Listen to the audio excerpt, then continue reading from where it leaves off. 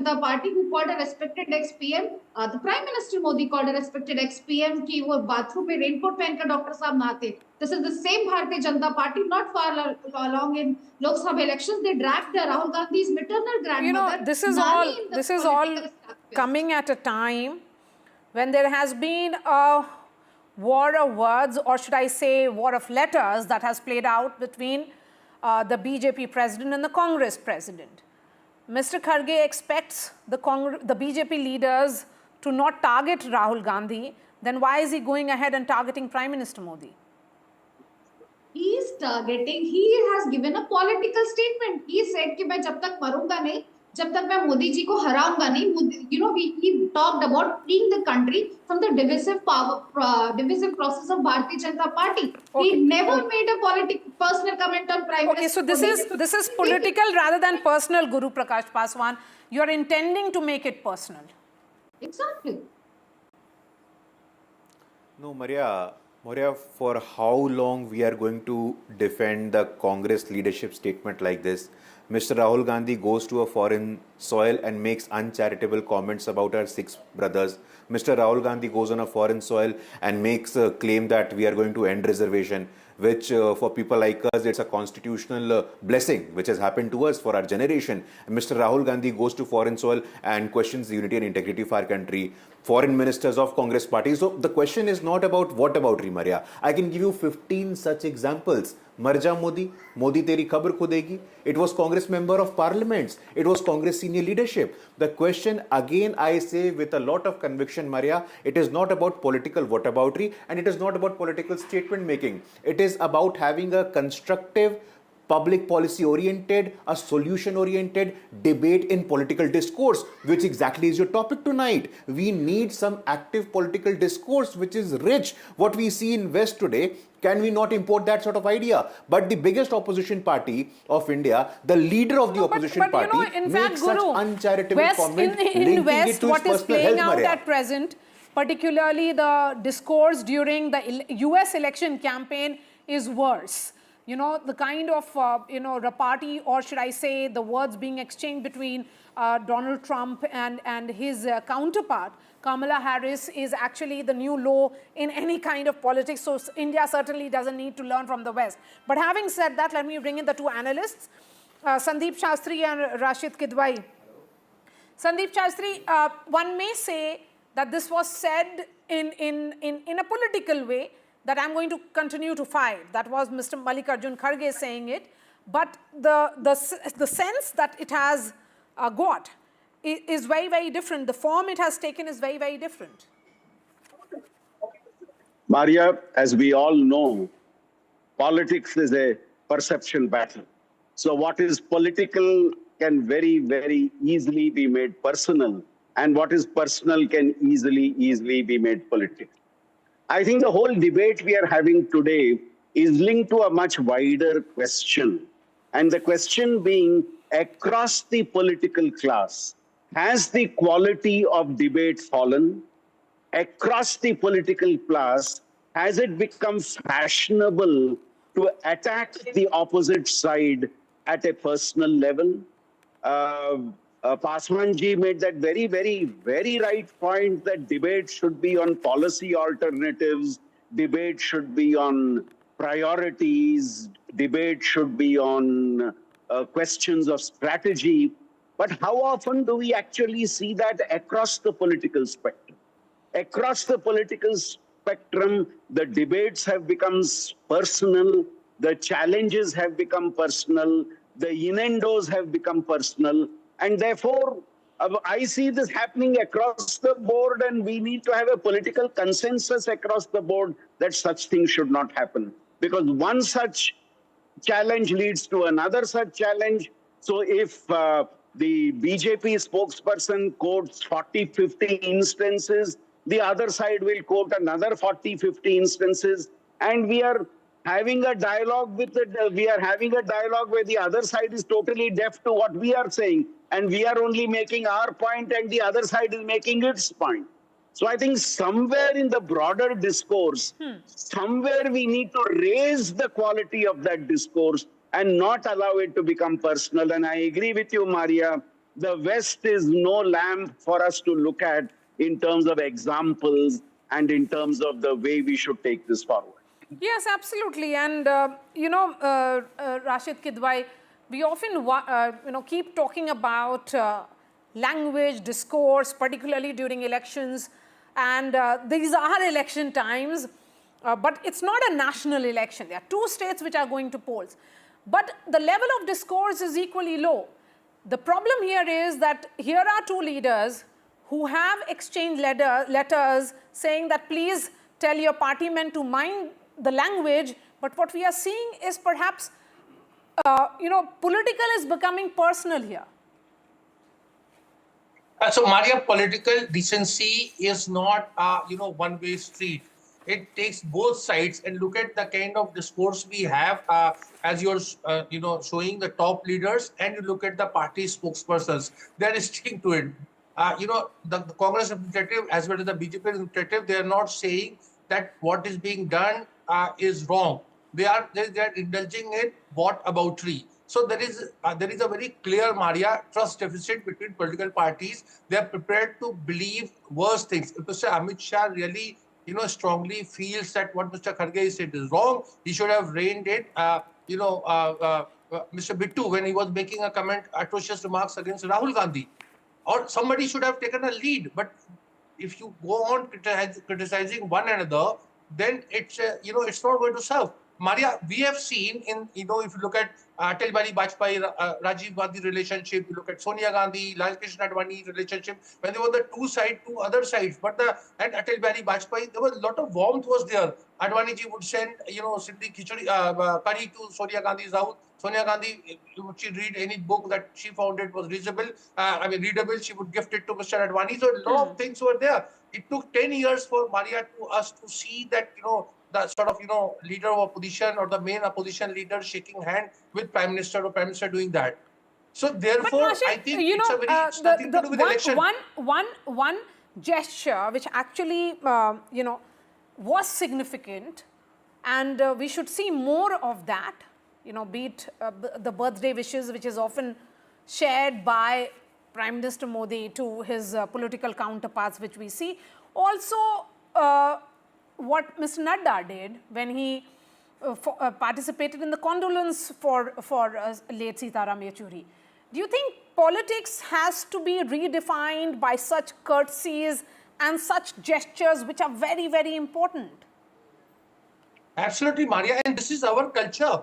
This is our civilizational ethos. Yes. To say that that we should look up at West and all is wrong. This this is a very Indian thing that we should be doing this, but we are not doing it. If somebody calls the principal opposition leader constantly Shahzada, what does it mean? What is the meaning of Shahzada in democracy? So when that time we laugh, we say that, oh, what a remark! It's a sort of master stroke. And similarly, the kind of thing that Chaukidar Chor hai and several other references. What Mr. Guru Prakash here is doing, he's mixing oranges with apples. You see, he's saying that Rahul Gandhi went and said a thing about caste and all. That is not relevant. Here, the thrust of the debate is personal remark, tasteful remark. Aapka matbhed ho, manbhed nahi hona chahiye. That should be the theme song. Absolutely. And Bharat ki sabhyata or Bharatiyata, as we keep talking about Guru Prakash Paswan, you can take countless examples, so can your political opponents. Because, as far as the discourse is concerned, we keep talking about each election, it is going low. But what is worrying here is that right at the top also, there are these comments which are being made, which are becoming problematic. Mr. Kharge perhaps should not have said that. But on the other side, is it all right for, your minister to say what he did? No, Maria, let me make this very clear. People do remember saying Shehzade, but at the same time, Mr. Rahul Gandhi was reprimanded by the Supreme Court of India. And then thereafter the people of India, when he said Chaukidar Chor hai, and then he had to apologize to the Supreme Court of India.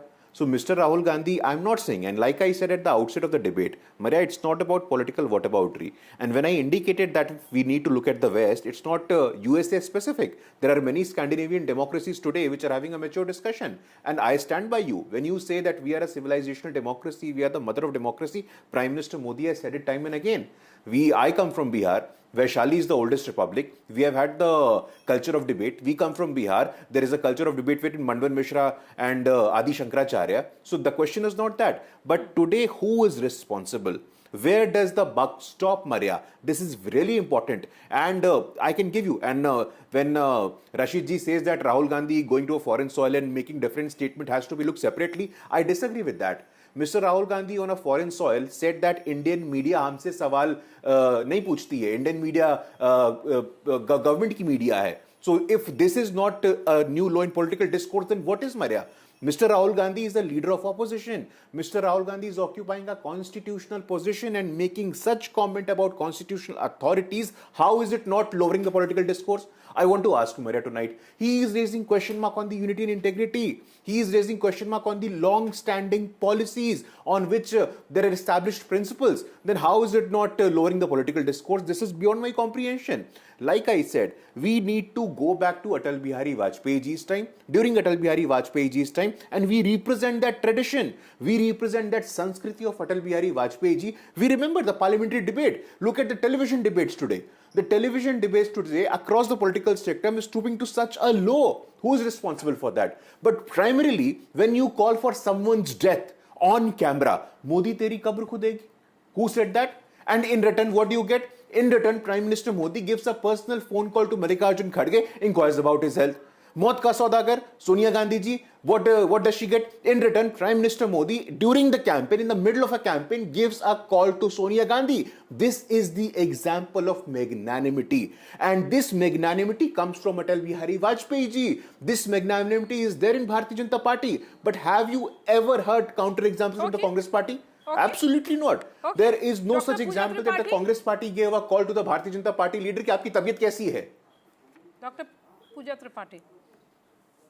I think my fellow spokesperson Guruji is very influenced by Atal Bihari Vajpayee. So I'll quote Atal Bihari Vajpayee only when he said कि सत्ता रहे ना रहे देश रहना चाहिए, and he reminded the present Prime Minister of the Rajdhan.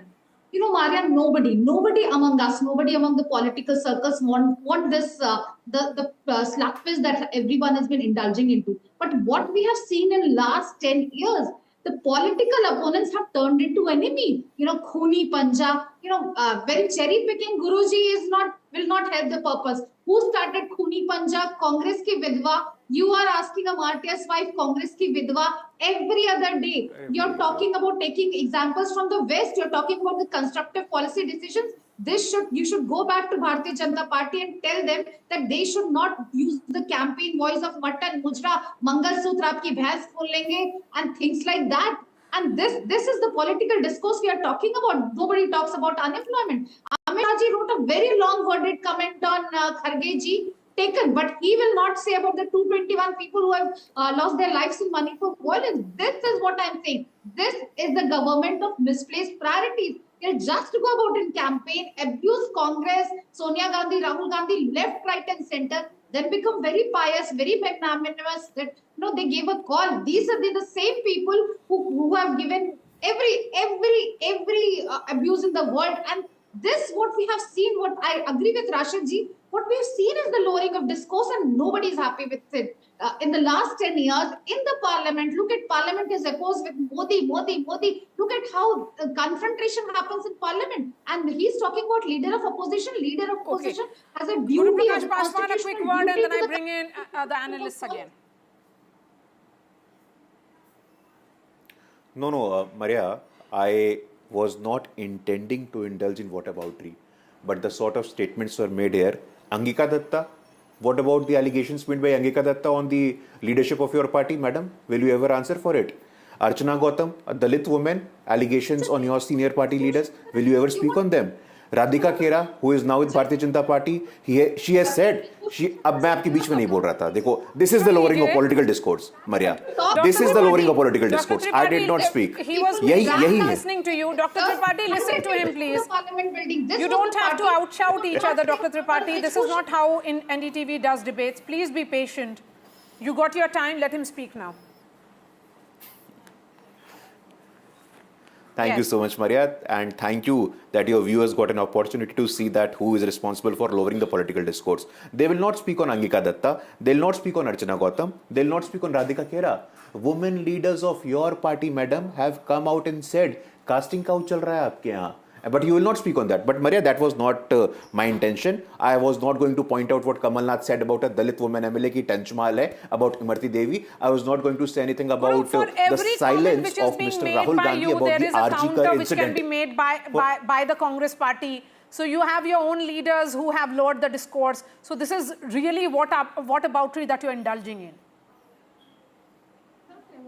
While you say you do not intend to. Maria, like I said,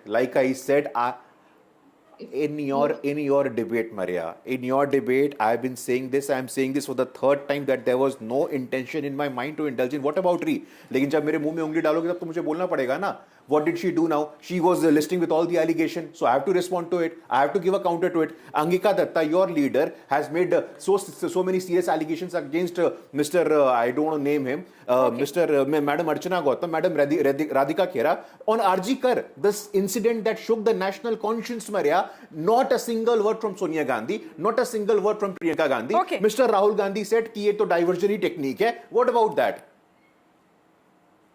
If I show, can I come in? Yes. If I show you what Rahul Gandhi said about RG Kar incident and Priyanka Gandhi, will you eat your words?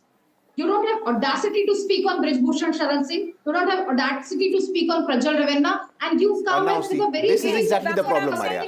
This is the problem, Maria. For every comment on one side, there can be comments on the other side. But Professor Sandeep Shastri, the question here is that there is the great degree of bitterness which we are seeing in the political discourse. Of course, one may say that there is nothing new in it. It has been there since times immemorial.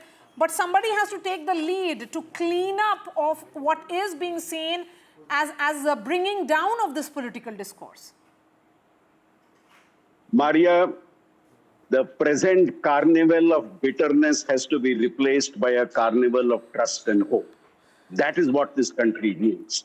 We don't need a, you said that and I said that, and if I said that, you said that. Now, where does that take us? If, as the Mahatma of the nation said, you're going to have an eye for an eye and a tooth for a tooth, you will be left with a blind and toothless society.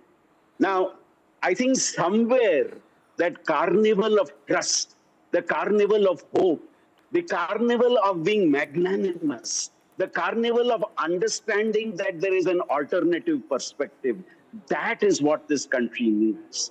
Today, it is not about criticism. It is about the way you criticize. Today, it is not about attacking an opponent. It's about the way you attack an opponent. And as I said this, I am not singling out anybody. I'm saying this is part of the overall discourse. And I'm not for a moment saying who started, who continued.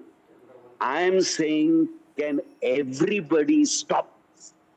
Can everybody come together and create a new way in which we deal with our opponent, and not consider our opponent as an enemy whom we have to paint in a very black color, because then alone do I look lily white. This, I think, is the wrong approach that is being adopted. Rashid, do you think it's, though it's desirable, it's the best case situation, but it has become almost utopian now? Absolutely, Maria, because there is no trust. They don't respect each other. And you and me, as political reporter, have seen this. See, Mr. Paswan can go on saying that they're following Atal Bihari Vajpayee legacy and all, but it's not true. During Narasimha Rao's time, Mr. Atal Bihari Vajpayee, who was in opposition, was sent to at the UN to defend India's position on Kashmir. And similarly, Sonia Gandhi was sent at the UN AIDS conference by Atal Bihari Vajpayee when she was leader of opposition Have we seen in 10 years any opposition representative being sent in any important foreign delegation by, during numerous visits of Prime Minister or otherwise at any international forum? So I'm not making a case for opposition. I'm saying it takes two to tango. And it is the government's job to, bring opposition closer. It's not opposition's job to bring government closer. So therefore, I think Mr. Guru No, but Paswan, Rashid, here is the Prime Minister who has made that call, inquiring about his whereabouts and health. So he has taken that step. You have other BJP leaders, right from Home Minister Amit Shah to even, the Defense Minister, all of them saying that they pray for, Mr. Kharge's health and long life. So it is not that either of them are saying the comments or indulging in the comment which is being made by the Congress president, but it was made by the other side. Yeah, Maria, it is, we also know, and it is very nice of, senior leaders, Prime Minister, Defense Minister, Home Minister to be making such a gesture, but we also know it's a very cynical way of looking at it, and as a journalist, I'm taking a liberty. This is also aimed at, at a larger constituency. All right. This is here also that kind of that emotional connect is missing, and I would say the same thing about opposition making such a gesture. So therefore, I'm saying the heart is not in it, and therefore we see this kind of discourse. All right, Rashid Kidwai, Sandeep Shastri, Guru Prakash Paswan and Dr. Tripathi, thank you so much for joining us. We are putting out the entire discussion on ndtv.com. That's all from me. Thanks so much for watching.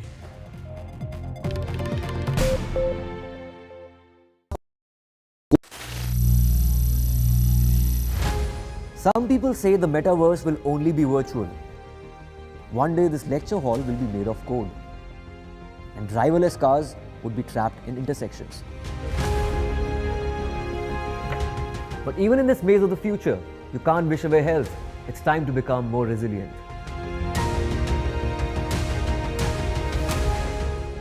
"10 years of Banega Swasth India, we have grown and achieved so many milestones.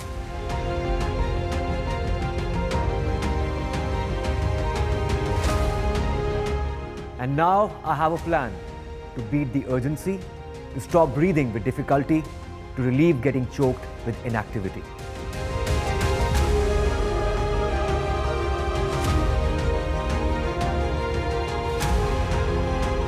Energize our government, our environment, our society, and ourselves. Everyone, everywhere, every day.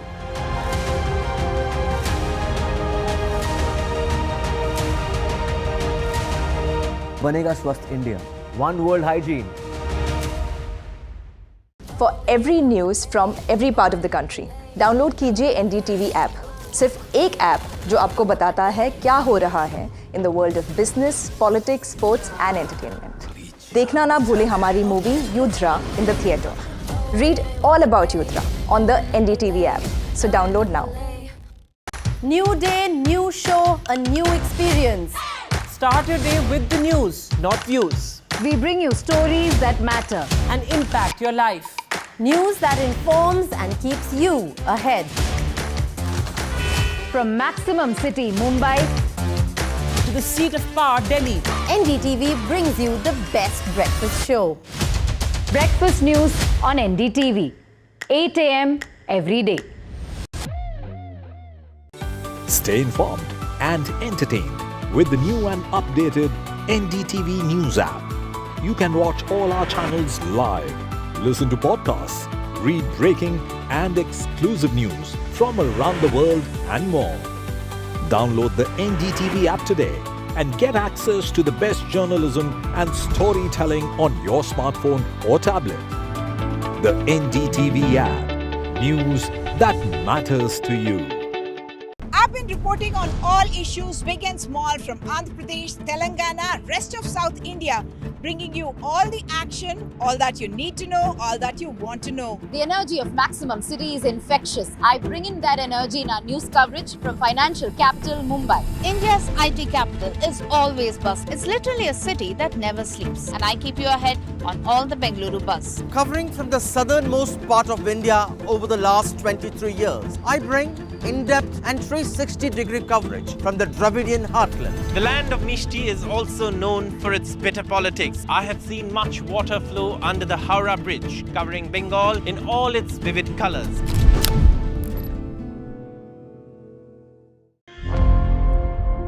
Election sun rises on the proverbial paradise.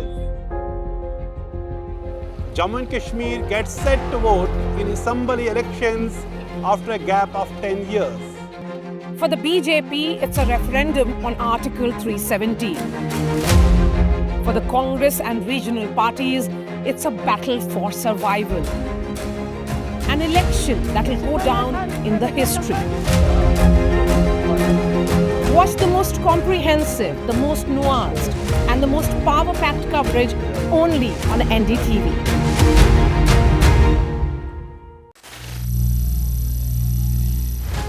Some people say the metaverse will only be virtual. One day this lecture hall will be made of code, and driverless cars would be trapped in intersections.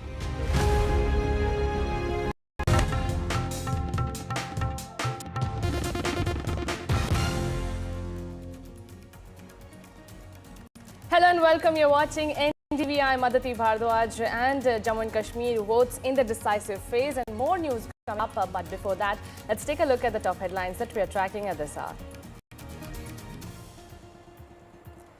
Polling begins for the final phase of elections in Jammu and Kashmir. Elections underway in 40 seats. Focus today will be on North Kashmir.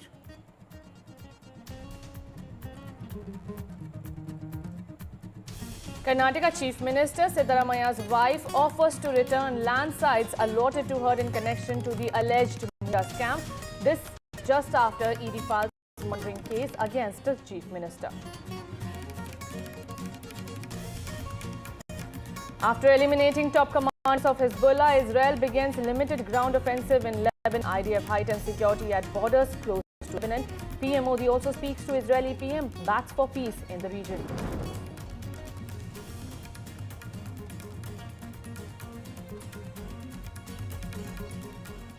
Superstar Rajnikant hospitalized in Tamil Nadu's Chennai hospital. Hospital sources say it is for a scheduled heart-related procedure.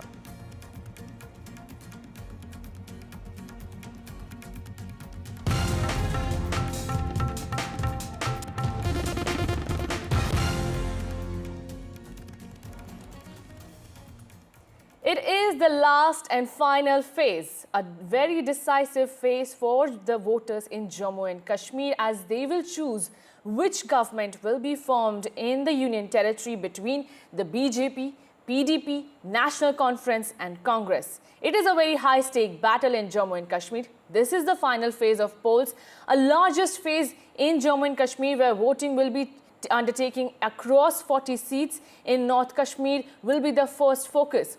Now, 415 candidates' fate will be decided today, including prominent leaders such as former Deputy Chief Ministers Tara Chand and Muzaffar Beg. Voting will be taking place in Jammu, Samba, Katwa and Udhampur. My colleague Nazir Masoodi, who has been covering the elections from his heart, is joining me for more on this. Nazir, a very good morning, a very decisive phase today in Jammu and Kashmir. 415 candidates are there and people are enthusiastic. We saw how people came out in large numbers in the morning hours itself. What is the situation today?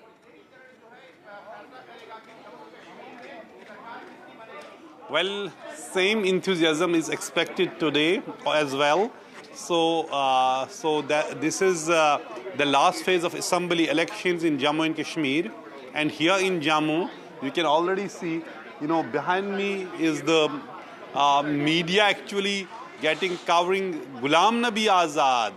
He has come to vote early, very early as polling starts. He is perhaps the first voter here at this polling station. He has his own party, DPAP.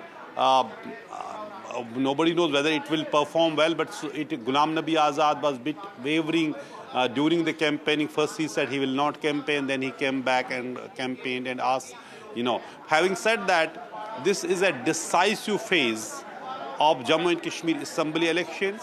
40 constituency assembly seats will go to polls today. people will decide the fate of 415 candidates, but the main contest is clearly with the BJP and the Congress National Conference Alliance in Jammu and Kashmir, then there's PDP, and then you have other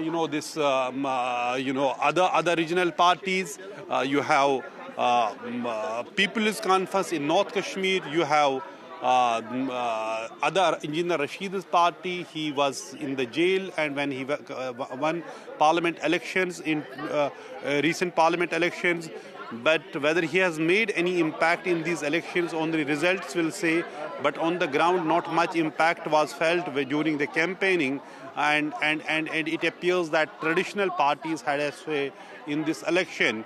So this is a most decisive phase, and people will decide which way they want, what kind of government they want. And Jammu has been traditionally a bastion of the BJP, and it is here in these 24 seats where BJP is hoping to do well, and Congress is also trying their best to get some seats from here. Otherwise, it is also actually a do or die battle for the Congress as well, because their whole performance will also depend on how many seats they will get in this particular phase, particularly in the 4 districts in Jammu, which has 11 seats, and then you have Samba, 3 seats, you have Kutwa, which has 6 seats, and then Udhampur district, which has 3 seats. So you have 24 seats in this region, Jammu, and you have 16 seats in Bandipur, Baramulla, and Kupwara district. Kupwara has 6 seats, Baramulla's 7 seats, and Bandipur 3 seats. So really a very crucial polling day today for every party, in Jammu and Kashmir, which is contesting election. Absolutely, Nazir, and thank you so much for joining us and sharing those details. All eyes will be on how much people turn out to vote today, and it will be decided who will be the next government, who will form the next government in Jammu and Kashmir, whether it will be BJP, PDP or the National Conference and Congress Alliance.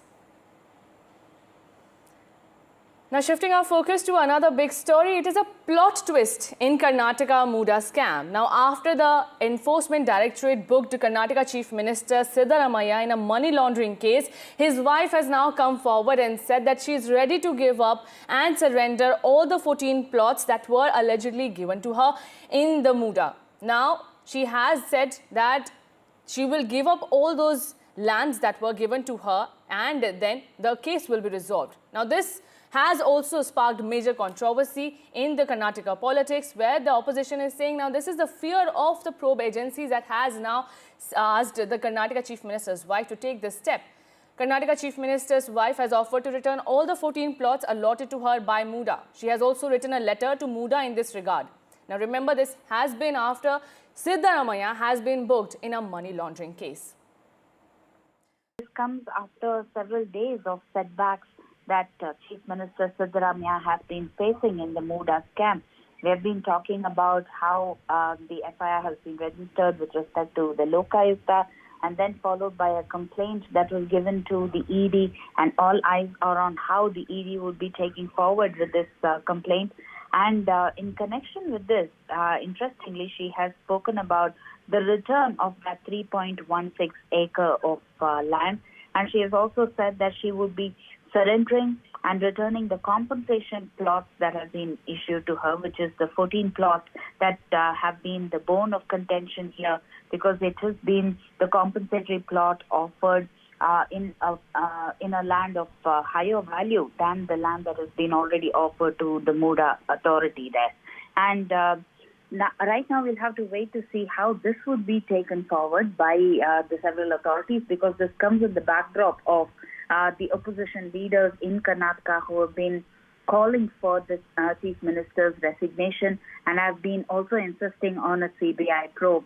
Perhaps this has been like a move that is being used as a defense strategy by the Congress camp, is also something that needs to be looked at, mainly because of the timing of it as well as the contents of the letter. Now, while Karnataka Chief Minister Siddaramaiah is pointing fingers at the BJP with FIRs registered against senior leaders in the electoral bonds case, There are counter complaints against those activists who raised their voice in the Muda scam, with many terming it politically motivated. My colleague Pratibha Raman reports.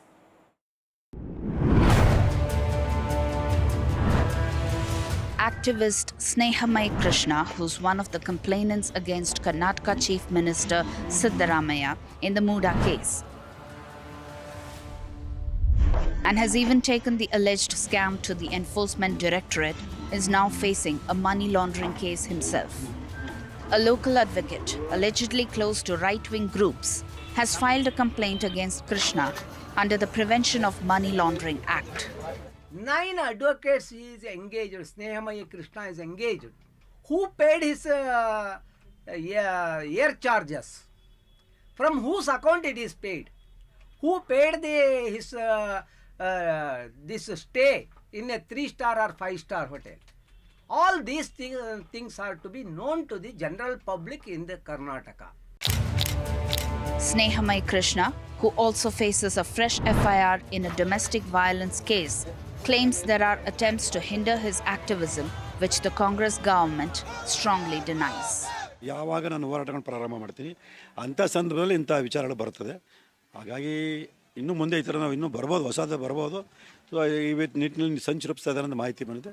So ಅವ್ರು ಏನೇ ಸಂಚು ಮಾಡೋ ನನ್ನ ಹೋರಾಟವನ್ನು ನಿಲ್ಲಿಸಲ್ಲ. Never our party or the government has stopped or threatened any of those RTI activists or those who are filing complaints against our ministers or the chief minister. I totally deny any allegation of that type of whether Krishna Snehi or anyone. Even if the politicians deny this, the timing of the FIR as well as the complaint against those who took Siddaramaiah to court paves the way for questions on whether this is a political attempt to silence the critics. With camera persons Kumar and Govind, Pratibha Raman in Bengaluru for NDTV. Now shifting our focus to Haryana elections, where after there were speculations that Kumari Selja will join the BJP, the speculations have come to an end. The visuals on your screen show how Kumari Selja was seen standing hand in hand with Gandhis after they reached Haryana to begin their Haryana Vijay Sankalp Yatra from Ambala's Narayanagarh. This is the hometown of Chief Minister Nayab Singh Saini, and it is seen to be one of the most important seats in Haryana, which will go to polls in the final phase on October 5. Take a look at this report. Priyanka Gandhi leading Congress's charge in Haryana as the countdown to polling day sets in. The brother-sister duo did 3 rallies through the day, starting from Narayangarh and ending in Kurukshetra. From farmers, jawans to sportspersons, Priyanka accused the BJP of insulting the people of the state, urging voters to throw out those who talk of changing the constitution. Another highlight was the presence of both Bhupinder Hooda and Kumari Selja on stage with Rahul and Priyanka. The message was clear: no rift within the Congress. Selja ji ne kaha कि यहाँ कांग्रेस की लहर है. हुडा जी ने भी कहा कि पूरे हरियाणा में कांग्रेस की लहर है. मैं कहती हूँ ये आपके सम्मान की लहर है. और किसी भी राजनीतिक दल ने आपको बांटने की कोशिश की और आप बट जाएंगे, आप इनके बहकावे में आ जाएंगे, तो आपको अपना सम्मान वापस नहीं मिलेगा. And Haryana election campaign is in full swing, and you have seen Rahul Gandhi along with Priyanka Gandhi. They are holding a rally at Narayanagarh, and from here they will kick-start their road show from here. What they are trying to do, what we have seen, they are trying to make a huge momentum among the voters of Haryana, and now this road show will be started from Narayanagarh after addressing the people of Haryana. Rahul Gandhi went into his Yatra mode, launching the Haryana Sankalp Yatra. Addressing a rally in Dadri, Defence Minister Rajnath Singh hit back at Mallikarjun Kharge's comment about staying alive until Prime Minister Modi is removed from power.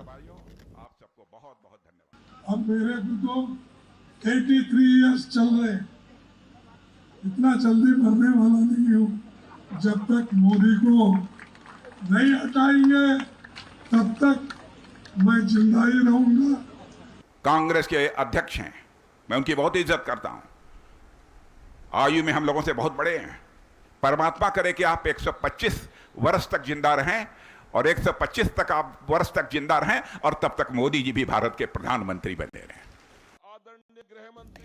This comes after Union Home Minister Amit Shah's response on social media to Congress President Mallikarjun Kharge. Amit Shah accused the Congress President of outperforming himself and being disgraceful. He said this was a display of spite and that he dragged the Prime Minister into personal health matters. He also said, as for the health of Mallikarjun Kharge, may he continue to live for many years to see the creation of a Viksit Bharat by 2047. It's a high-stakes battle for both the BJP and the Congress in the Haryana dangle, with both parties facing challenges.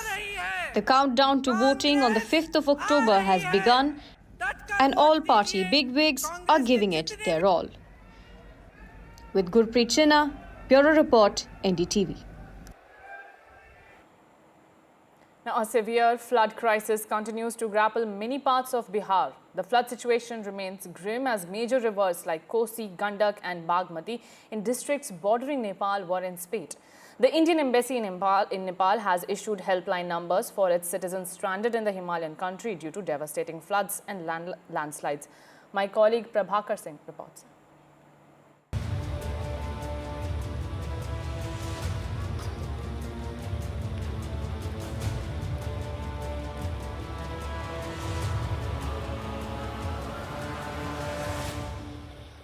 This is a subdivision of Sitamarhi Belsand, and you can see out here the people.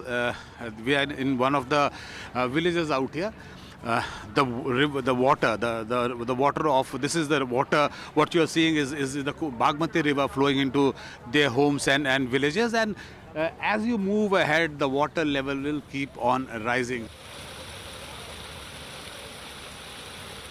गांव का संपर्क टूट चुका है। यहाँ से काफ़ी पानी है, उधर जाने का संभावना नहीं है। यहाँ पे प्रशासन की ओर से कोई व्यवस्था नहीं हुआ है।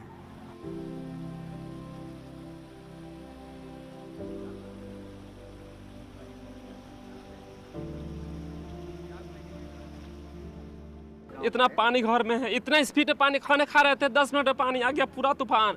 जब तक सामान धरते धरते जब तक आ गया पड़ला पानी, दह गया हमारा सिलेंडर चूल्हा सब दह गया, दूसरे घर में रह रहे।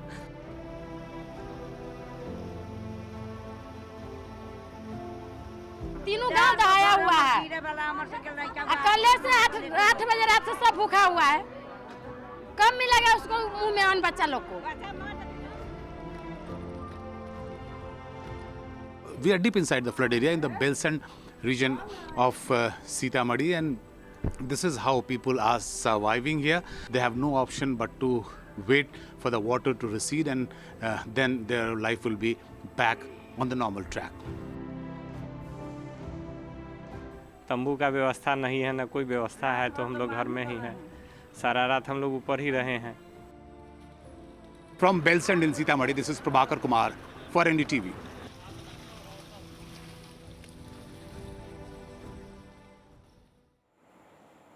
And with that, we are slipping into a very short break, but right after the break, we'll tell you how the Supreme Court came to the rescue of an 18-year-old.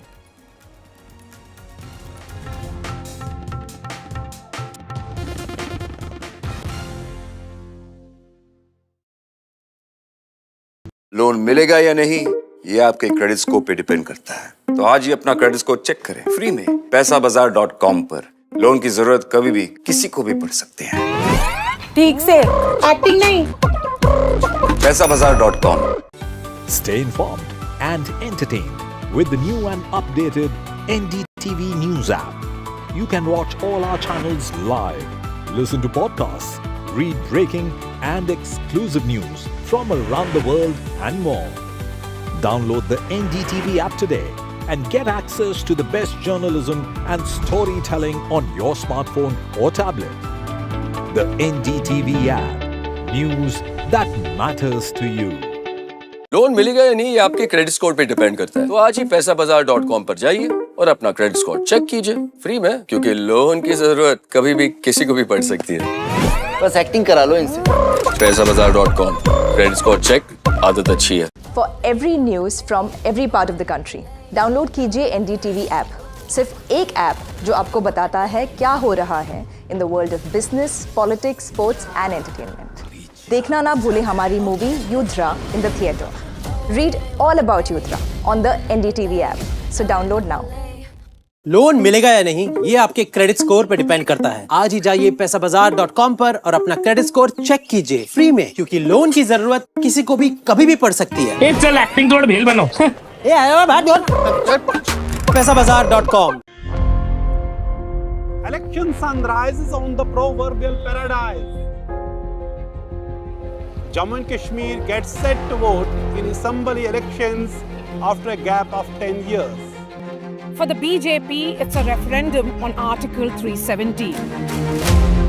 For the Congress and regional parties, it's a battle for survival.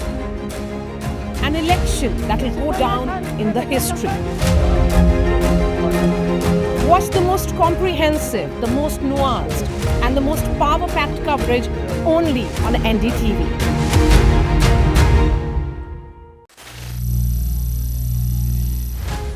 Some people say the metaverse will only be virtual. IIT Dhanbad for narrowly missing the deadline for depositing the acceptance fee of rupees 17,500. The Chief Justice of India said it cannot allow such a young talented boy to go away and ordered IIT Dhanbad to admit the student. Listen in to the reactions. ये बोला कि petitioner ने अब का पूरा process कर रखा था, सब कुछ एडवांस दिया, सीट भी अलॉट हुई, तो उसे सीट क्यों नहीं मिल रही है? केवल फाइनेंशियल प्रॉब्लम के कारण उसे उसकी सीट नहीं छीनने जा सकती। इसलिए बोला कि पैसा उनके तरक्की में बाधा नहीं बनना चाहिए, इसलिए उन्हें IIT मद्रास को IIT धनबाद यानी IIT धनबाद में सीट मिलनी चाहिए। Now, Israel's widely expected ground invasion of Lebanon appeared to be getting underway early on Tuesday as its military said troops had begun limited raids against Hezbollah targets in the border area. The military said in a statement that it had begun limited, localized and targeted ground raids based on precise intelligence against Hezbollah in southern Lebanon, villages close to the border that posed an immediate threat to Israeli communities in northern Israel. This comes after Israel has eliminated top commanders of Hezbollah, including its chief Hassan Nasrallah, in targeted strikes. Now, Israel has also tried to disrupt the communication network of Hezbollah by blowing up their pagers and walkie-talkies. Now, it remains to be seen what will happen next in this ground offensive that has started by Israel. Remember, Israeli Prime Minister Benjamin Netanyahu has also warned Iran that there is no place in the Middle East that the long arm of Israel cannot reach against its attempt to attack his country over the targeted killing of Hezbollah chief. Now, in a 3-minute video clip released by his office, Netanyahu said that Israel stands with the people of Iran. Listen in. When Iran is finally free, and that moment will come a lot sooner than people think, everything will be different.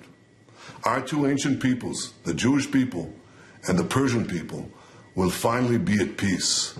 Our two countries, Israel and Iran, will be at peace. The people of Iran should know Israel stands with you. May we together know a future of prosperity and peace.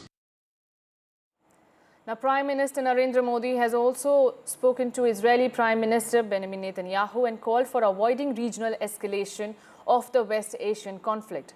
During the phone call that came days after Israel killed Hezbollah chief Hassan Nasrallah in Beirut, PM Modi extended support for Israel's fight against terrorism. Mr. Modi said, and I quote, spoke to Prime Minister Netanyahu about recent developments in West Asia. Terrorism has no place in our world. It is crucial to prevent regional escalation and ensure the safe release of all hostages. India is committed to supporting efforts for an early restoration of peace and stability.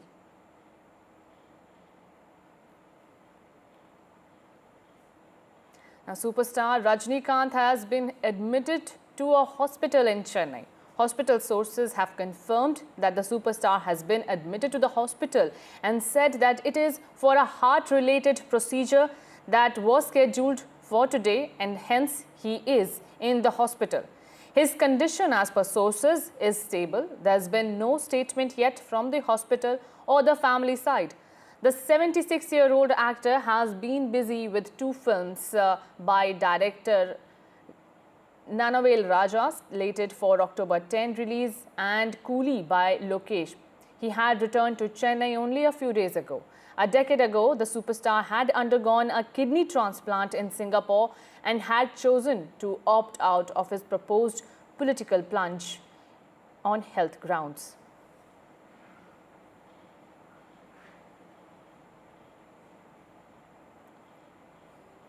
It is India versus Bangladesh and almost 3 days lost to rain, yet there is enough interest in the ongoing test match in Kanpur. 18 wickets, 12 sixes, a few broken batting records.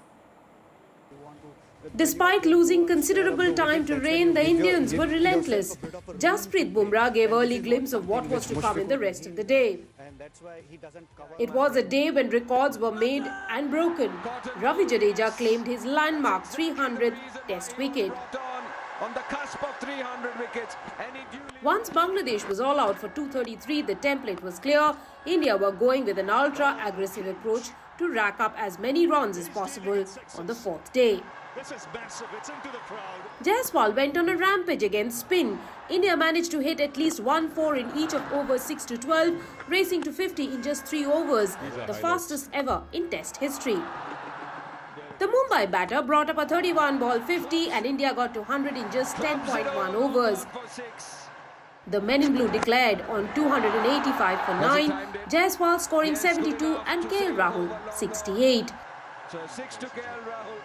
By the end of the day, Ravi Ashwin had snared 2 wickets, Bangladesh trailing by 26 runs and India with a vice-like grip over the second test after a hectic day 4. And with that, we're slipping into a very short break. More news and updates with my colleague Parmeshwar Bawa coming right next after the break.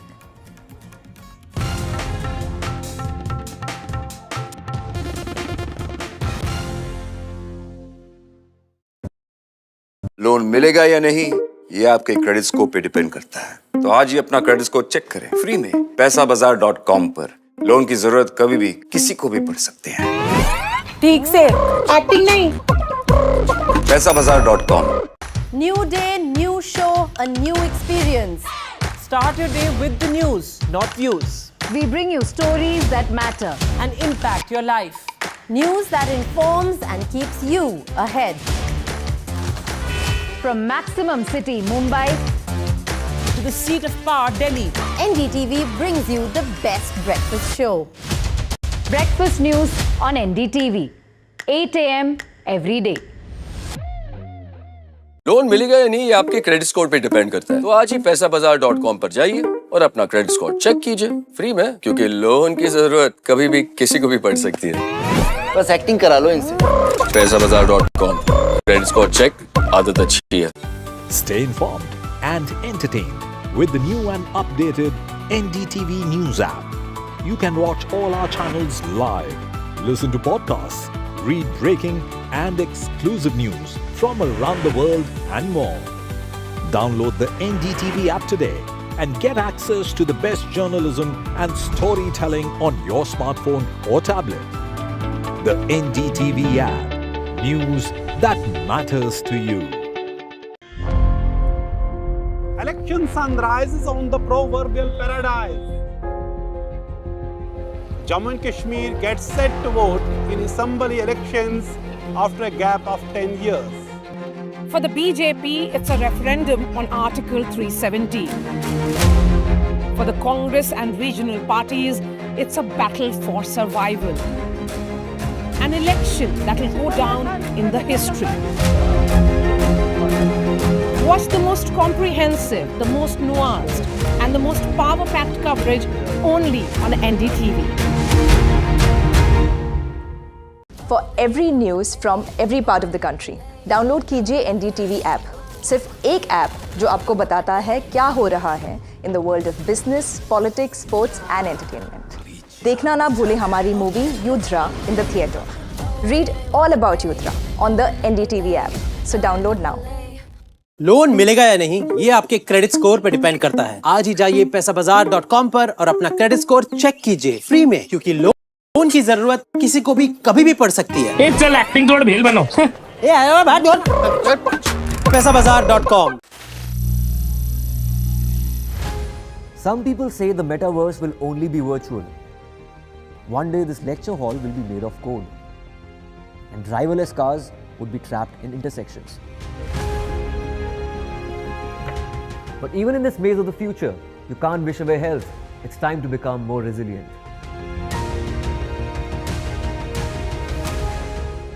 "10 years of Banega Swasth India, we have grown and achieved so many milestones.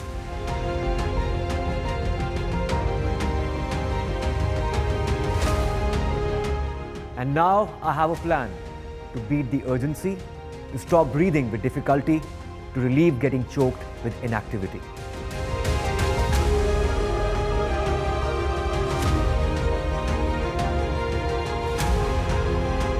Energize our government, our environment, our society, and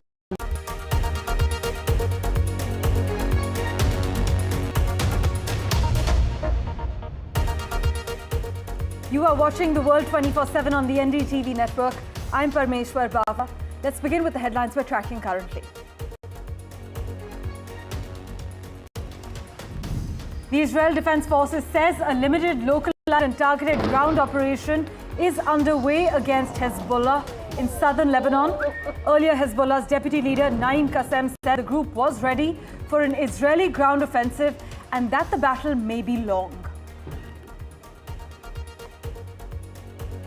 The White House says there has been no change in America's support of Israel in response to the start of what has been described as a limited ground offensive in Lebanon, despite Joe Biden's call for the Israeli government to consider stopping the operations and his suggestion that a ceasefire deal be implemented now.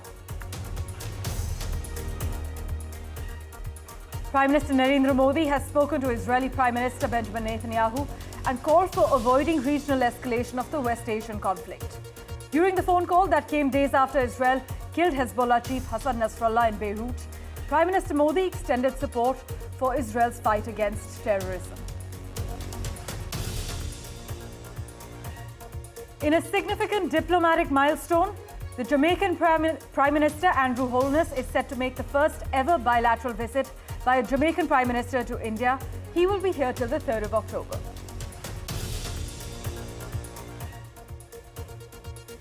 Russia is to increase its spending on defense by 25% to its highest on record as Vladimir Putin vows to continue his war efforts in Ukraine and further escalate his standoff with the West. A Himalayan river may be making Everest taller. Mount Everest is at least 15 meters taller than it would otherwise be and is still growing thanks to a nearby river eroding the ground.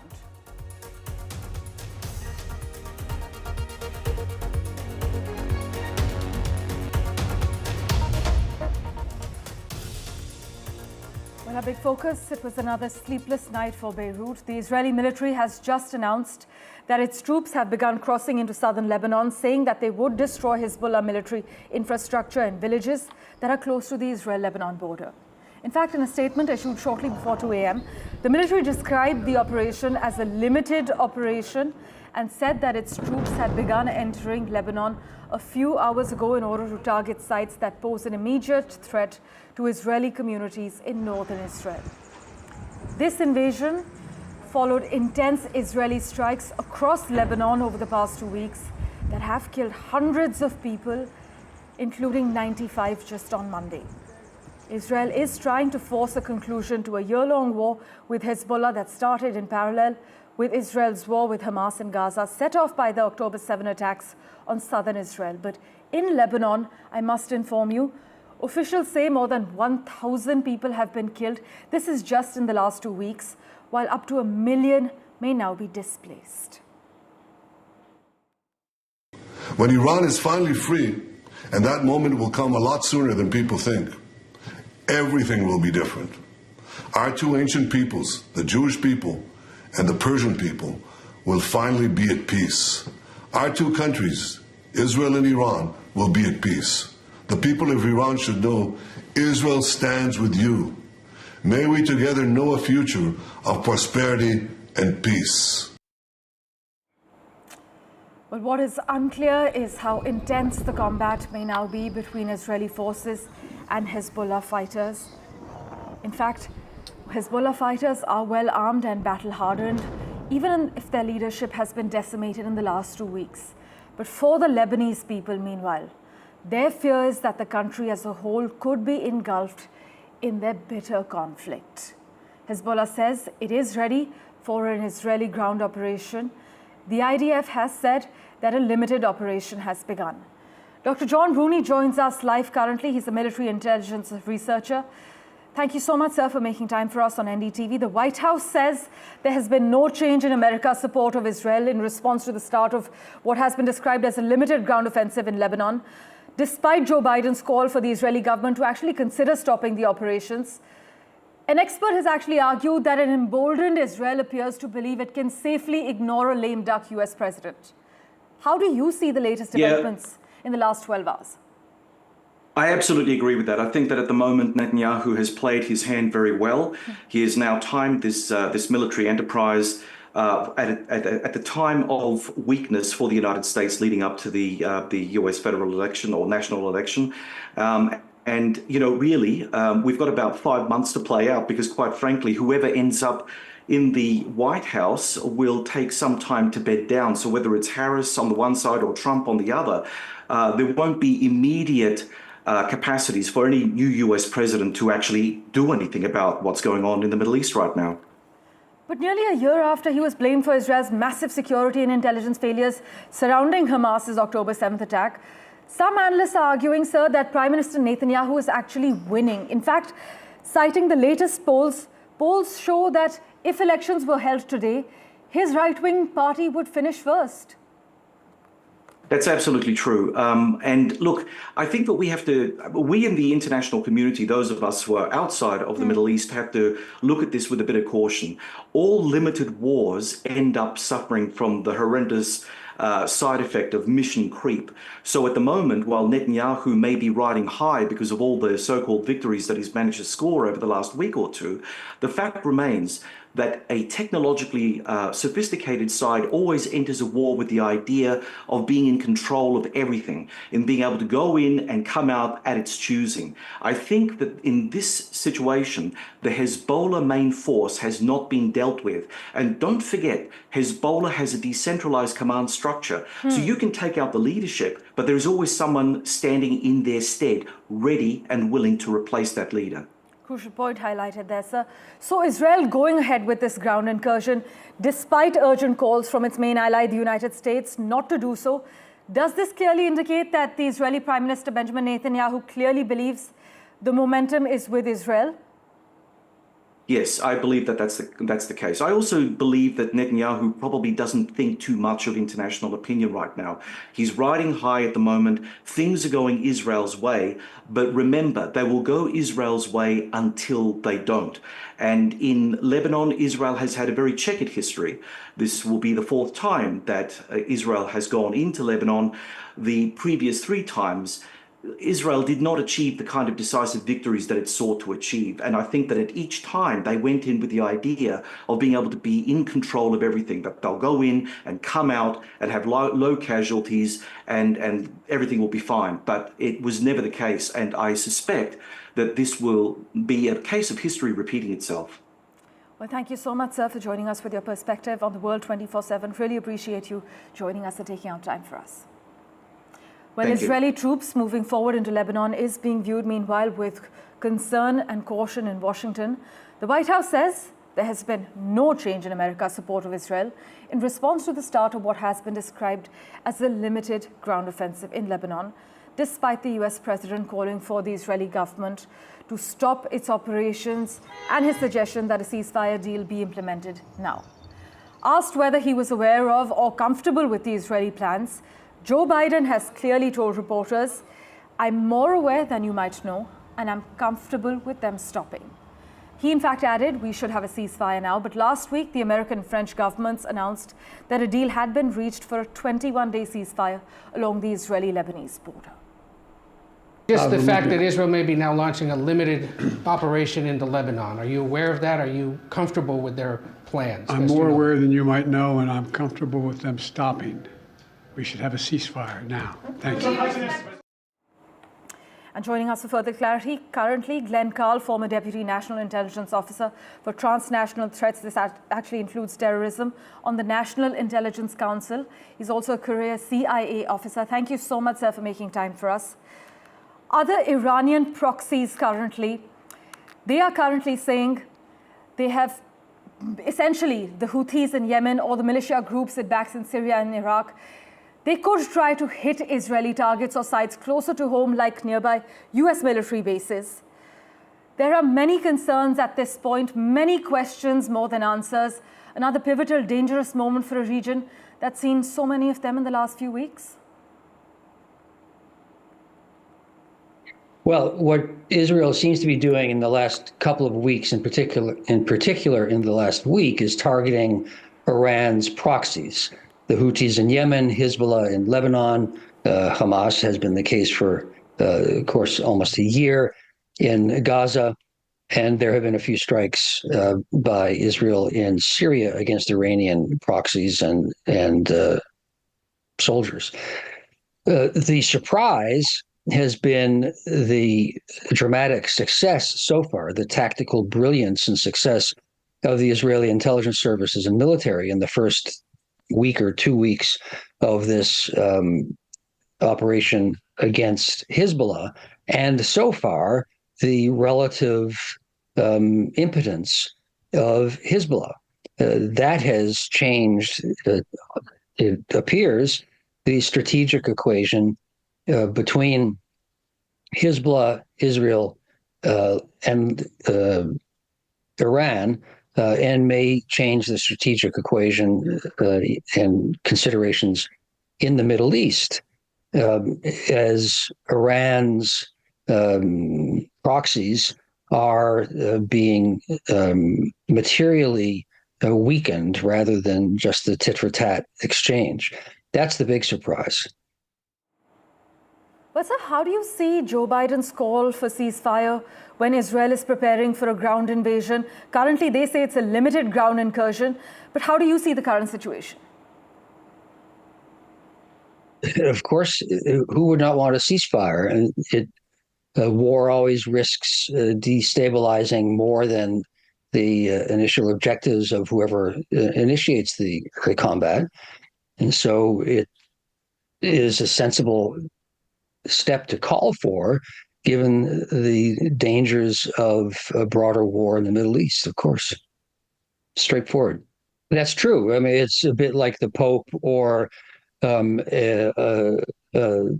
imam someplace calling for peace and brotherly love. Words cost nothing and affect little when a nation is using its military. So it sets a position and diplomatically, but the practical effect is slight. Yes, that's true, certainly. Well, amid heightened tensions in the Middle East, Benjamin Netanyahu has also issued a rare direct message to the Iranian people, stating that Israel stands with them as it fights the proxies of Tehran, like the Lebanon-based Hezbollah militant group. Sir, do you see Iran actually pushing itself forward and getting involved in a full-blown conflict with Israel, or will it still hold back? How do you see it play out? Well, that's been every analyst's fear and the apprehension for years, in particular since last October, concerning the clash in Gaza and in the Middle East in general. That the war would widen, involve Iran, or Iran would become involved, which would then involve probably the United States and Turkey and other nations and so on.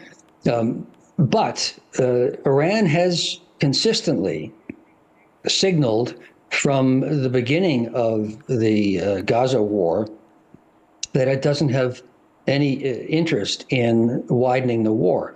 The saying, of course, that you probably have heard is that Iran is willing to fight to the last Hezbollah Lebanese or Sunni Hamas member, etc., but isn't willing to risk its own integrity as a state. And that seems to be the case, because what upside, what benefits can Iran gain from a clash with Israel, a direct clash? And the answer is probably zero. And the likelihood of serious negative consequences to Iran is certain. So Iran is in a difficult position. Its proxies are being weakened and being shown at present to be weaker than everyone had believed, at least Hezbollah for 2 weeks so far. And Iran is faced with the choice of doing nothing and losing some influence, or taking a military step, which endangers, I think, the regime's existence. Well, I must inform our viewers, sir, that we have news coming in. Canada has now announced it has reserved about 800 seats on commercial flights to evacuate its citizens from Lebanon. Sir, do you see this blowing up further? Is it going to get much worse before it gets better? Well, the ground forces is the big next qualitative change that there could be, I think.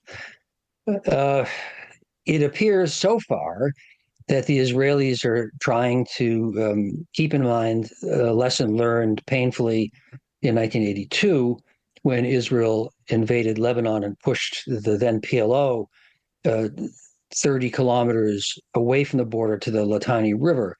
And that's probably an objective that they would have now, which is to create a buffer of about 30 kilometers to the Litani River, is my guess. But without having to introduce the significant numbers of ground troops, which would open Israel to much more vulnerability than currently is the case. Well, Glenn Carl, thank you so much for joining us on the World 24/7 with your perspective. Really appreciate it. Meanwhile, Prime Minister Modi has spoken to the Israeli Prime Minister and called for avoiding regional escalation of the West Asian conflict. During the phone call that came days after Israel killed Hezbollah chief Hassan Nasrallah in Beirut, Prime Minister Modi has extended support for Israel's fight against terrorism. In fact, our Prime Minister has said he's spoken to Prime Minister Netanyahu about recent developments in West Asia. Terrorism has no place in our world, he added. It is crucial to prevent regional escalation and ensure the safe release of all hostages. India is committed to supporting efforts for an early restoration of peace and stability. My colleague Vishal Vivek has been tracking the latest developments for us. He joins us live at the moment. Vishal, as we have been discussing with our colleague Ghazali as well, Prime Minister Modi had even met Palestinian President Mahmoud Abbas on the sidelines of the UNGA, appealing for peace and supporting a two-state solution. Now he got on a call and dialed Mr. Netanyahu. Put this in context for our viewers.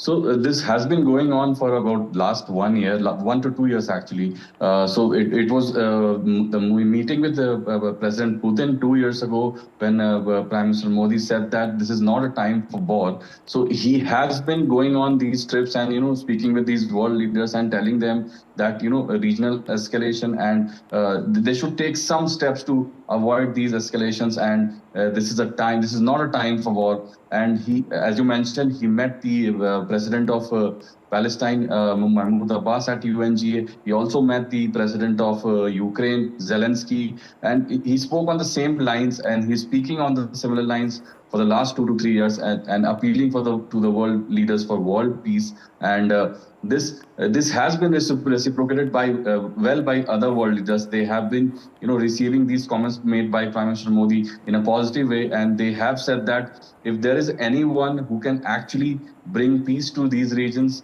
it's actually PM Modi.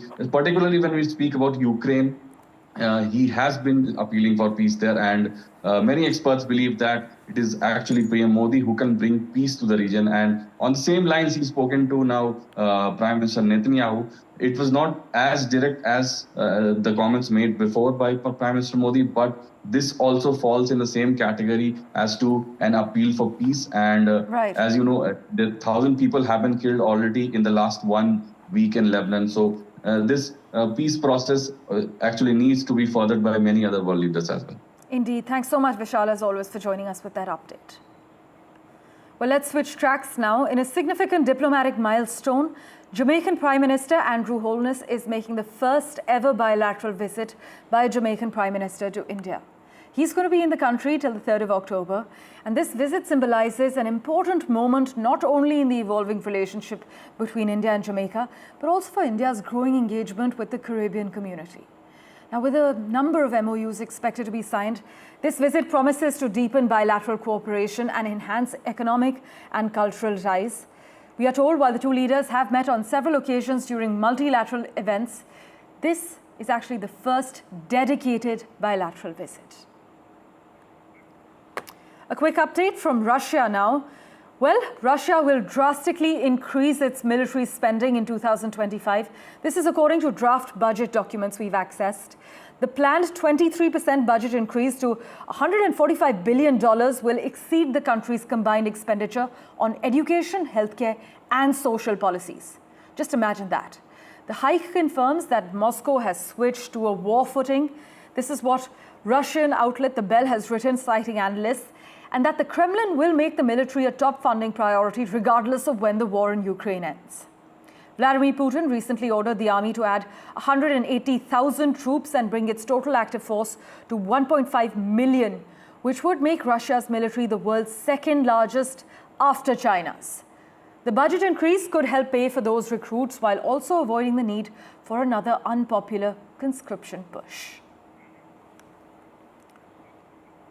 And since we mentioned China, let's get you a quick update from there as well. Chinese stocks rose sharply, their biggest gain since 2008 on Monday, as investors cheered Beijing's massive stimulus package. In fact, Indian stocks, which have benefited from the anxiety around China's economy, dropped, while Wall Street had an unusually muted reaction. US traders' lack of excitement underscored Beijing's limited role as an engine for America's economy, and the sense among analysts that deeper fiscal stimulus is needed to sustain a larger turnaround, analysts noted. But Monday's rally in China, which saw stocks worth about $143 billion trade hands in a 35-minute span, preceded the country's Golden Week holiday. Now, while local governments will begin distributing vouchers to boost spending, tourism during the typically busy travel period is still expected to be sluggish this year. Well, news and updates continue in a moment right here on NDTV 24/7. Don't go anywhere.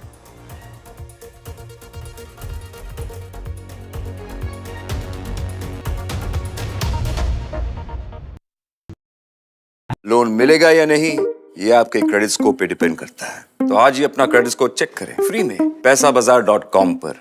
Loan की जरूरत कभी भी किसी को भी पड़ सकती है। ठीक से एक्टिंग नहीं। पैसाबाजार.com।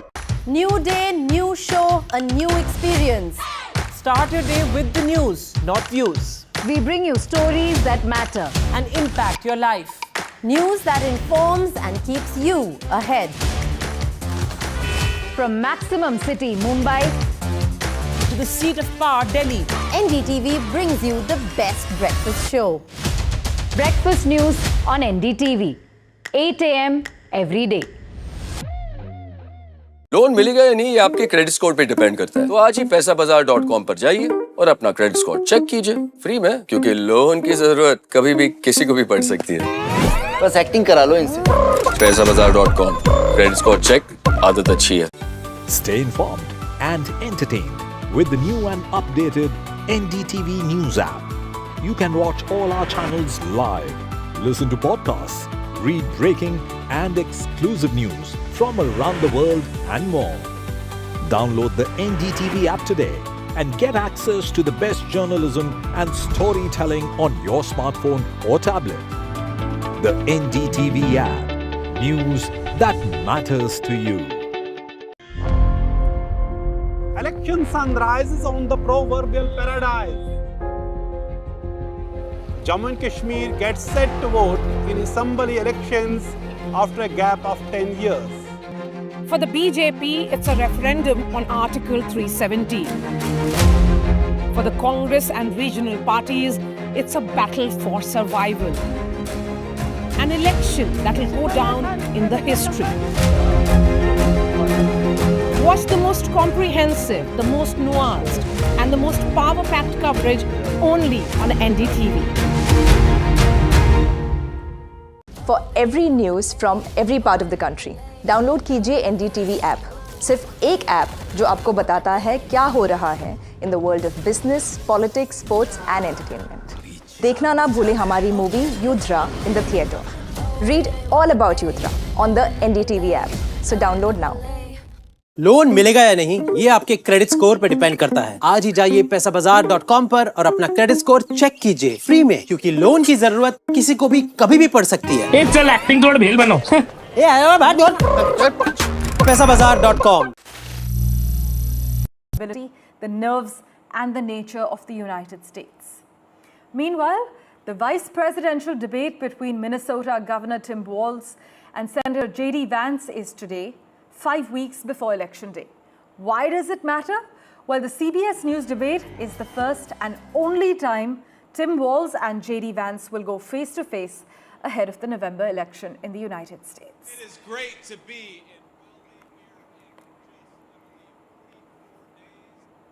in other news, Japan's new Prime Minister will be sworn in today with plans to call an October 27th snap election, 1 year earlier than required.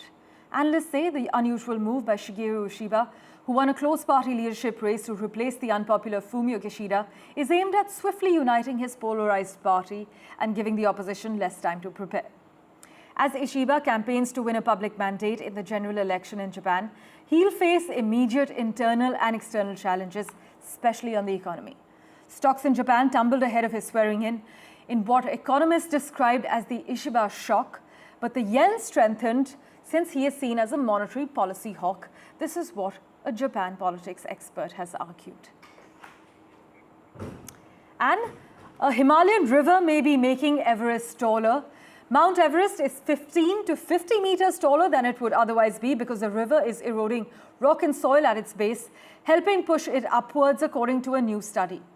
The loss of landmass in the Arun River basin, 75 kilometers away, is causing the world's highest peak to rise by up to 2 mm a year. This is what University College London researchers have found.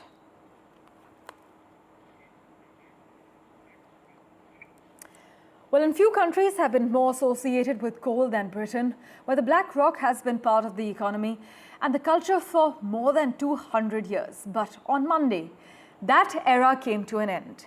Britain's last coal-fired power station shut down for good at midnight, making Britain the first G7 country to completely wean itself off coal to generate electricity.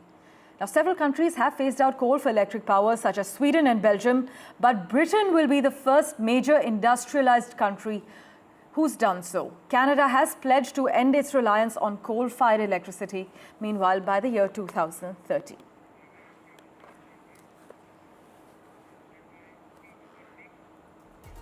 Well, thank you for investing your time and watching this edition of The World 24/7. We'll keep tracking the latest updates for you. Do stay tuned.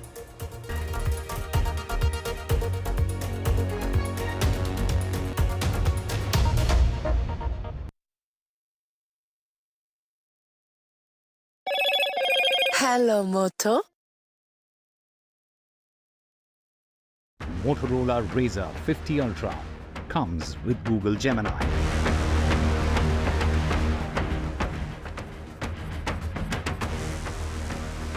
A Himalayan river may be making Everest taller. In fact, Mount Everest is 15 to 50 meters taller than it would otherwise be because the river is eroding rock and soil at its base, helping push it upwards according to a new study published.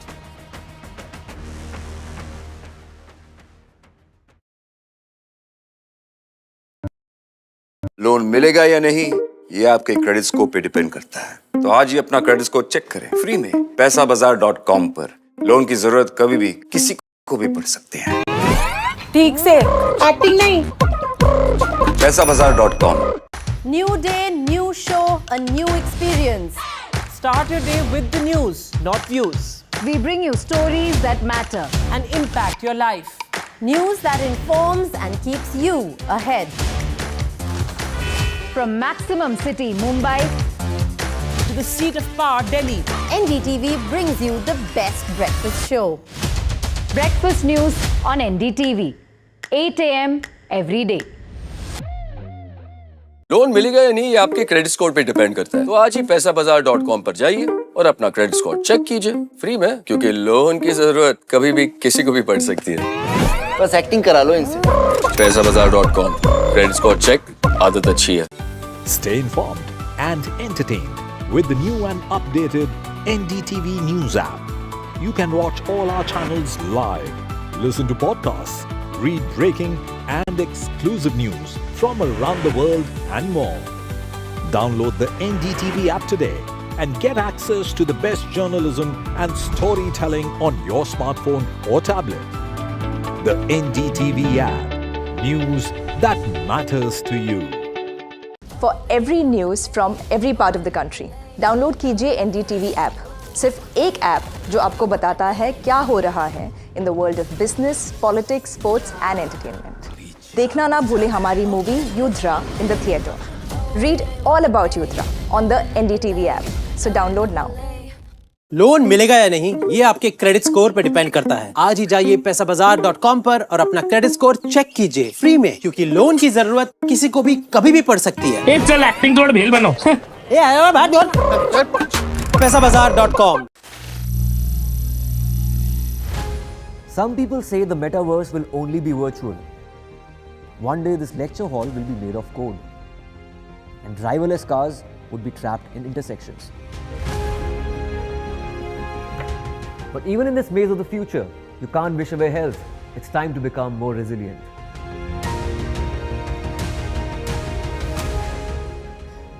Beauty champions, we are going to give you an action-packed coverage for the next hour. Over to you, Kitty. Yes, a lot is lined up for this breakfast edition, of course, for our viewers from Jammu Kashmir elections, for which voting is taking place for the third and final phase today, to the Supreme Court's wrap to the Delhi government over the national capital's green cover, to much more, and a very interesting interview that's lined up in this edition. We'll get you all of that in just a bit. Let's start with the headlines.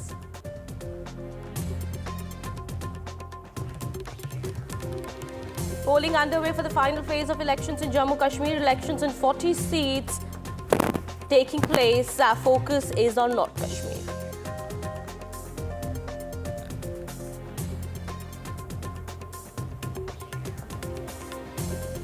Karnataka Chief Minister Siddaramaya's wife offers to return land sites allotted to her in connection to the alleged Muda scam. This just after Enforcement Directorate files money laundering case against the Chief Minister.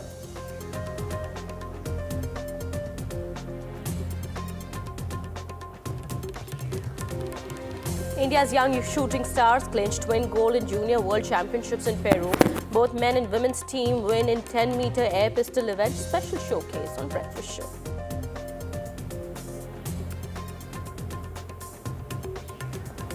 Supreme Court pulls up Delhi Forest Department over their lackluster approach in expanding capital's green cover. Top court says that Delhi Forest Department has approached complete lack of interest over the issue.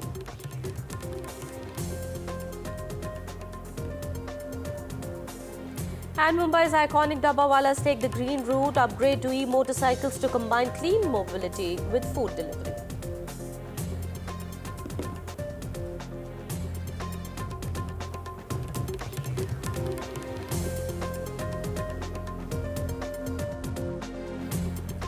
Well, we are starting this edition with our top focus. Well, voting is taking place for the third and final phase of the Jammu Kashmir Assembly elections across 40 assembly seats. Of the 40 constituencies, 24 fall under the Jammu division and the remaining in Kashmir. Now, over 3.9 million people are casting their votes today. The security detail across all poll-bound assembly seats remains tight, with CRPF and quick response teams deployed in areas of Udhampur, Baramulla, Kathua and Kupwara. That's right, Kitty. In fact, this is, of course, the final phase of polls as far as the J&K is concerned, and most prominent candidates in fray in this particular phase of J&K polls are People's Conference Chairman and former Minister Sajjad Lone and National Panthers Party India President Dev Singh. While Lone is fighting on 2 seats from Kupwara, Singh is contesting from Chenani seat of Udhampur. Let's go across to Nazir on this. We believe Nazir is joining us from a polling booth there. This is the final phase, Nazir. This is obviously high-stakes battle as far as J&K is concerned. Voting taking place for third phase. How is it this morning? Are you seeing long queues? And take us through the important seats and candidates in fray as far as the final phase of polling in J&K is concerned.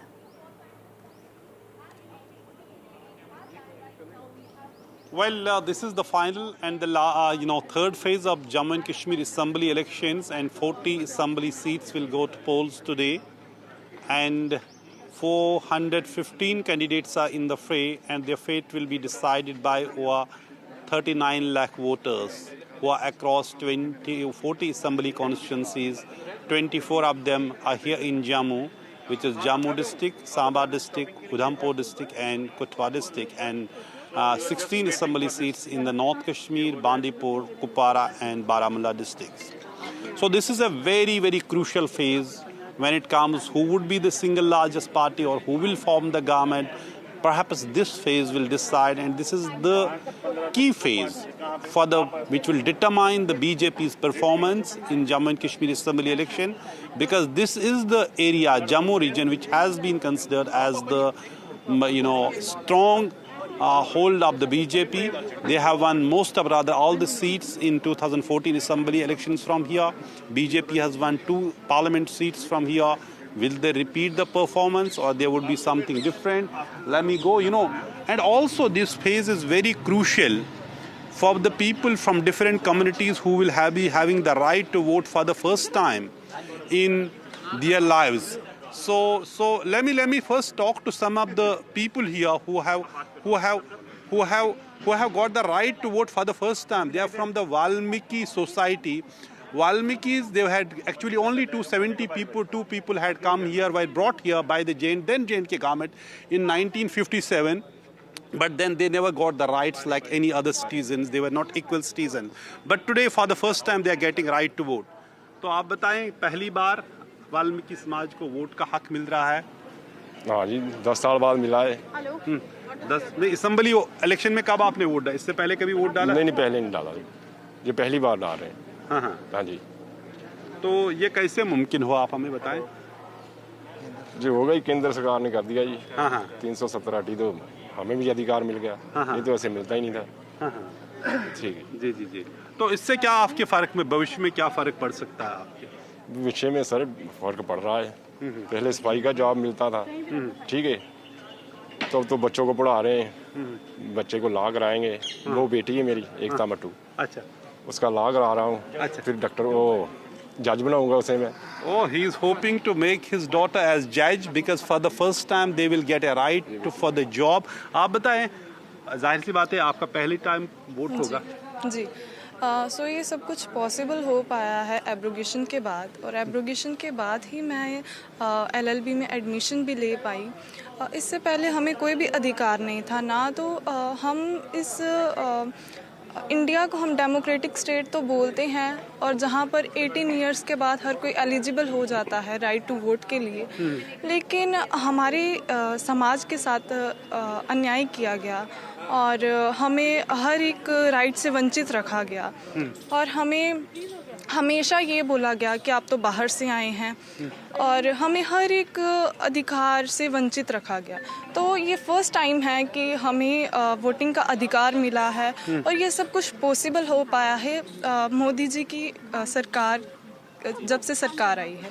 Let me give a context what exactly she is saying. Actually, because of the special, constitutional arrangement in Jammu and Kashmir, only permanent residents had a right to vote for the assembly elections and right over the jobs and the land.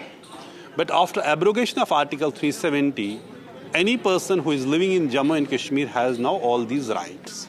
Right. So some would say, look how discriminatory the law was, that it was denying voting rights for the people, and they are now getting all the rights. But some would say, look, you can't throw the baby with the bath water. You can't just abrogate the law when if it is discriminatory. You can, change it a bit, but that is the view. आप बताएं ma'am कि क्या है इस election की आपके मैंने you are clearly a BJP supporter. Yeah, I'm Ritika Trehan.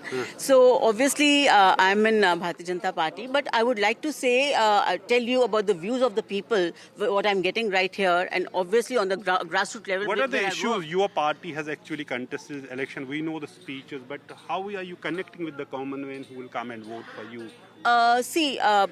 First of all, they want a person, a candidate who works on the grassroots level and who is connected with them, who listens to their problems and who, solves their problems.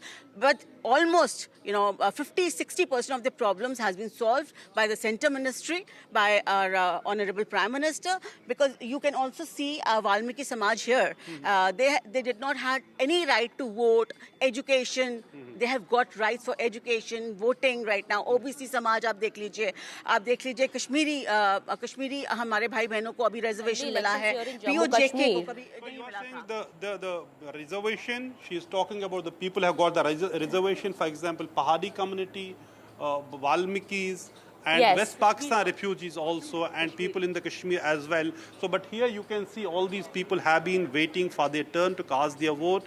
It is something, the celebration and the festival of democracy here in Jammu and Kashmir, where people are getting a chance to vote for assembly election in Jammu and Kashmir after a gap of 10 years. This is the longest gap in the history of Jammu and Kashmir between two assembly elections. But Absolutely. finally people are Well, getting yes, that you've chance. spoken about, another question that we want to ask you here is that, of course, it's quite heartwarming, at the same time interesting to see that the Valmiki Samaj is also getting to exercise their franchise in this assembly election in Jammu Kashmir after the abrogation of Article 370.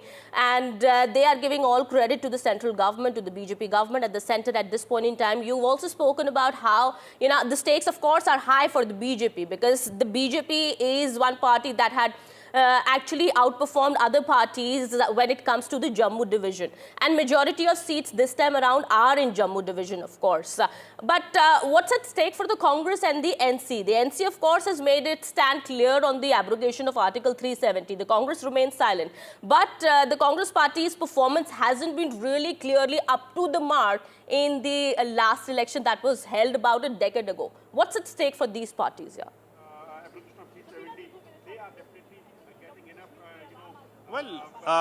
Well, National Conference is not contesting in many seats when it comes to these 24 seats in Jammu region. Most of the seats have gone to the Congress as part of the seat-sharing arrangement between the two parties, alliance partners. But National Conference is seen as someone which could be the front-runner in these elections. It has an alliance with the Congress, but the BJP is seen someone which has a stronghold in this region, Jammu region. We have to see whether they can repeat their performance they manage in parliament elections.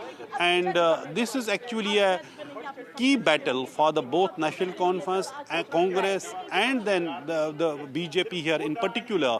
And Congress stakes are really very high because they have to contest here in these, most of the seats they are contesting are in Jammu region. Will they be able to, somehow win some seats from this region? Will hold the key for their, Absolutely. not just, presence in the alliance and also their political future in Jammu and Kashmir as well. Right, Nazir. Thank you for getting us all those details from that particular polling booth in J&K. Of course, interesting views there, Kitty, from people there. Of course, as Nazir had been pointing out, it is a key battle. Stakes are high as far as both the national as well as regional parties in J&K are concerned. But let's move on now. This is Karnataka news. In fact, Karnataka Chief Minister Siddaramaia's wife, B.N. Parvati, has written to MUDA, which is the Mysore Urban Development Authority, offering to return the plots of land that are at the heart of the corruption cases against her family. In fact, in a statement, she said she was obeying a call of her conscience. She says, along with returning these plots, I also demand a comprehensive investigation into all allegations related to MUDA. In fact, just yesterday, Enforcement Directorate filed a money laundering case against the Chief Minister. Central agencies case came on heels of an FIR filed by Lokayukta on the orders of a special court. So trouble certainly mounting for the Chief Minister of Karnataka, Kitty. Yes, and now in a letter to Muda, Parvati has offered to return the 14 plots allotted to her in Vijayanagar Phase 3 and 4. We are learning in lieu of compensation for the use of the land in Kesar village. She is written, and I quote, "Some may ask why make such a decision at this stage. I made this decision on the very day the accusation arose." Well, that's what she said in her letter. She has also said, however, as the accusations regarding the Muda plot allocation were politically motivated, some well-wishers advise that we should fight against this injustice and not fall prey to their schemes, and that's why she's she initially stepped back from returning the plot, she said in her statement. Well, we do understand the Muda case involves allegations of illegalities in the allotment of Mysuru's 14 premium sites to Siddaramaya's wife by the authority. It's been alleged that the value of the compensatory sites allotted to Siddaramaya's wife located in an upmarket area in Mysuru is far higher than that of the land acquired from her by Muda. Well, to talk more about this, we have Pratibha also joining us on the broadcast. She is getting us more on this big development now that's taking place. Well, Pratibha, every day there's a new twist that we are getting to see in the Muda case. The heat, of course, is mounting on Chief Minister Siddaramaiah. What do we gauge from this decision that has been taken by Siddaramaiah's wife to return the plots now? This is definitely a new twist to the entire Muda plot, which comes on a day of hectic political developments, because we are talking of not just the Lokayukta FIR, we are also talking of the Enforcement Directorate that has registered an ECIR against Siddaramaiah, his wife and others in the Muda case, also talking about money laundering here.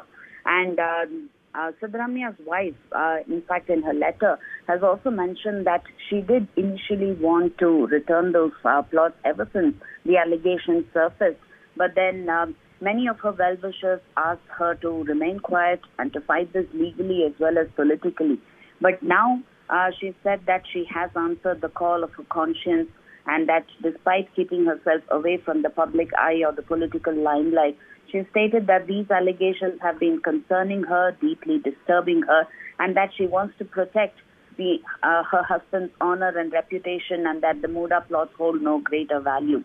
Now, how does this really play in the political circles is something that needs to be closely watched, because we are talking of the matter that is already sub judice. We are talking of both the cases that have been registered, and the investigation is yet to take place with respect to the ED or even the Lokayukta.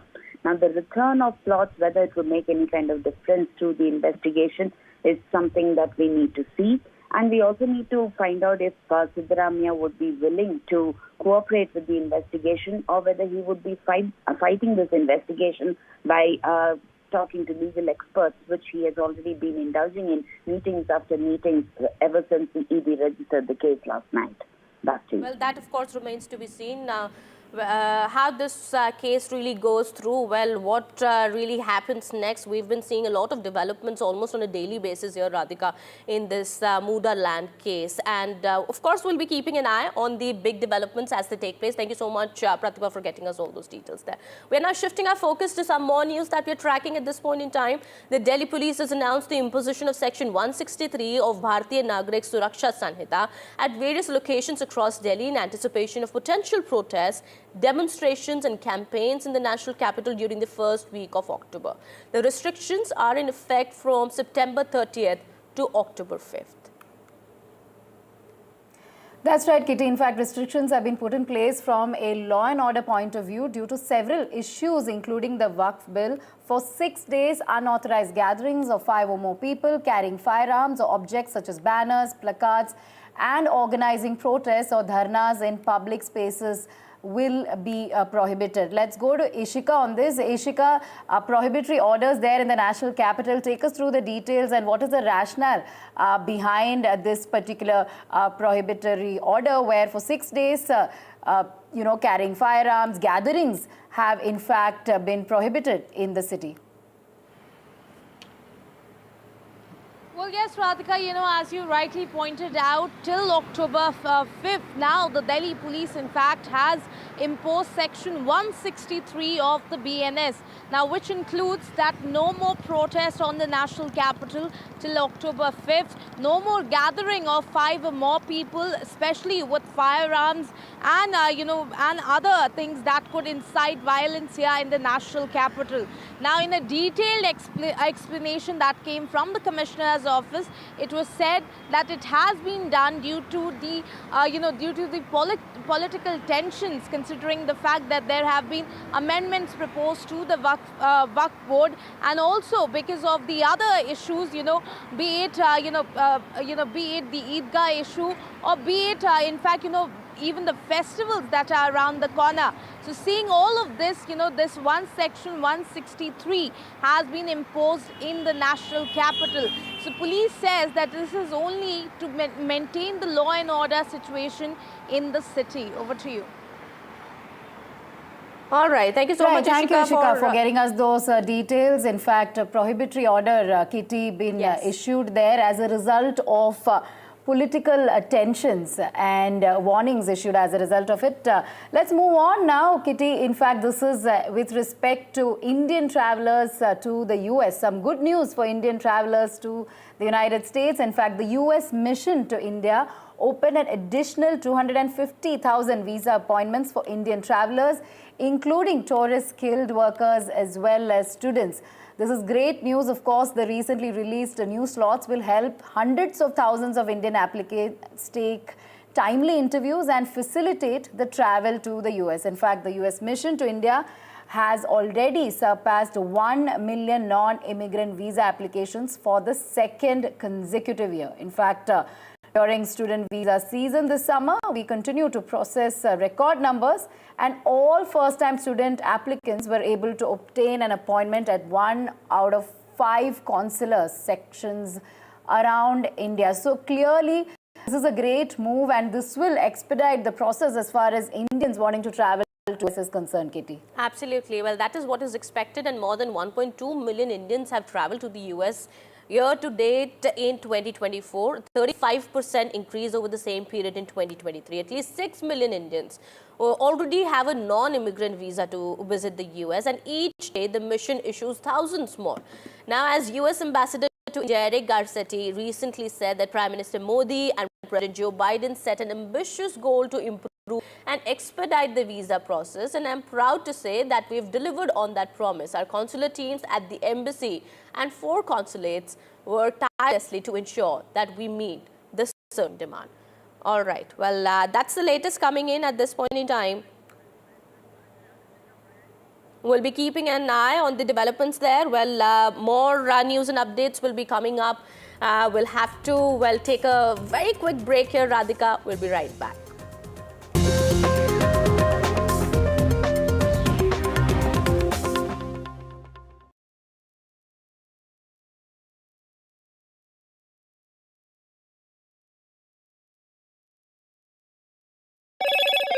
Hello, Moto. Motorola Razr 50 Ultra comes with Google Gemini.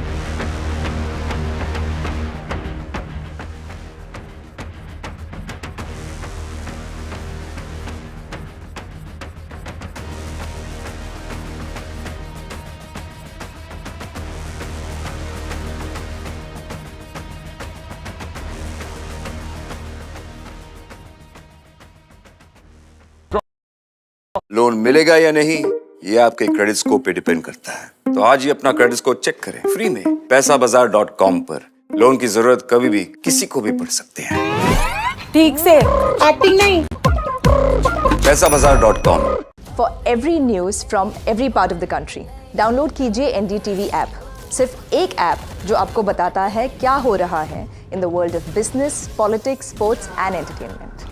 देखना ना भूलें हमारी movie युद्रा in the theatre. Read all about Yudra on the NDTV app. So download now.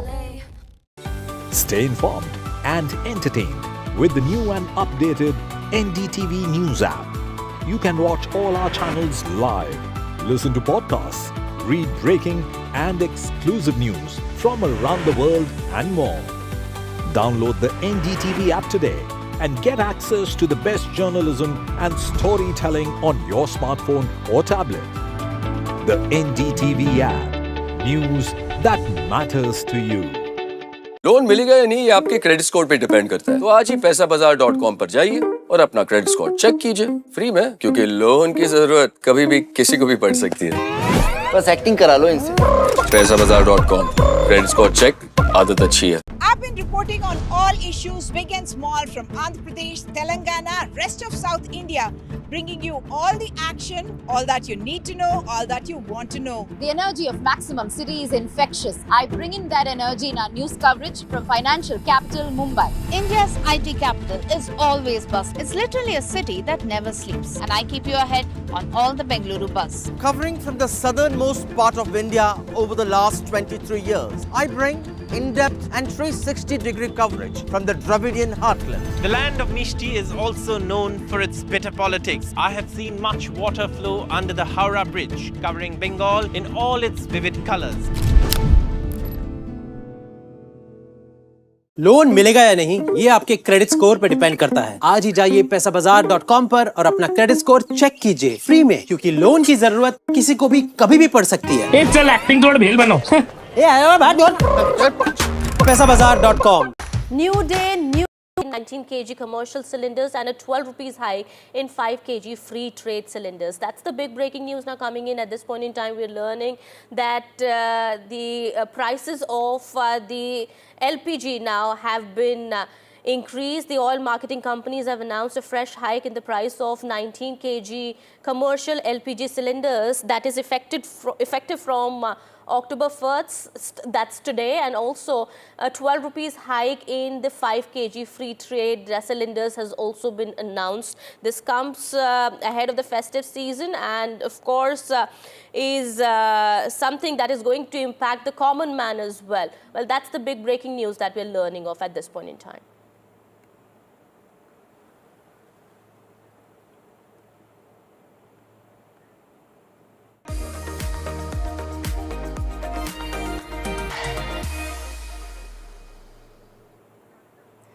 Let's move on now to some wonderful news from the world of sports, Kitty. And some good news for India from the world of sports. Indian shooters won 3 medals at the ISSF Junior World Championship 2024 in Peru.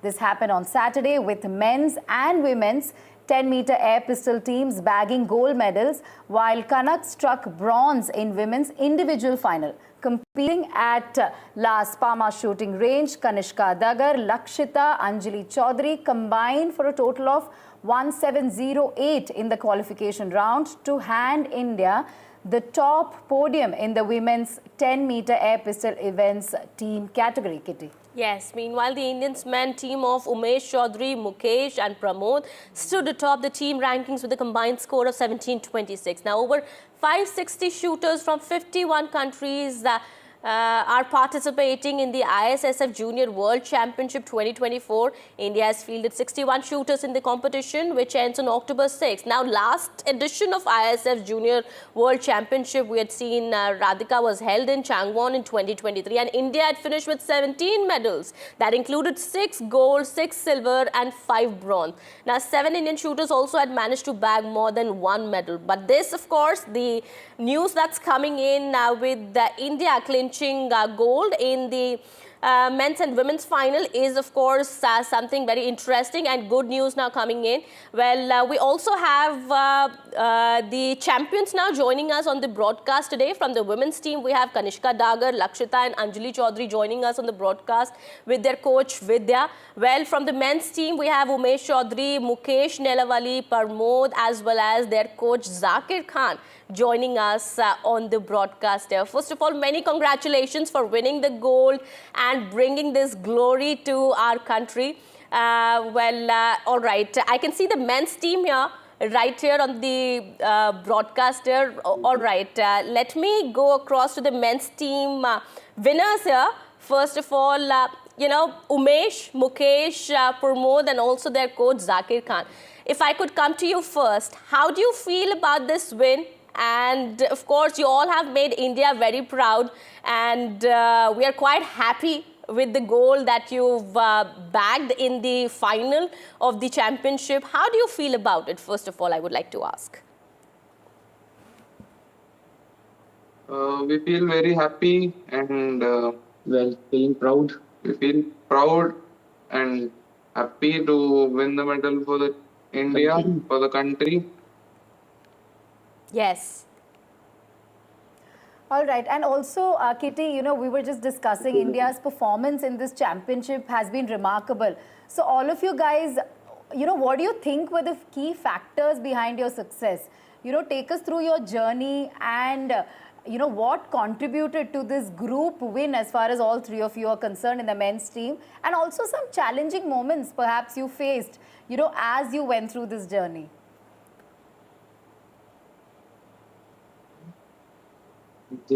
This is all about hard work and luck. Yes. Any challenging moments that you want to talk about? No, this is my first international championship, and Mukesh is also the first international championship. We all three have the first international championship. So there is pressure, but we did it.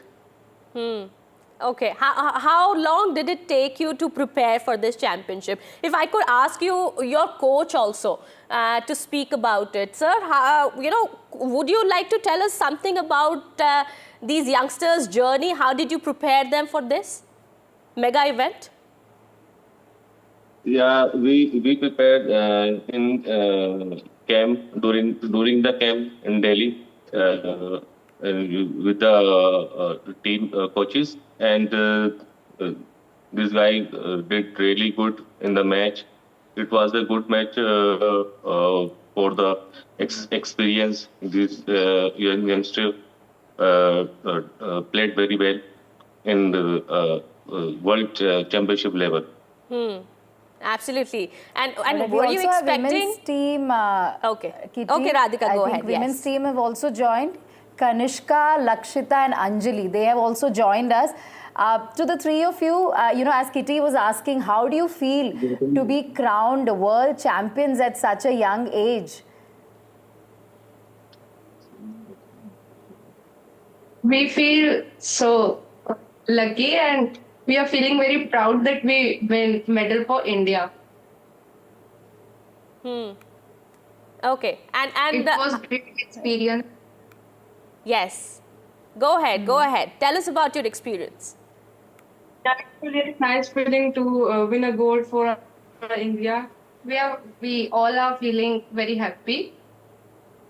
And it was really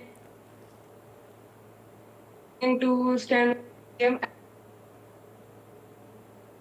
Okay, I think you know, we'll have to go to the women's team members in just a bit because their voice is cracking. Let me go back to the men's team here. I was speaking to the coach here, Zakir Khan, as well. You've been telling us about you know, how you've prepared these youngsters for this mega event. Were there any challenges there? I mean, how long did it take you, and did you really expect a gold medal at this event? Yes, we really did hard work and during the camp and training sessions. So I was expecting good result. Okay, you were expecting good result. That's wonderful And- to know. Yeah, Yes. and one more question that I wanted to ask the Okay. coach is, you know, shooting is, you know, usually considered an individual sport, but here this is a group shooting event in which both the men and the women won. So take us through the collaboration, the collaborative effort that led to this victory. You know, how important was coordination and collaboration, since this is not often considered as a team sport. So if you can just take us through, you know, how you all sat together and Yes, how you really perhaps worked as a team. devised strategy to win. Yes. Yeah. We coordinate in the training sessions, and we make the plan for the championship. and it's hard work of last 2 or 3 years by shooters. So it was good competition for the shooters. Mukesh playing first time in big competition, world championship like level. Okay. And Pramod also playing his first international match. Okay. So I'm very happy with them performance. You're happy, and we are really glad.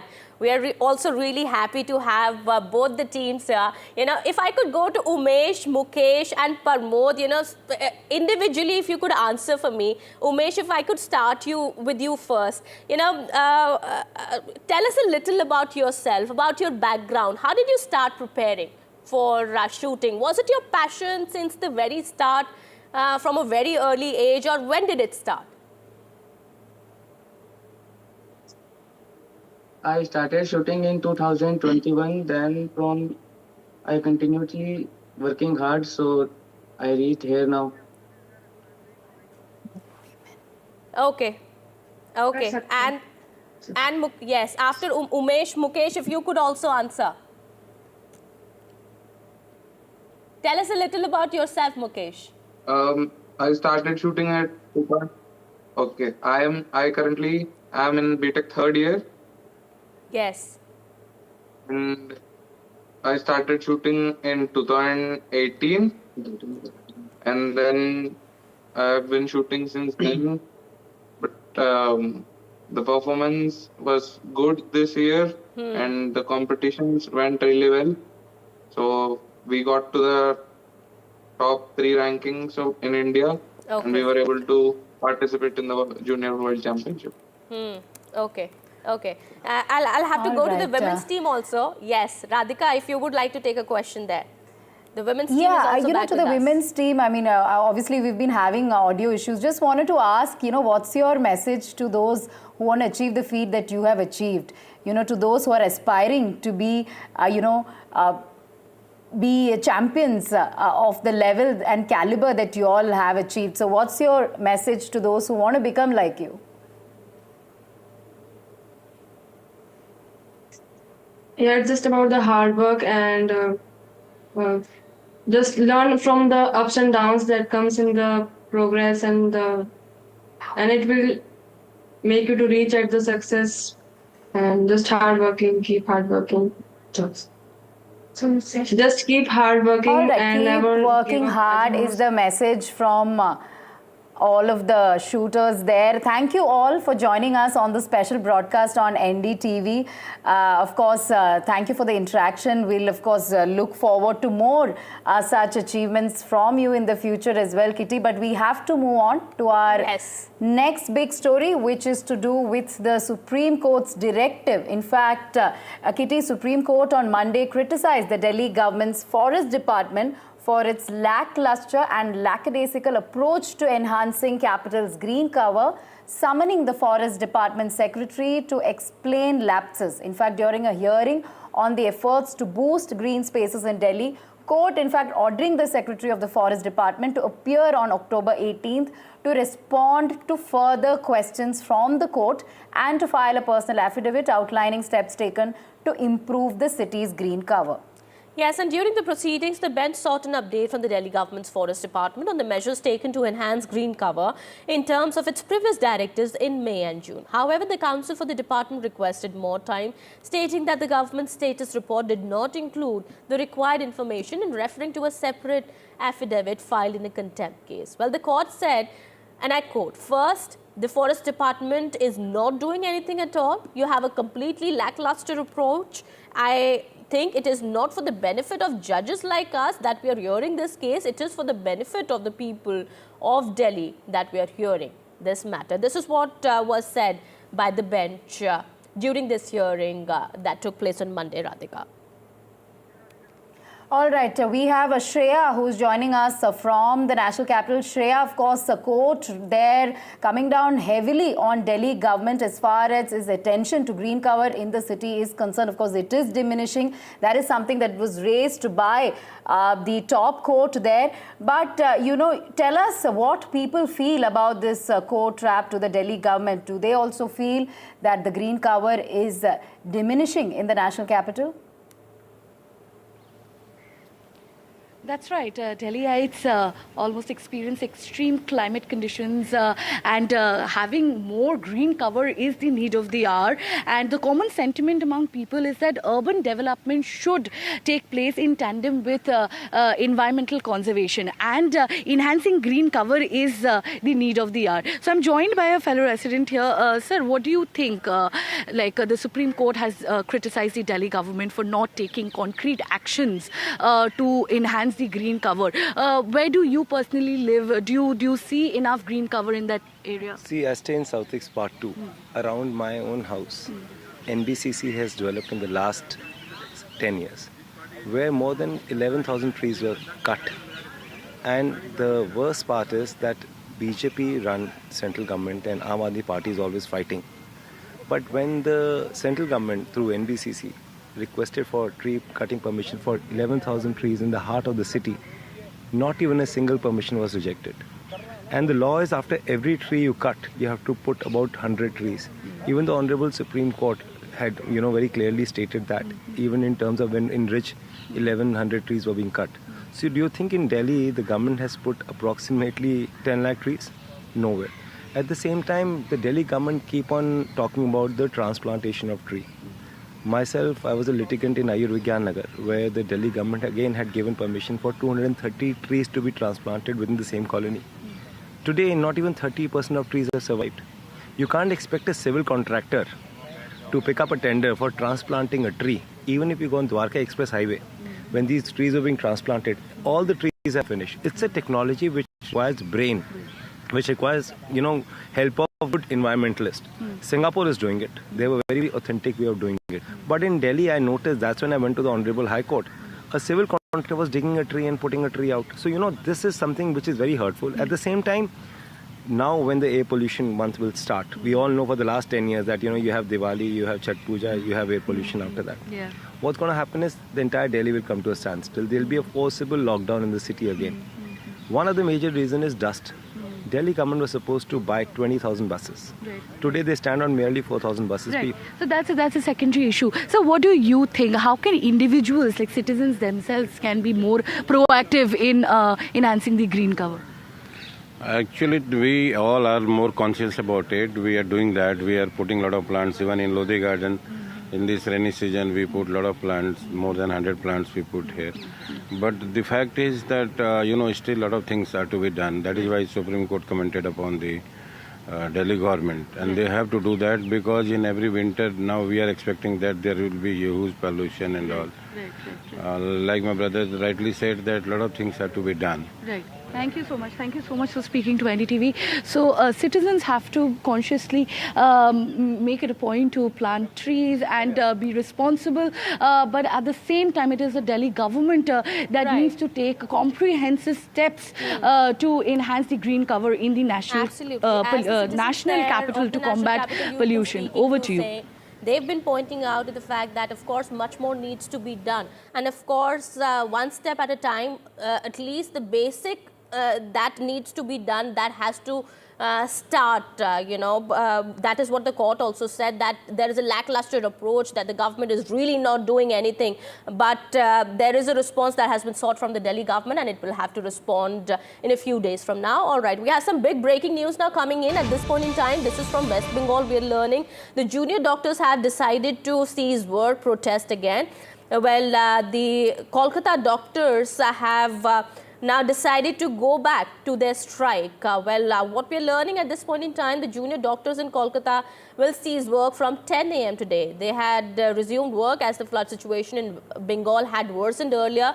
But yesterday also we've seen the Bengal government had informed the Supreme Court that 26% work was done when it comes to improving the security mechanisms at medical colleges in the state. But since the cases have been coming in, in Kolkata. We've seen how, well, doctors have been attacked also recently, after which the junior doctors had clearly said that they are going to go back on strike, and they're going to resume strike from 10 a.m. That is the big breaking news coming in. That's right. So West Bengal junior doctors to go on a cease work protest once again. Kitty, of course, they had been protesting for weeks and weeks post that Kolkata horror. Now, once again, they decide to cease work. Let's go straight across to Saurabh on this. Saurabh, the junior doctors resume total cease work, demanding safety, security once again. Take us through the details. We believe that it is starting from today. And it will go on for quite some time. Take us through the rationale behind it. What are the doctors demanding at this point?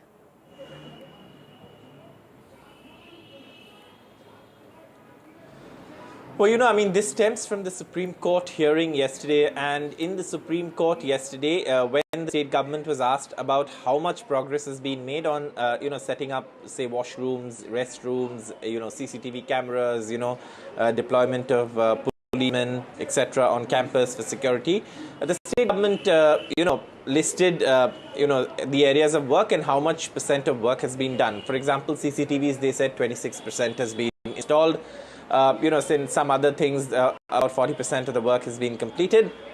But, in none of the areas of these, improvement works for security, the progress of work is more than 50%. Now, the Chief Justice asked the state government, why was the progress so tardy? And in response, the state government said, look, the state is reeling under floods. Massive floods have hit, the state administration is also providing flood relief and, engaged in flood management. In fact, we have fresh warnings of floods, districts that are adjacent to Bihar. And you see this flood situation in Bihar could also face a flood situation, and there's an alert there as well. So in that context, the state government has said, give us time till 15th of October to complete these works. Also, they said, tendering process, etc., all has to be followed when something is done. And they've sought time till 15th October to complete all these works. Now, the doctors say that their security is not being looked into. They say that they feel insecure, and therefore they will go back to protesting. What does the ruling Trinamool Congress say? The Trinamool Congress says, in the wake of Kashmir Mange Azadi slogans at some of the RG Kor protests, they say the protests have been taken over, RG Kor protests have been taken over. But they say that the state government is doing everything it can to assure doctors that their safety, security, etc. are being looked into. All right. Thank you, Saurabh, for getting those details. So doctors continue to feel that their needs, security needs, are not being taken care of by the state government there, which is why now they are continuing to protest. But let's move on now from Kolkata to Mumbai, Kitty. Mumbai Dabbawalas, who've been integral to city's identity, have decided to take the green route now. In fact, in a move to promote sustainable mobility and ease of delivery, Dabbawalas in Mumbai will now be using state-of-the-art electrical motorcycles for distributing lunch boxes in the city. In fact, 25 of them have received these motorcycles, and more will receive in the days to come. Well, that's really wonderful news, and despite the changing times, the mode of transport for Dabbawalas has remained the same. Considering that the Dabbawalas use bicycles for their deliveries, this move is aimed at empowering them by electrifying their fleet. Take a look at this report.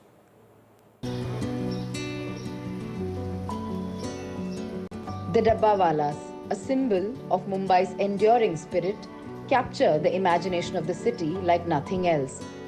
Long-standing, hard-working and with tireless dedication.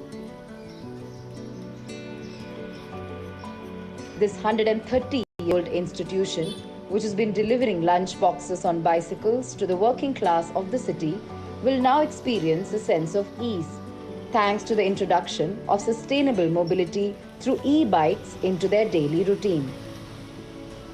133 साल से British काल से हम लोग मुंबई में डब्बा पहुंचाने का काम कर रहे हैं।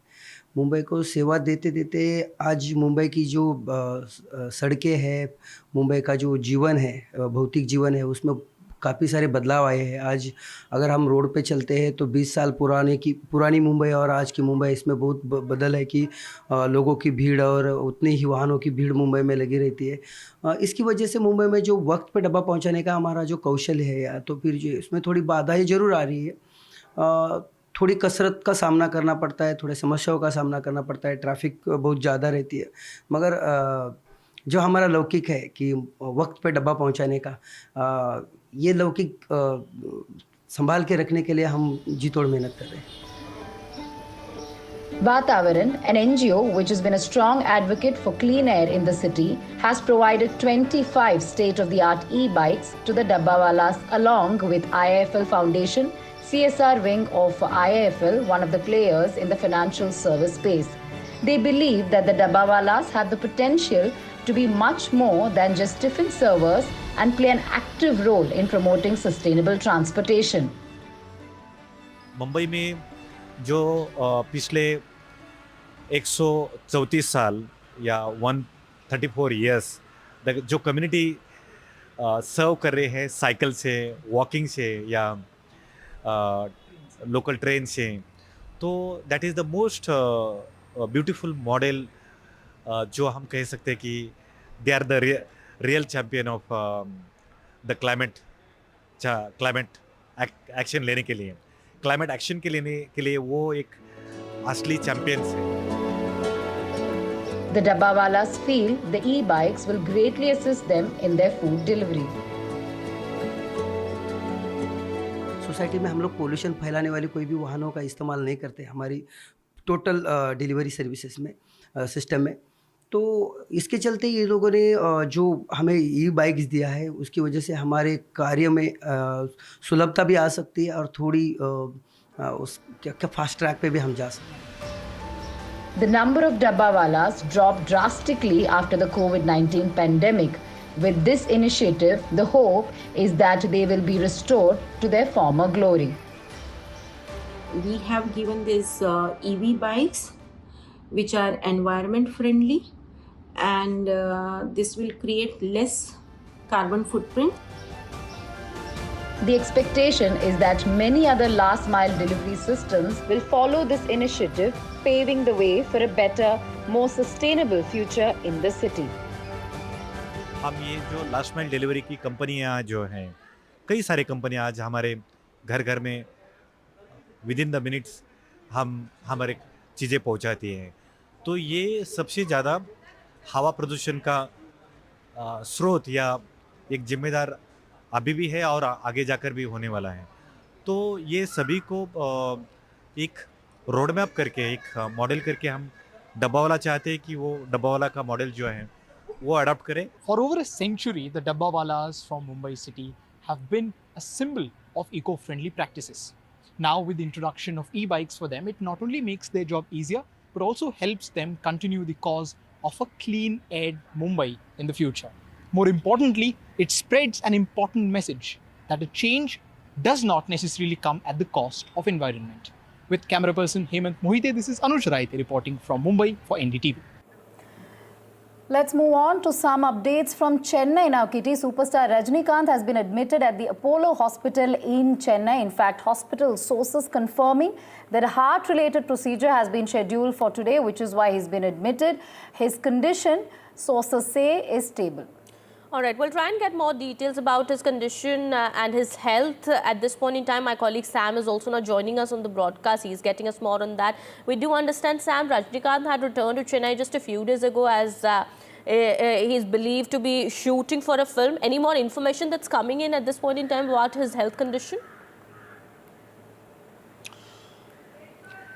No official bulletin yet, Radhika and Kitty, from the Apollo hospitals, but hospital sources confirm there's nothing to worry. He has been admitted for a scheduled elective procedure for today, and his condition is stable. We expect an official bulletin from the hospital in the course of the day. There's no word yet from the family as well, but he had just returned from a shoot. He's been busy with two films over the last several months. One, Redefining, due for release on the 10th of October, and then Coolie, with which he's busy now, which is slated for Next year, Chief Minister M.K. Stalin has wished Rajnikant a speedy recovery, and fans would be hoping that everything goes well. All right. All right. Thank you, Sam, for getting us those details from Chennai. So as of now, no official bulletin being released by the hospital is what Sam is saying. But his condition is said to be stable. Of course, several people wishing him speedy recovery, including Tamil Nadu Chief Minister. Thank you for getting us those details. We'll keep coming back to you, Sam. All right, we are shifting our focus now. India has launched an AI security certification program in partnership with CISA. And what are the unique highlights and strategies of this program? NDTV's Sakshi Bajaj has spoken to Darshan Shantamurthy, who is the founder and CEO of CISA. Let's take a look. Well, India has launched a unique AI security program in partnership with CISA. What are really the unique features, and how will this AI security program then enable professionals to safeguard really from cybersecurity challenges at large that the world faces today? Well, to decode all of this, I'm joined by Darshan Shantamurthy, the founder and CEO of CISA. Thank you so much for your time. First, really, a significant milestone for India and CISA in partnership. Please take our viewers through the broad highlights of this program.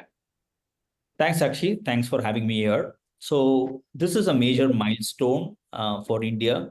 We are going to be the first country to launch an ANAB accredited certification program for AI security. It's a big milestone especially in the context of India wanting to lead, not just for India, but for the world in cybersecurity and AI. This is a big milestone.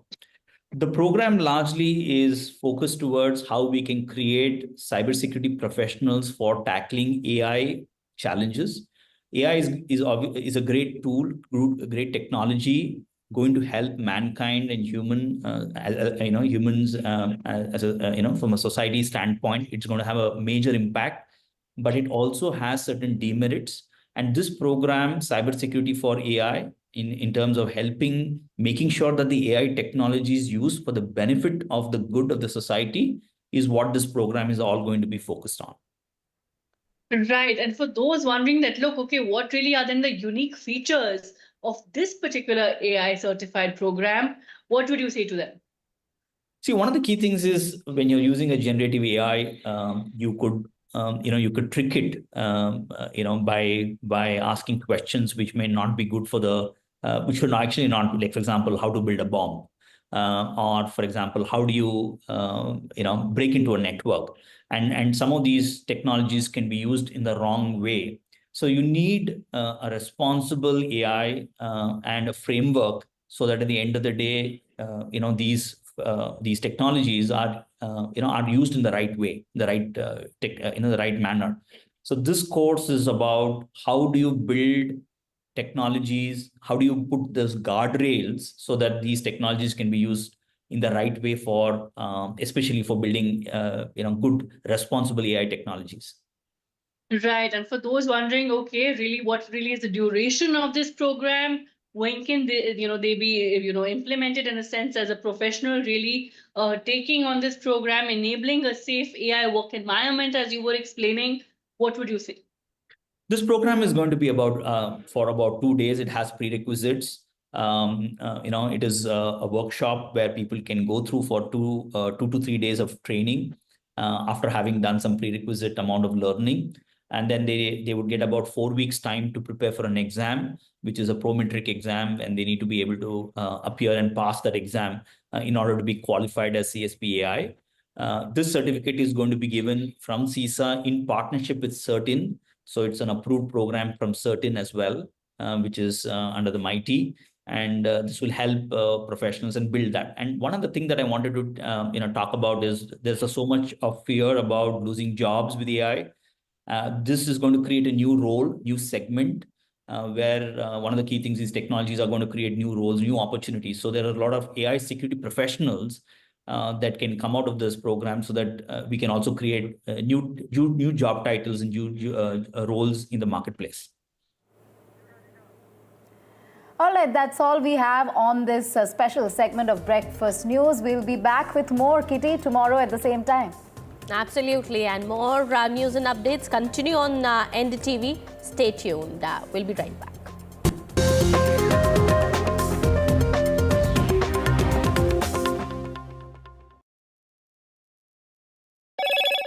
Hello, Moto. Motorola Razr 50 Ultra comes with Google Gemini.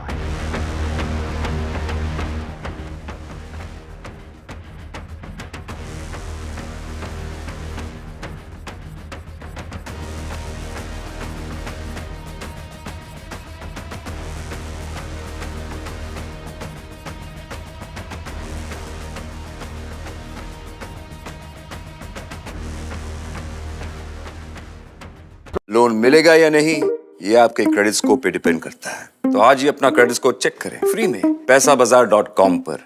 Loan की जरूरत कभी भी किसी को भी पड़ सकती है। ठीक से एक्टिंग नहीं। पैसाबाजार.com।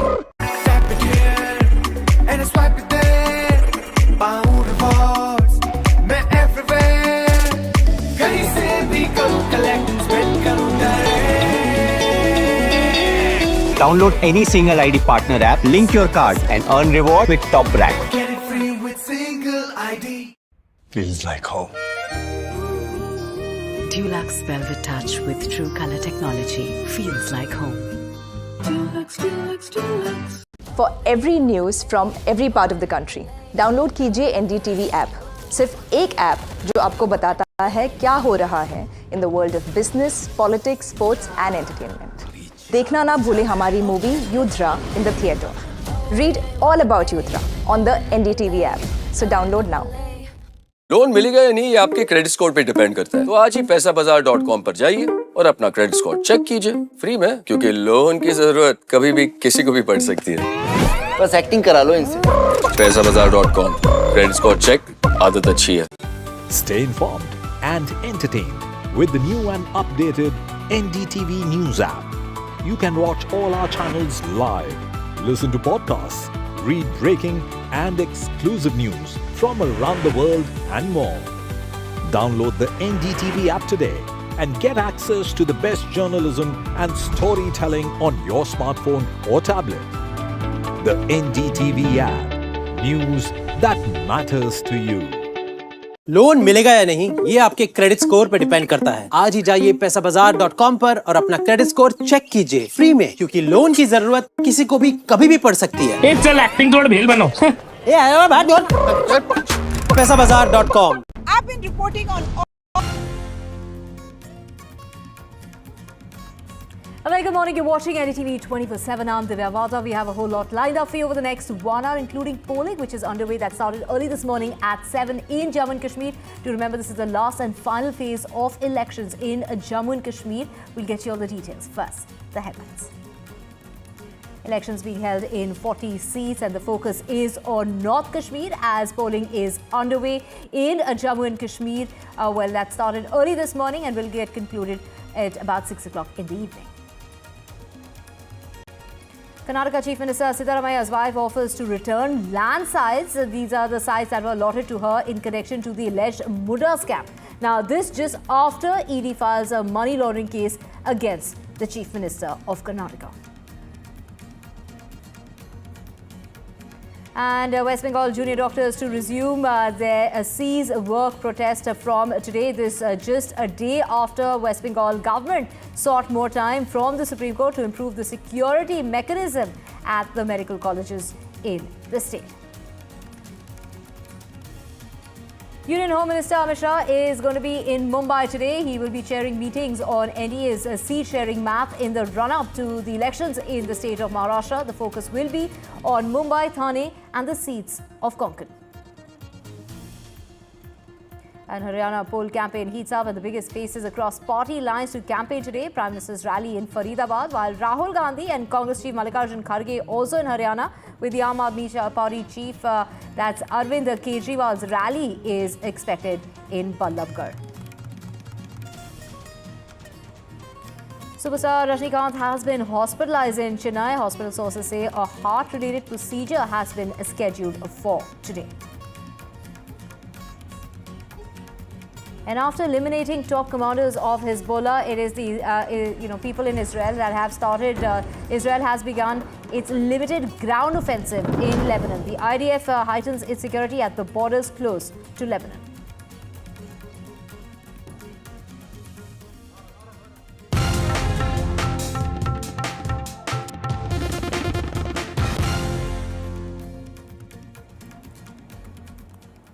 Let's get to our top story, and that is voting that's taking place for the third and final phase of the Jammu and Kashmir Assembly elections. 39.18 lakh voters will decide the political fate of 415 candidates in 40 constituencies spread from the plains of Jammu to the mountains of Kashmir. Of the 40 constituencies, 24 fall under the Jammu division, and the remaining in Kashmir. Over 3.9 million people are casting their votes, and the security detail across all assembly seats remains tight, with CRPF and quick response teams deployed in Udhampur as well as Baramulla, Kathua and Kupwara. And most prominent candidates in the fray as far as the phase 3 of the elections are concerned are People's Conference Chairman and former Minister Sajad Lone and National Panthers Party India President Dev Singh. While Lone is fighting on 2 seats from Kupwara, Singh is contesting from a seat of Udhampur. Now, Prime Minister Modi has urged voters to come forward and cast their votes to make the Festival of Democracy a success. He's gone on to say that he's confident that apart from the young friends who are going to be casting their vote for the first time, women power will also participate, and they will be voting in large numbers. While the Congress President Mallikarjun Kharge has appealed to the people of Jammu and Kashmir to vote, saying that it is the final chance to teach a lesson to those who snatched state from them. Now, there are hopes that this will be the maximum turnout as far as the phases in the elections this time around is concerned. The turnout for the first phase had fallen short of the figure recorded in 2014. So when we do the comparison, the first voter turnout was 61.1% in the first phase in comparison to 2014 when the turnout was 66%. In the second phase that was held in some of the areas that are once dominated by terrorists, recorded lower at 56%. And that in comparison to 2014, the turnout was 57.3%. So we have with us Nazir joining us to get us more. Nazir, take us through the prominent leaders in the fray as far as the last and final phase of elections in Jammu and Kashmir is concerned. I mean, of course, there's Sajad Lone, but there are also former deputy chief ministers. Well, there are several prominent leaders of different political parties, be it Congress, JP, National Conference, or the People's Conference leader Sajad Lone. So here in Jammu, it is the Raman Balla of the working president of Congress who is in the fray. Tara Chand is in the fray. BJP's Davinder Rana is in the fray. And you have Harshdev Singh in the fray. And in the valleys, North Kashmir, and you have Sajad Lone in the fray, and several other leaders, Nasir Samani, provincial president of the National Conference, in the fray. But one thing which I have been observing since morning, this is a polling booth in Gandhinagar in Jammu. In last parliament elections, I have seen long queues, people waiting for their turn, and that is not the case this time. It may, as the day progresses, people may come and vote, but right now I don't see many people actually have come to vote here and in this particular polling booth. And this is something which is not encouraging when it comes to the participation in election, because this is the first assembly election after a gap of 10 years. Sir, आपने vote डाला? जी sir, हमने vote डाल दिया. You have voted? Is this first vote you have polled, or you have voted before in the assembly election? Yes, we have voted before also. In the assembly election, yeah. Okay. So since this is the assembly election which is happening after a gap of 10 years, what are the issues the young people like you have in mind when you come out and vote? Sir, we don't have any issues. We are living a very good life. Okay. Everything is very well. Let us hope for the best. Okay. We are not having any issues. So you don't want anything but government should do when you vote for somebody. Naturally, something would be in your mind that what the government should do. Sir, first thing is the safety. Okay. First thing is the safety. Okay. If safety is there, then everything will work. Even development will take place. Okay. Everything will be better. So safety comes first. Yes. That is the key. And look at the young man. He's talking about he has voted first time. Ma'am, आपने vote किया? हाँ? जी. क्या issues है आपको लग रहा है कि आम आदमी के लिए जो वो वोट डाल रहा है किस बुनियादों पे वोट डाल रहा है? What are they? First, Like in Jammu Kashmir, we have a lot of terrorism which the people have suffered from the past few years. So first, obviously, the safety point of view, we don't want that our children should live also in the same atmosphere. Correct. So secondly, and Jammu region has come under the shadow of terror over the last few obviously, years. and we have suffered a lot because every time there is all the media also, they also highlighted the Kashmir only. Nobody bothered about the Jammu. Very true. Correct. And then you see militancy, we talk about the valley and everything, the politics here in Jammu, there has been a complaint. For example, over the last 3 years, we have seen Jammu has become the main theatre of militancy. तो आप कुछ बता रहे थे. We have a lot of issues. There is unemployment. That is not the reason that the Jammu people, they don't study or they don't get job. But every time there is Kashmir is only highlighted. So आपके लिए जब आपके मन में what are the issues you are actually voting for, which should be addressed according to you, your representative should address? Obviously, first is to stop the terrorism or the militancy. Secondly, we want that the region, the Jammu region, should also grow. Okay. Thank you so much. So clearly larger aspiration for the development of the region.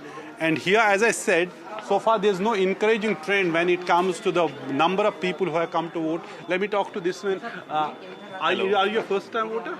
Yes, I am a first time voter. Oh, so great to talk to you.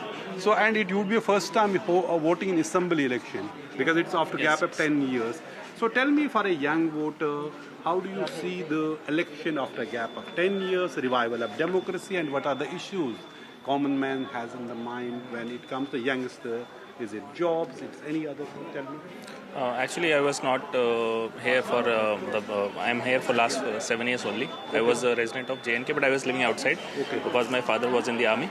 But this is the first time I'm voting, and I believe after 10 years if the government is formed, I think it should be more progressive and jobs should be there for youth. Development should come in on infrastructure or roads, education, in all aspects. I think this development should be coming in JNK. Okay. So this is the what we can say the need of the hour for JNK, right. And I wish the best party wins. Thank you so much. So in this election also, what is one of the most remarkable thing while people talk about abrogation of Article 370, which many people may not be happy with, and that has become the main issue in most of the regions in Jammu and Kashmir. But there's a community which have been greatly benefited because of the revocation of Article 370, which are like 6,000 voters from the Valmiki community. They have got a right to vote for the first time in their lives, because earlier only the permanent residents of Jammu and Kashmir were eligible to vote in assembly elections, had a right to jobs or the land ownership rights.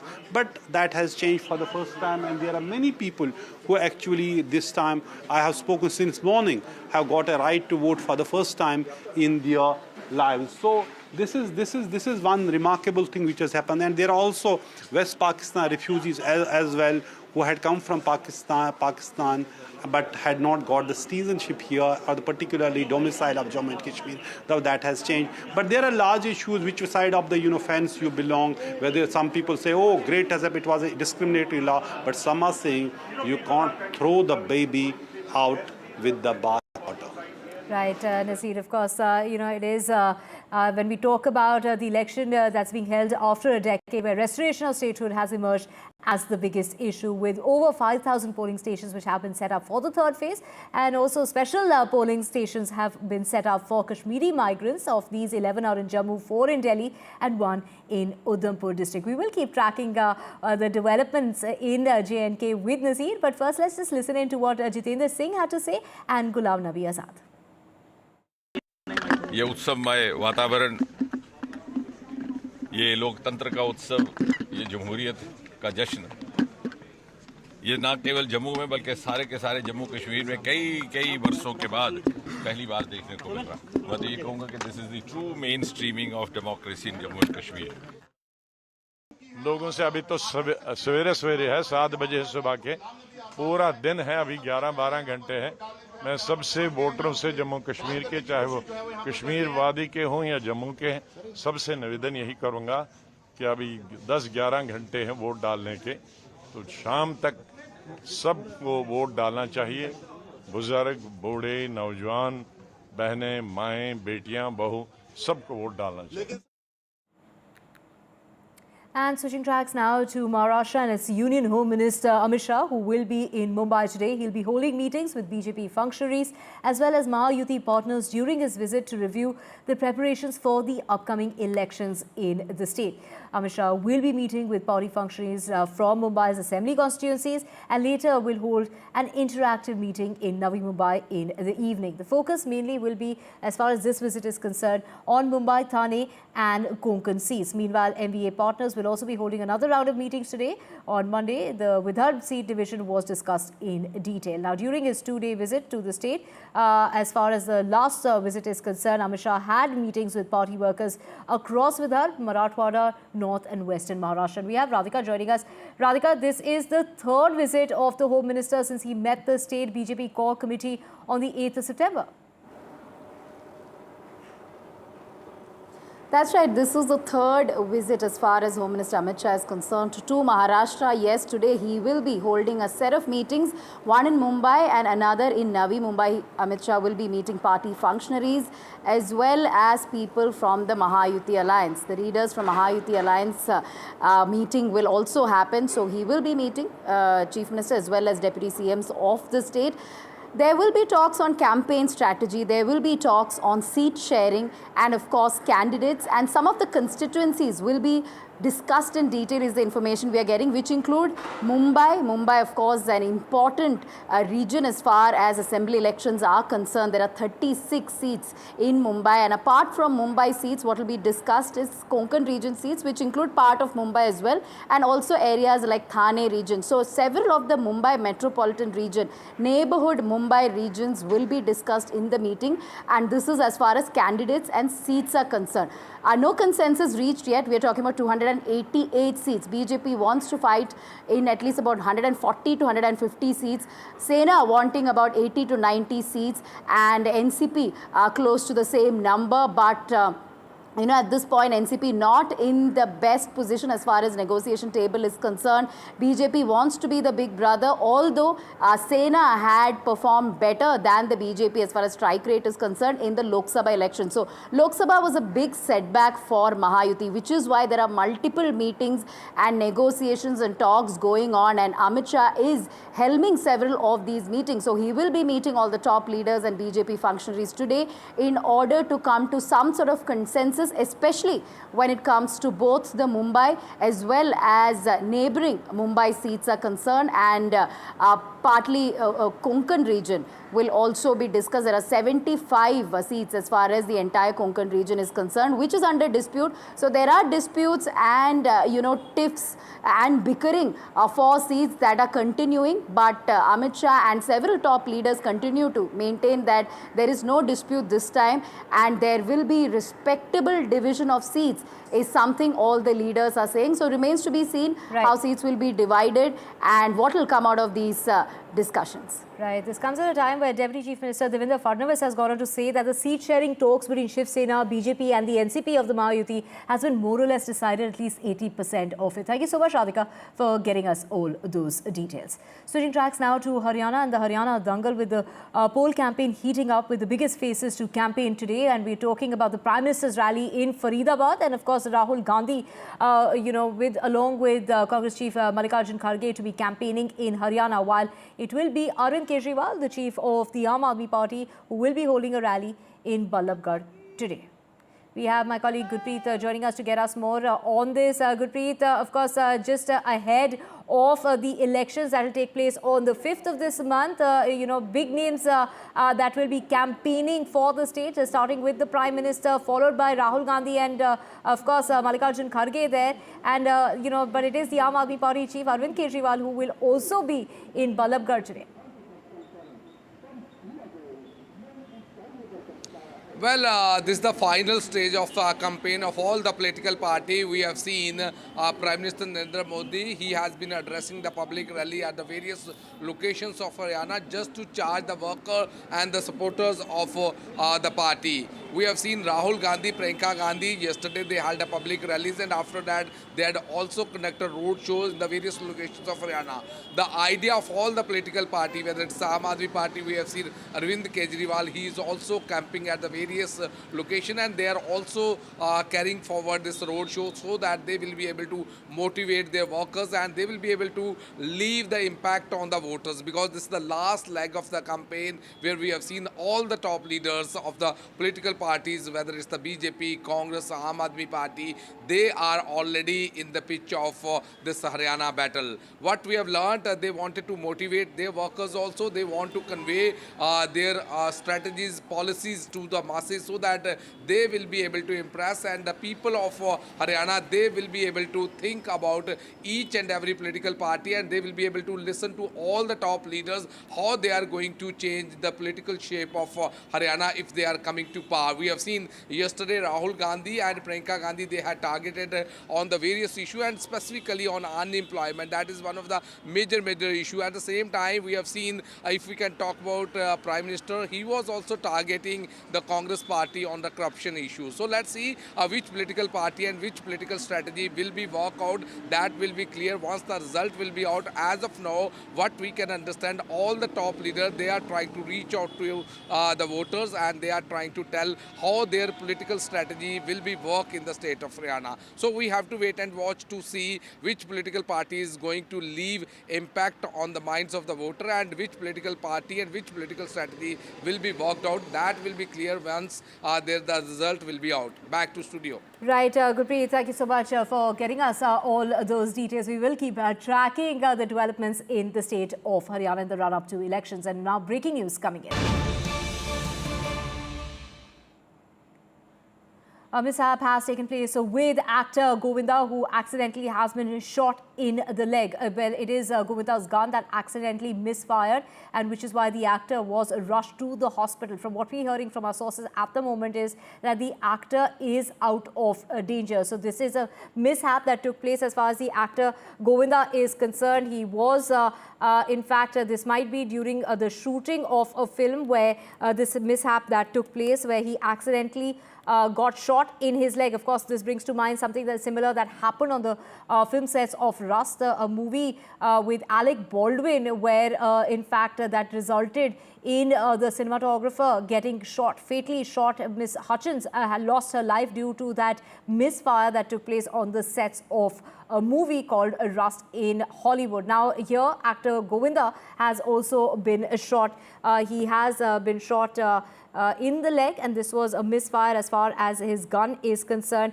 We will get you more details as far as the actor is concerned, but from what we're hearing at the moment is that the actor is said to be out of danger. So he has gotten shot in the leg from what we are hearing at the moment, and this is in regard to a misfiring that took place on the sets perhaps of a film, and the actor got shot in the leg. From what we are hearing at the moment, according to sources in the hospital where he has been admitted, he was rushed to the hospital just after the incident that took place, a complete mishap on the sets of a movie set perhaps, where the actor got shot in the leg. It was an accidental misfiring by a gun which resulted in the actor getting shot in his leg. He was rushed to a hospital, and according to sources in the hospital, the actor is believed to be out of danger.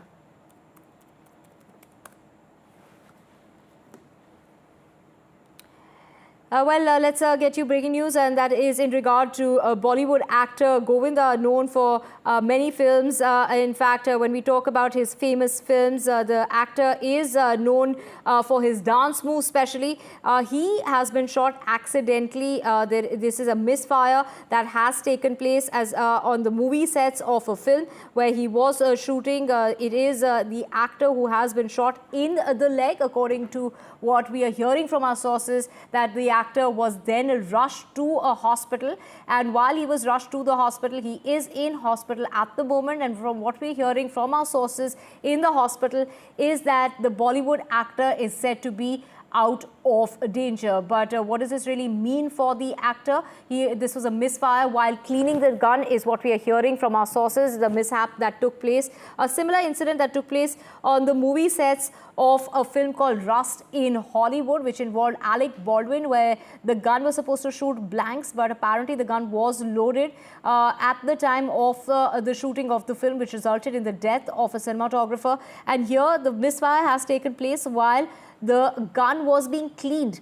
So while cleaning the gun is when the actor has got shot in the leg. So this was a complete accident in which an accidental misfire in which the actor has got shot in the leg. We don't know whether it was Govinda who was cleaning his own gun and got shot, or was it somebody else cleaning a gun. Those details, this is breaking news coming in at the moment. We will keep getting you details of what really transpired. How did Govinda the actor get shot accidentally in his leg by a gun? This is a gun that was being cleaned, and that's when it misfired.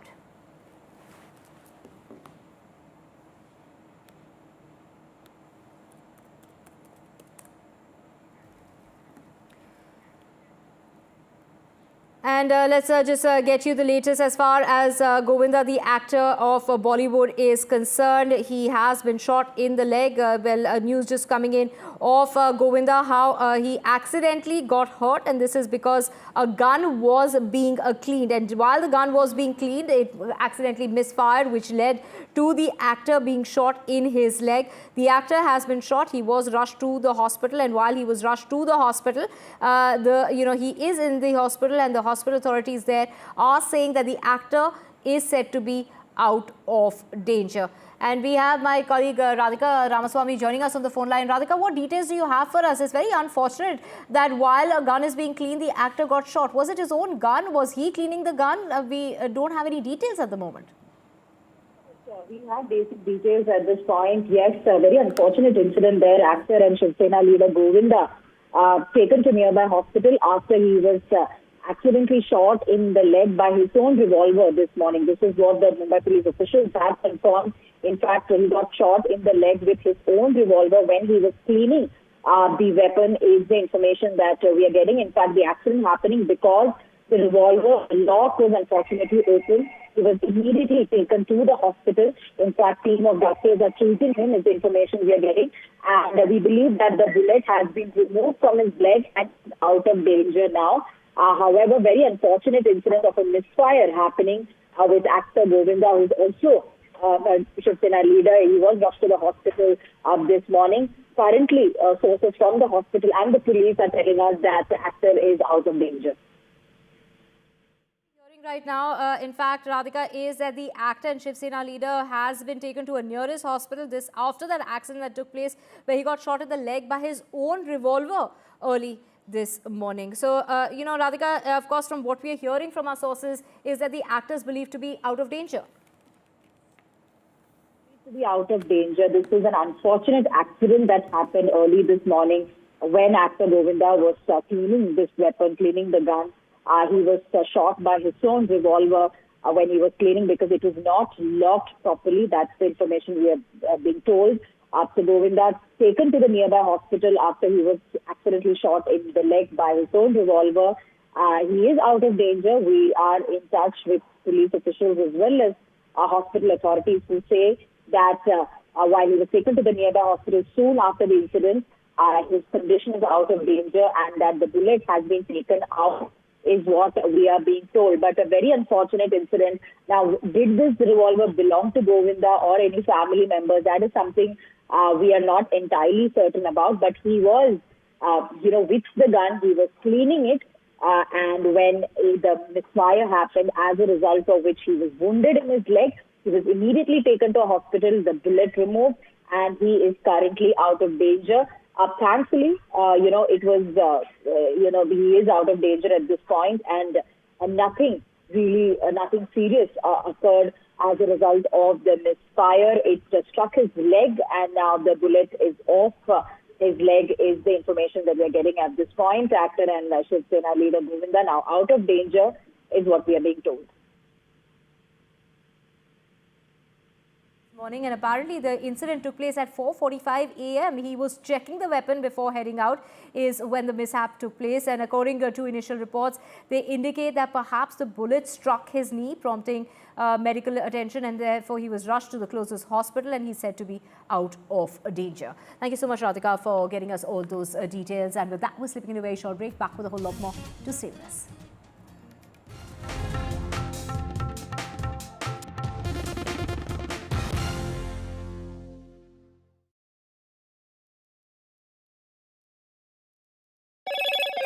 Hello, Moto. Motorola Razr 50 Ultra comes with Google Gemini.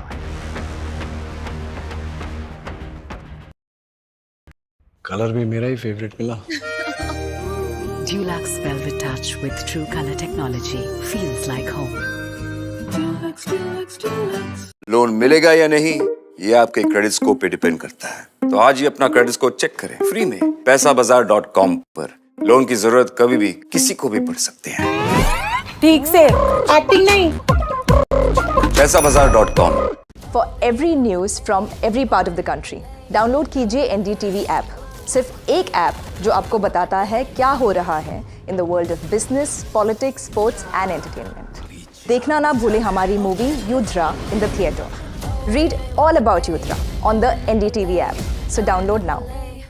Loan मिलेगा या नहीं ये आपके credit score पे depend करता है. तो आज ही पैसाबाजार.com पर जाइए और अपना क्रेडिट स्कोर चेक कीजिए फ्री में, क्योंकि लोन की जरूरत कभी भी किसी को भी पड़ सकती है. बस एक्टिंग करा लो इनसे. पैसाबाजार.com. क्रेडिट स्कोर चेक, आदत अच्छी है. Stay informed and entertained with the new and updated NDTV News app. You can watch all our channels live, listen to podcasts, read breaking and exclusive news from around the world and more.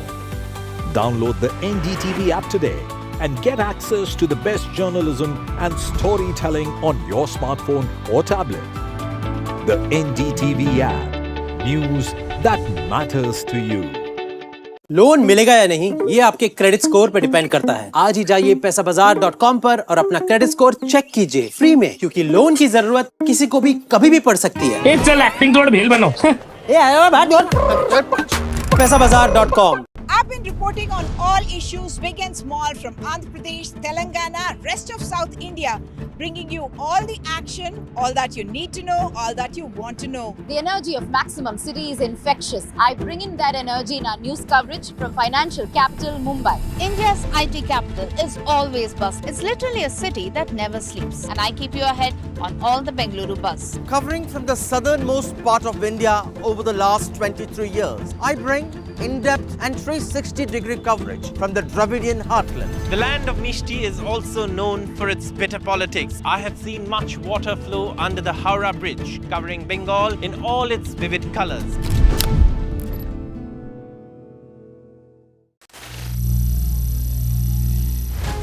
Some people say the metaverse will only be virtual. One day this lecture hall will be made of code, and driverless cars would be trapped in intersections. But even in this maze of the future, you can't wish away health. It's time to become more resilient.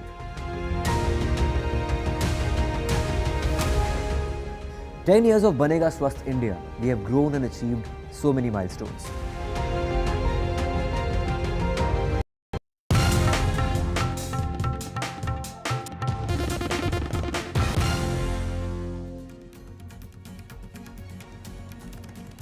Welcome back. Now let's get you the latest from Karnataka. And the Chief Minister Siddaramaia's wife Parvati has written to Muda, the Mysuru Urban Development Authority, offering to return the plots of land that are at the heart of the corruption cases against her family. In a statement, she said that she was obeying the call of her conscience, and along with returning these plots, I also demand a comprehensive investigation into all allegations related to Muda. Now, the Enforcement Directorate filed a money laundering case against the Chief Minister yesterday, and in her letter to the authority, Parvati has offered to return the 14 plots allotted to her in the Vijayanagar Phase 3 and 4 in lieu of compensation for use of 3.16 acre of land. I wish to surrender and return the compensatory plots by cancelling the deeds of the 14 plots executed in my favour by the Mysuru Urban Development Authority, and And that's what her letter read. I'm also handing over the possession of the plots back to the authority. Kindly take necessary steps in this regard as soon as possible, is what she has written to the Muda authorities.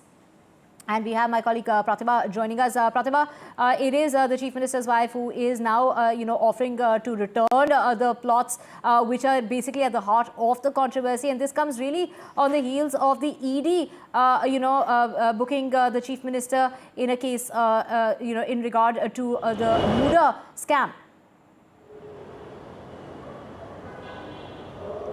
Well, definitely, yes. It is definitely a day of a lot of activities that would be witnessed in Karnataka as far as these cases go.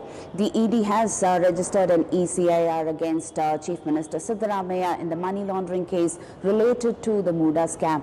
And talking about the Muda allegations, ever since it surfaced, Siddaramaiah, the Karnataka Chief Minister, has been pretty firm on his ground, maintaining that there has been no wrongdoing and that he wanted to fight this without bowing down. This is the latest statement that has come in from the Chief Minister's social media handle, where he has said that this is something that he did not expect from his wife. The returning of land was not discussed with him, and that he has also sought forgiveness from his wife for having gone through a lot with respect to this conspiracy, and his wife being a victim of the political conspiracy, and that she has been deeply hurt, and this has also kind of upset Siddaramaiah. These are the mentions that we see in the social media post that is just surfaced around an hour ago. And just last night, it was the letter that was written to the Muda as well as the Chief Minister by Parvati, stating that she wanted to respect the honor and dignity of her husband,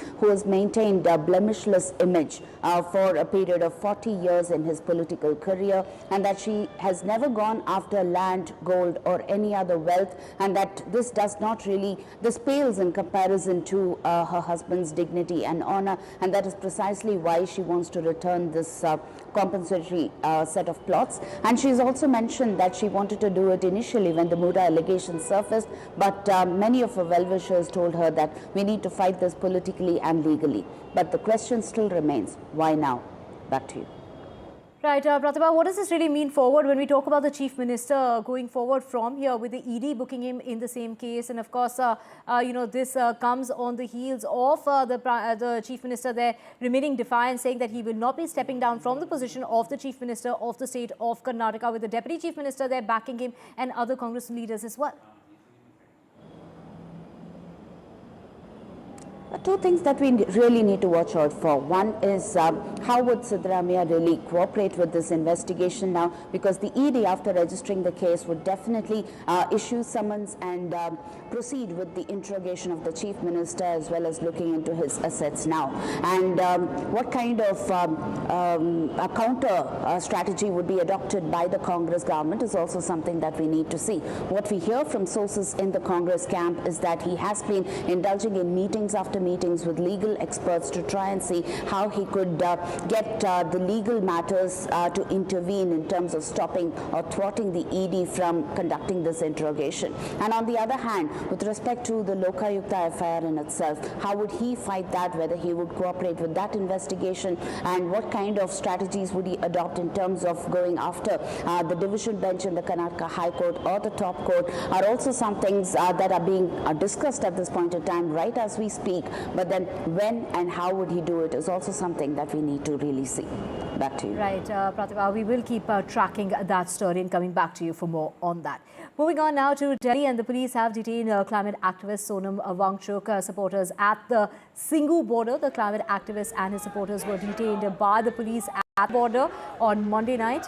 This is Mr. Wangchuk, who also took to social media site X to inform about his detention. He's saying that I'm being detained along with 150 Padyatris at the Delhi border by a police force of hundreds, some say 1,000. Many elderly men and women in their 80s and a few dozen army veterans. Our fate is unknown. We were on a most peaceful march in the largest democracy in the world and the mother of democracy, is what he went on to say. He and other volunteers were embarking on that foot march from Leh to New Delhi to urge the centre to resume dialogue with Ladakh's leadership regarding their demands. One of their key demands is for Ladakh to be included in the 6th schedule of the constitution, granting lawmaking powers to the local population to protect their land and cultural identity. Mr. Wangchuk and around 75 volunteers started their foot march from Leh on the 1st of September, and earlier Mr. Wangchuk stated that they were on a mission to remind the government to fulfill their promises that were made by the government years ago.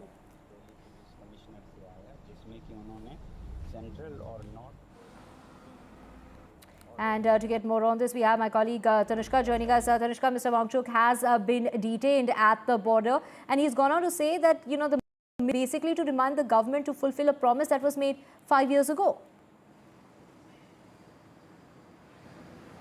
Right, exactly, Divya. Sonam Wangchuk, along with his supporters who were peacefully marching towards the Gandhi Samadhi in New Delhi, in the national capital, have been detained right at the Singhu borders, and they've been detained by the police there for reasons that are still unknown. However, what we do know is that the police have stated that section 163 of the Bharatiya Nyaya Sanhita has been imposed across various parts in Delhi, because of which nobody is allowed to, congregate in a group, in large groups, which is why this entire group of climate activists were detained at the border.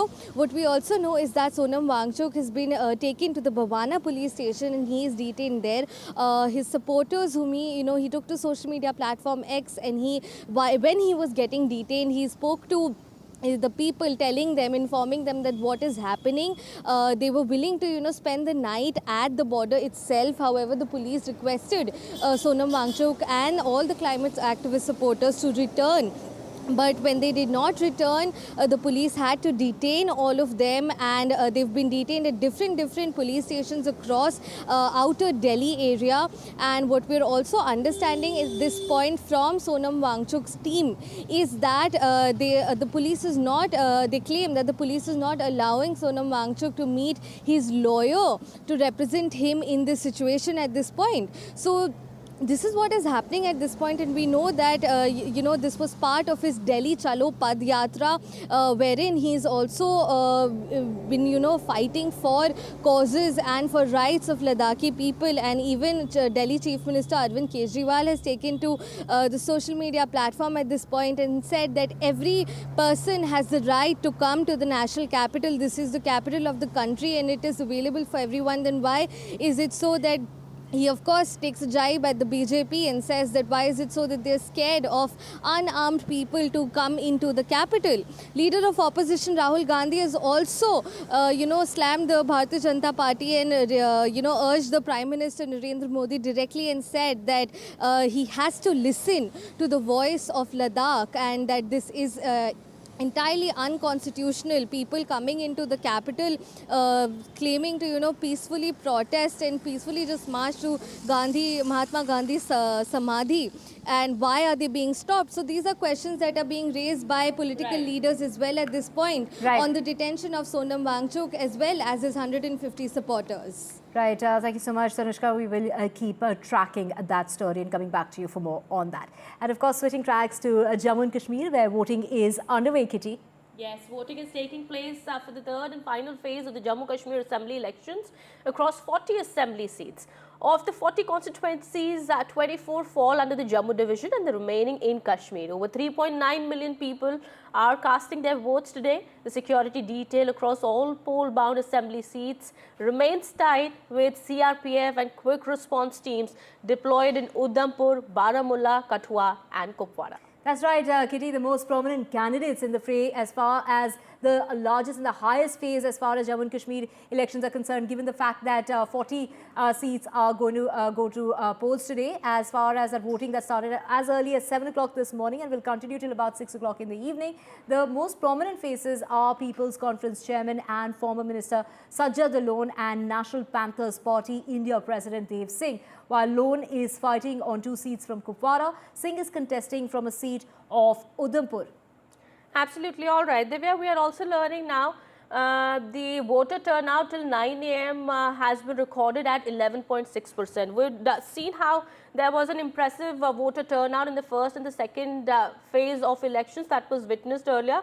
And now the third phase of polling is taking place. It's, of course, a high-stakes battle for Jammu Kashmir today for all the parties that are contesting, of course, the BJP, the Congress, the NC, and of course the PDP. Yes. Right. Let's just compare, the voter turnout as far as the first phase was concerned, which was 61.1%. It was lower than, what we'd seen back in 2014. And even the second voter turnout, the second phase, where we saw 56% voter turnout was, in comparison to 2014, again, it was slightly less. Yes, absolutely. But, the elections, of course, are taking place after a decade now, and a lot has changed in the last 10 years. Of course, the abrogation of Article 370 and a lot of other issues are something that is going to dominate these elections. All right, Divya, let's switch to our guest also now. We also have Shazia Ilmi joining us on the broadcast here. She is national spokesperson of the BJP. We have Advocate Arshpreet Kadial, national spokesperson of the Congress, joining us on the broadcast here. We also have Mr. Akshat Goel, who's co-founder Dhruv Research on the broadcast here. Thank you so much to all the guests for joining us here on NDTV.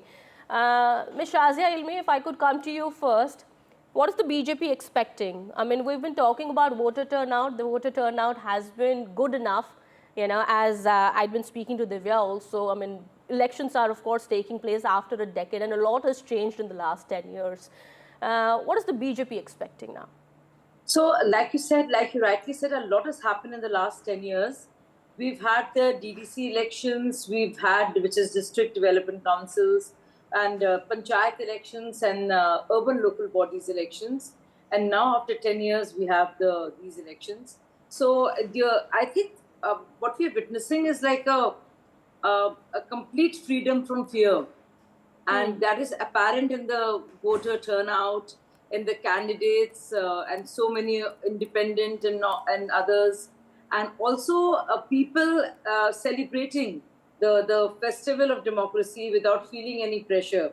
Somebody told me that in yesteryears when they used to go and vote, they would be scared. There would be somebody watching them. So I think that is the biggest takeaway. As for what is BJP is expecting, well, to form the government, and we'll do exceedingly well in Jammu, and we have already started working in Kashmir in terms of as a political party. We have 19 candidates so far that we have fielded. But overall, people like what LG is doing, how the state has transformed.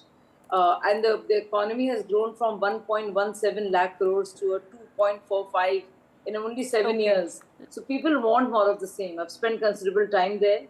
So I would think that there would be more being expected also from BJP, considering it's the first time will that sentiment actually reflect on the ground or not? That, of course, remains to be seen. Will that get reflected in terms of votes? Right. That is something that, of course, remains to be seen here. Absolutely. And, of course, we also have Akshat Goel, co-founder of Dhruv Research, with us. Dhruv, the elections that are being held after a decade, where restoration of statehood has emerged as the biggest issue.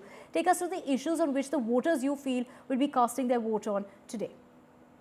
So, despite Article 370 or the full statehood issue being raised by the political parties, the major issue here still remains the unemployment issue or the price rise issue or the lack of job issues for the local Kashmiris or the Jammu people.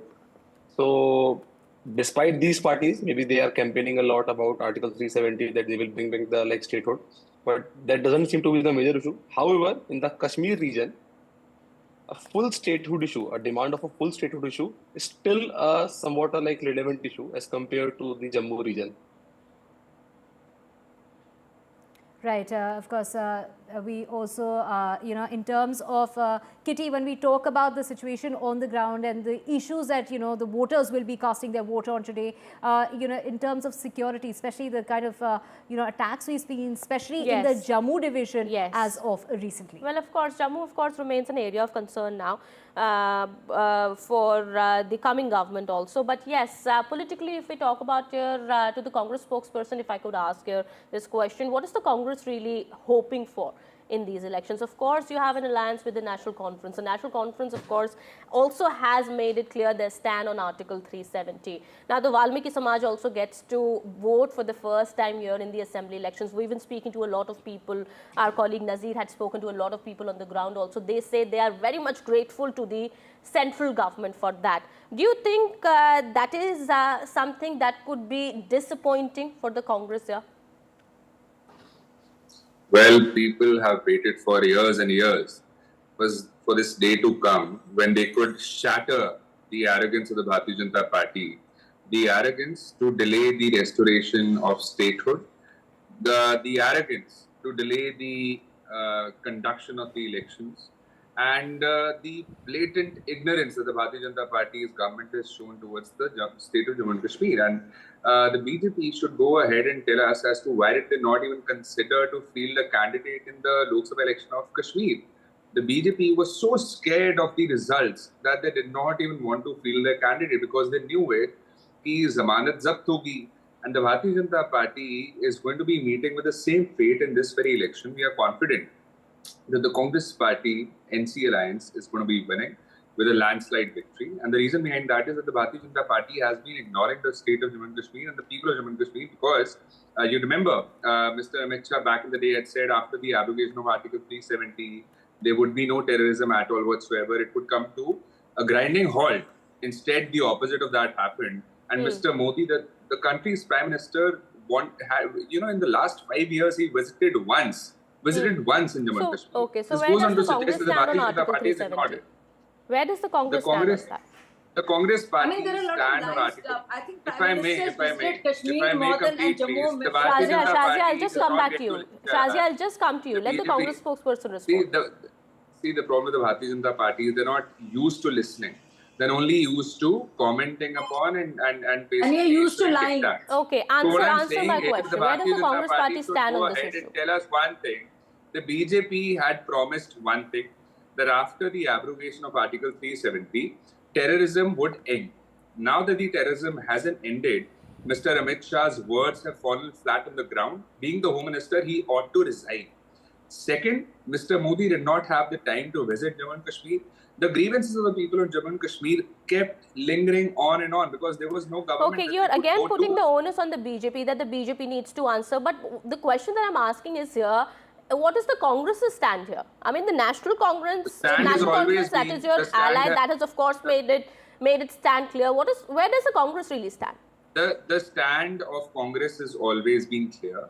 What the people want is what the Congress wants, and that is what we'll continue. What do you think? What do the people want? Number two, the people want what the people want will be spoken by the people, and whatever they want, the Congress will always deliver it. Number two, all I'm trying to say here is that on one hand, it's the Congress Party that has time and again raised the voices of the people that have been neglected, that have been negated by the Bharatiya Janata Party, and on one side we have the Bharatiya Janata Party who negated the exodus of the Kashmiri Pandits when it was happening. And you remember that back in the day, through various government schemes, people had gone to Jammu and Kashmir to get the employment there. And because there was these obnoxious circumstances, they had to leave Jammu and Kashmir. And around 5,000 to 6,000 people had to leave from there.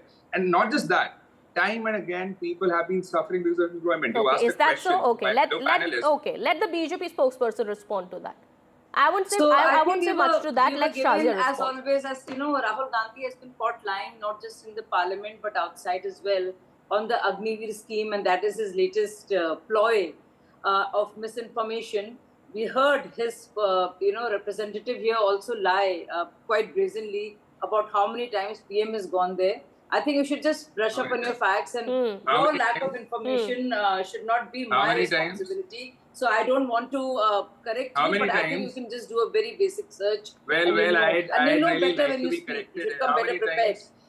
Thirdly, and most importantly, these are the people who created the issue. It was in 87 when the Rajiv Gandhi Farooq Abdullah Accord was signed, which led to militancy. They are responsible for 55,000 killings, civilian casualties, and other casualties in the region. And this is very rich coming from them. So it's like we will create the problem, we will hobnob with the terrorists, We will be with the party which says we want dialogue with Pakistan. Who's Tariq Ahmed Mir? So, you know, if Tariq your Ahmed people Mir? and your proxies are creating and killing One question. ordinary Jammu residents and Kashmiris, you have blood on your hands, my dear Who's friend. Tariq and you have Ahmed a Mir? lot to Now, answer for. okay, So Miss- besides lack Who's of Tariq knowledge Ahmed that Mir? you clearly have, you also Could do not BJP know spokesperson tell us what has who's happened. Tariq Ahmed Learn Mir? understand the The person background who was of the given ticket in party 2014. and how it's meddled and ruined and Could damaged the the BJP prospects of spokesperson an tell us entire who is Tariq generation. Ahmed Mir, who was given Entire ticket by generation you and more, I in should say 2014 two assembly generations, elections, who were because arrested by the 30 NIA years, for procuring 30 years of weapons blackguardness, for Hizbul 30 years of Mujahideen commander hartal, Naveed Babu. 30 years of curfews, 30 years of militancy, Taleem Hussain and Shah. many, Ashpreet, many I'll give you a years chance. of I'll give you a stone chance to pelting. speak. This is Let Shazia totally on respond. you, and don't keep speaking over me because I'm calling you out. I was just making Let a case her for answer. women. Let her Because I answer. will Sorry, keep interrupting. You've also because you're spoken about speaking the now and Kashmiri you continue Pandits to do ex-donors, that when I saying was that the doing it. BJP So I will completely also do the neglected same. them. No, you did But the not BJP stop has him been time when and he was again speaking raising over their me. issue He and continued has to, been so talking I will about their also speak rights. over him. Let Shazia respond. Yes, Shazia, go ahead. Yeah, so he continued to speak over me, and that's one reason why I Because also you do the did same. that. So he talked about how many votes he'll get. Do you know, Umar Abdullah, your partner, how badly he lost? Do you know how badly Mehbooba Mufti lost? Do you realize that in the Lok Sabha elections? Do you know that there hadn't been panchayat elections, there hadn't been DDC elections, that there was no grassroots democracy at all in Kashmir?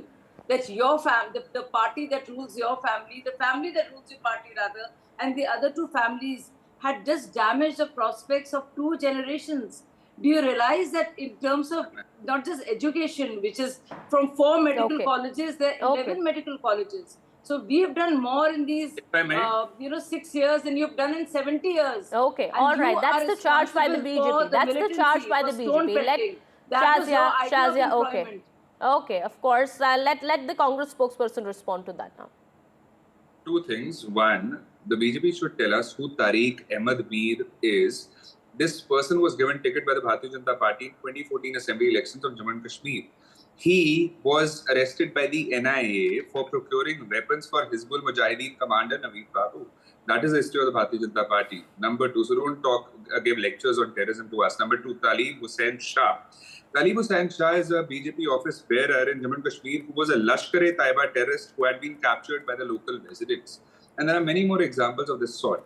So how could we Really, expect your the Bharatiya information Janata is Party very, to very do low. anything to Arshdeep, resolve you the really need issues to of be people of better Jammu and prepared. Kashmir? You know The fact very of the little. matter is the Bharatiya Janata No, Party you know needs very to tell us little. Your why do you lies are have caught these out kind of every leaders in your time. party? And you're doing the Why same did you again. have these kind of leaders in your party? And how do we expect you to do anything to resolve the issues and grievances of the people on Jammu and Kashmir Arshdeep, who you are need to tired visit of the terrorism state to know. militancy? You need to visit How the do state we to know. expect you And to you do need to anything? just learn, How read a can few people things. expect you to form Instead of government just and do babbling. anything for them? But why When you wasn't have been that the harboring these Pakistan kind of defense people in your minister party, said when you have been giving tickets to the such people, agenda that their views and the Congress NC's views are similar on Article 370. There was a lot of uproar over that also. And many said that, the NC and the Congress, of course, are peddling the same agenda as the Pakistan, because the Pakistan defense minister continued to say that, their views, the views of Pakistan and that of the Congress and the NC are similar. give us Pegasus. No, for one day we'll tell Ishara kahan se hota hai, who asks the defense minister to issue a comment, and very conveniently, politics of convenience happens. We really want the Bharatiya Janata Party to give us Pegasus for one day so that we could tell them Ishara who kahan se raha hai and when is it happening? Just see how juvenile. Just see how juvenile this all I'm saying is the Bharatiya Janata Party. Now please okay. hear me out. What I'm saying Seriously, is the let's have a Bharatiya Janata serious Party debate and tell let's us not have a few things. You had promised employment to the people of Jammu and Kashmir. Where is employment? You made your point. You made your point, Ashpreet. All right. I've not been able to give much time to Mr. Akshat here also. We are just wrapping this discussion. We don't have much time. I'm really very sorry. Meanwhile, thank you so much, Ashpreet, Shazia, as well as Akshat for joining us here on the broadcast here. I hope next time we have more time and we'll be able to take this discussion further. Right, Kitty, thank you so much for that. And as we get up for the launch of the 11th season of the NDTV Detol Banega Swasth India campaign, the Environment Minister, Bhupendra Yadav, spoke exclusively to NDTV about the need to shift from mindless consumption to mindful use of our Earth's resource to ensure a better future for generations. Take a look at this story. As we are ready to launch season 11 of the Banega Swasth India campaign, we have a very special guest with us. हमारे साथ हैं Environment Minister Bhupendra Yadav. Sir, प्रधानमंत्री का एक initiative है mission life. ये आज के समय की आवश्यकता है. जिस धरती पर हम रह रहे हैं, ये धरती हमें अपने उत्तराधिकारियों को देने के लिए मिली है और इसलिए धरती के संसाधनों का उपयोग कैसे हो. हमारे को माइंडलेस कंजम्पशन की जगह माइंडफुल यूटिलाइजेशन की ओर जाना होगा और इसके लिए आजकल हमारी मिनिस्ट्री मिशन लाइफ के लिए आइडियाज़ फॉर लाइफ कैंपेन चला रही है, जिसको आप आइडियाज़ फॉर लाइफ हैशटैग पे भी देख सकते हैं. और हमारे जुड़े हुए जो विषय हैं, वाटर को लेकर के, एनर्जी को लेकर, ई वेस्ट को लेकर, डिजिटल वेस्ट को लेकर, हेल्दी लाइफस्टाइल को लेकर, फूड को लेकर, हम किस प्रकार के अच्छे इनिशिएटिव बना सकते हैं जो हमारे धरती को भी अच्छा रखे और दुनिया को भी अच्छा रखे. दूसरा, एक पेड़ माँ के नाम प्रधानमंत्री जी के द्वारा इनिशिएटिव चलाया गया है कि हमारा ग्रेटिट्यूड अपनी माँ के प्रति भी है, धरती माँ के प्रति भी है. और इसलिए मैं आह्वान करना चाहूँगा कि सब अपने जीवन में कितनी ही बड़ी संपत्ति अर्जित करें, लेकिन एक पेड़ माँ के नाम पे जरूर लगाएं. सर, आपने इतने अच्छे इनिशिएटिव्स करे और आपने इतनी अच्छी तरह हमें समझाया, जनता को समझाया. सर, एक सवाल क्लाइमेट चेंज पे एज एन एनवायरनमेंट मिनिस्टर आपसे पूछना पड़ेगा. सर, हम जी रहे हैं, चाहे वो बाढ़ हो, बारिश हो, गर्मी हो, we are witnessing it. Sir, climate action के तौर पे मिटिगेट करने के लिए क्या स्टेप्स हमें लेने चाहिए? सबसे पहले तो हमें एनवायरनमेंट के प्रति जागरूक होना होगा, अपने पर्सनल कंजम्पशन पे ध्यान देना होगा और दुनिया में पॉजिटिव चीज़ क्या कर सकें, हम कैसे इसमें आगे बढ़ सकें और किस प्रकार से हमें बायोडाइवर्सिटी को सेव करने के लिए, अपनी नदियों को अच्छा रखने के लिए, अपनी झीलों को स्वच्छ बनाने के लिए, अपने शहरों को भी अच्छा बनाने के लिए और जो चीज़ें हमने धरती से ली है उसको रीयूज़, रिसाइकिल करके हम दुनिया को कैसे अच्छे बनाएं, वो काम करना होगा. And with that, we're slipping a very short break. News and updates will continue on the other side. To stay with us.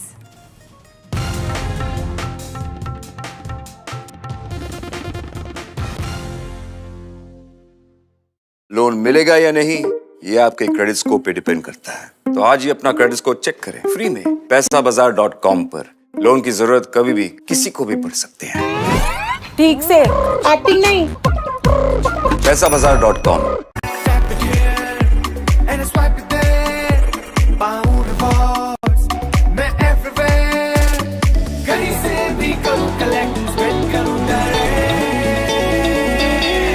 Download any single ID partner app, link your card and earn reward with top brand. Get it free with single ID.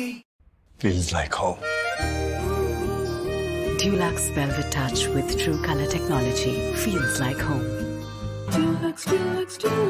Loan मिलेगा या नहीं, ये आपके credit score पे depend करता है. तो आज ही पैसाबाजार.com पर जाइए और अपना क्रेडिट स्कोर चेक कीजिए फ्री में, क्योंकि लोन की जरूरत कभी भी किसी को भी पड़ सकती है. बस एक्टिंग करा लो इनसे. पैसाबाजार.com. क्रेडिट स्कोर चेक, आदत अच्छी है. For every news from every part of the country, download कीजिए NDTV ऐप. सिर्फ एक ऐप जो आपको बताता है क्या हो रहा है in the world of business, politics, sports and entertainment. देखना ना भूलें हमारी movie युद्रा in the theatre. Read all about Yudra on the NDTV app. So download now. Stay informed and entertained with the new and updated NDTV News app. You can watch all our channels live, listen to podcasts, read breaking and exclusive news from around the world and more. Download the NDTV app today and get access to the best journalism and storytelling on your smartphone or tablet. The NDTV app. News that matters to you. Loan मिलेगा या नहीं, ये आपके credit score पे depend करता है. आज ही जाइए पैसाबाजार.com पर और अपना क्रेडिट स्कोर चेक कीजिए फ्री में, क्योंकि लोन की जरूरत किसी को भी कभी भी पड़ सकती है. चल एक्टिंग थोड़ा भेल बनो. पैसाबाजार.com. I've been reporting on all issues big and small from Andhra Pradesh, Telangana, rest of South India, bringing you all the action, all that you need to know, all that you want to know. The energy of maximum city is infectious. I bring in that energy in our news coverage from financial capital Mumbai.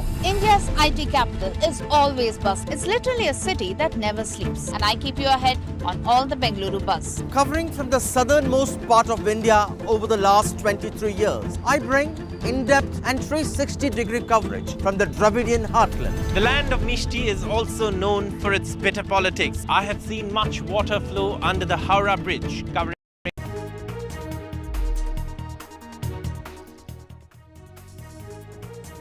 It's 10 a.m. You are watching NDTV 24/7. I'm Parmeshwar Bava. We've got an action-packed bulletin lined up for you over the next 1 hour. Let's begin with the headlines we're tracking currently. Agitating junior doctors in West Bengal resumed their indefinite total cease work to press the state government on various demands, including ensuring their safety and security at all medical establishments. This just a day after Bengal government sought more time from the Supreme Court to improve the security mechanisms at the medical colleges in the state. Actor and Shiv Sena leader Govinda has been taken to the nearest hospital after he accidentally shot himself in the leg by his own revolver earlier today.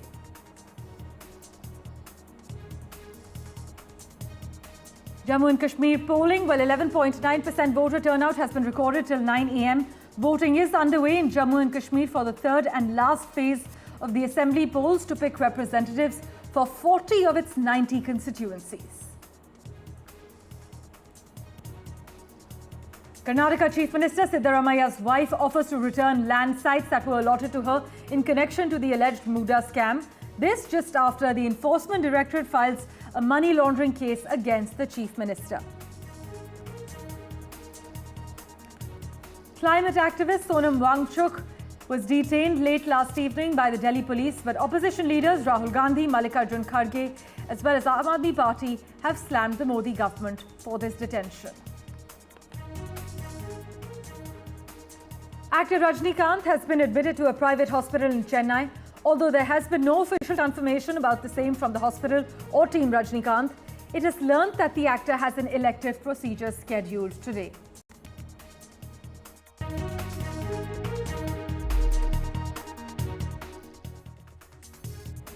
Well, our big focus, agitating junior doctors in West Bengal have resumed their indefinite total cease work today to press the state government on various demands, including ensuring their safety and security at all medical establishments. The junior doctors had on the 21st of September rejoined their duties, as my colleague Saurabh Gupta was reporting from Ground Zero, partially at government hospitals after a 42-day protest. They were on a cease work agitation to protest against the rape murder of an on-duty woman doctor at the RG Kaur Medical College and Hospital on the 9th of August. My colleague Saurabh Gupta is tracking the latest developments for us. He joins us live at the moment. Saurabh, the agitating doctors in West Bengal have now resumed their indefinite total cease work to say that they will not continue work until their demands are met?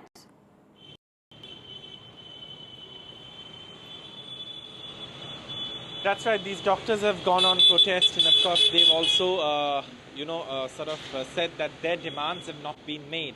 I beg your pardon. And these demands include the demands of security mechanisms that have to be put in place. And they've also, obviously, in all of this, said that their demands need to be met, and that's why they're going on this cease work protest. Now, yesterday in the Supreme Court, the state government told the court that they would need more time.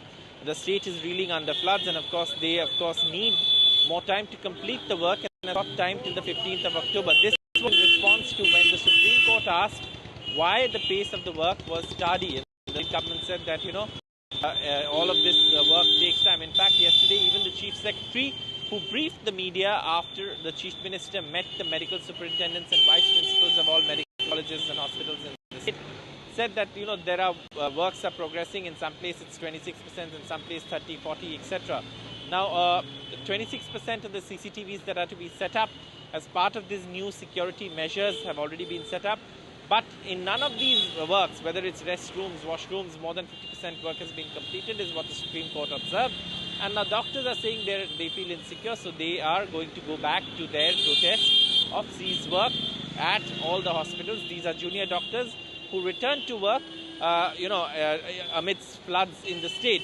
And now again, of course, there are fears of flash floods as well. But the administration says that they're working to ensure that, the security measures that have been put in place in the wake of the RG Kaur incident are completed, and they've sought time till the 15th of October.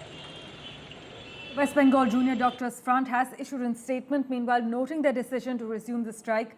As Saurabh is reporting, they have emphasized that without concrete action from the government to address safety concerns, patient services and political influence, they would be forced to continue their strike indefinitely. Saurabh, have we heard from the Chief Minister's office yet?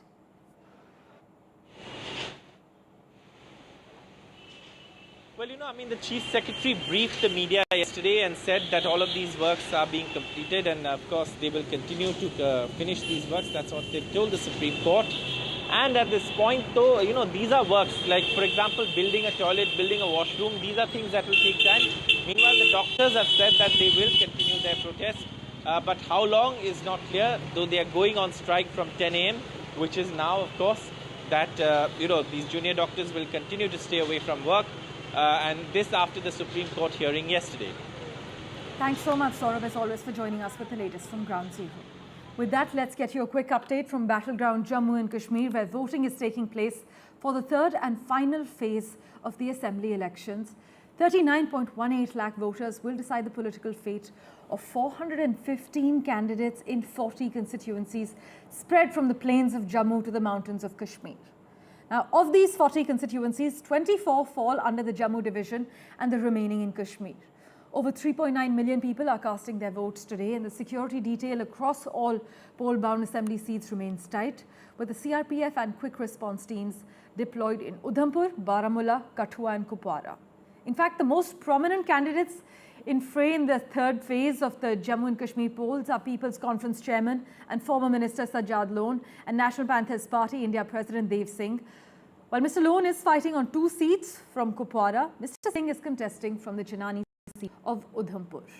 There are hopes that this phase will see the maximum turnout. In fact, let's go across to my colleague Nazir Masoodi, who joins us from Ground Zero at the moment. But before that, let's just listen to the political reactions we have lined up for you. ये उत्सवमय वातावरण, ये लोकतंत्र का उत्सव, ये जमहूरियत का जश्न, ये ना केवल जम्मू में बल्कि सारे के सारे जम्मू कश्मीर में कई वर्षों के बाद पहली बार देखने को मिल रहा। मैं तो ये कहूँगा कि this is the true main streaming of democracy in Jammu and Kashmir. लोगों से अभी तो सवेरे सवेरे है, 7 बजे सुबह के, पूरा दिन है, अभी 11-12 घंटे है। मैं सबसे वोटरों से जम्मू कश्मीर के, चाहे वो कश्मीर वादी के हों या जम्मू के हैं, सबसे निवेदन यही करूंगा कि अभी 10-11 घंटे हैं वोट डालने के, तो शाम तक सबको वोट डालना चाहिए। बुजुर्ग, बूढ़े, नौजवान, बहनें, माएँ, बेटियां, बहू, सबको वोट डालना चाहिए। My colleague Nazir is live with us. Nazir, there are hopes that this phase will actually see the maximum turnout? Well, exactly, and the first 2 hours have clearly seen an encouraging voter turnout, which is more than 11% across 40 constituencies in Jammu and Kashmir. But here in Jammu city, I didn't see the long queues like we used to see, particularly in the parliament elections, and you see just few people, women, just standing in the line. That doesn't mean that this is a trend everywhere. Particularly in rural areas, I see there are large number of people have already turned up to cast their vote. But in the Jammu city also, I have seen, whether I was in Gandhinagar or in this polling station, I have not seen long lines the way we have seen in parliamentary elections. Having said that, this is a do or die battle for the BJP in Jammu here, because these 24 seats which are going to polls today have been the bastion of BJP. And they have won both the seats, parliament seats from this Jammu region in the recent parliament elections. They had won 25 seats from Jammu in last assembly elections in 2014. Will they repeat that performance? Only the voters will tell today what they have up to, what they are up to, and what is in their mind. But the only thing everybody wants is that should be encouraging, increasing participation in these polls, because first 2 phases have not been as encouraging as many would have liked them to be, because it has not matched, the turnout has not matched the voter percentage of even 2014, which was 66%, but it was either around 60% in first phase and less than 60% in the second phase.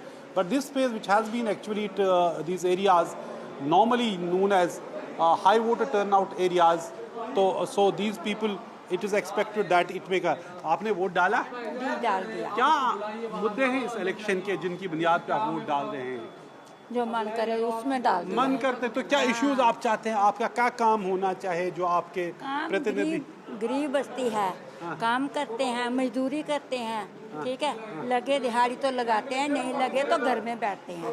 तो आप क्या चाहते हैं? आपके vote से तब्दीली आनी चाहिए, क्या फर्क पड़ता है? हमारा भी कुछ मसला हल होना चाहिए। गरीबों का क्या, कोई बच्चा थोड़े कमाने वाला, खुद कमाते हैं, तो थोड़ी पेंशन वगैरह होनी चाहिए, हेल्प होनी चाहिए बच्चों की, यही होना चाहिए। और क्या होना चाहिए? गरीबों का यह क्या है? So she's saying that the government should take care of the poor. They should look after the poor. That is everything.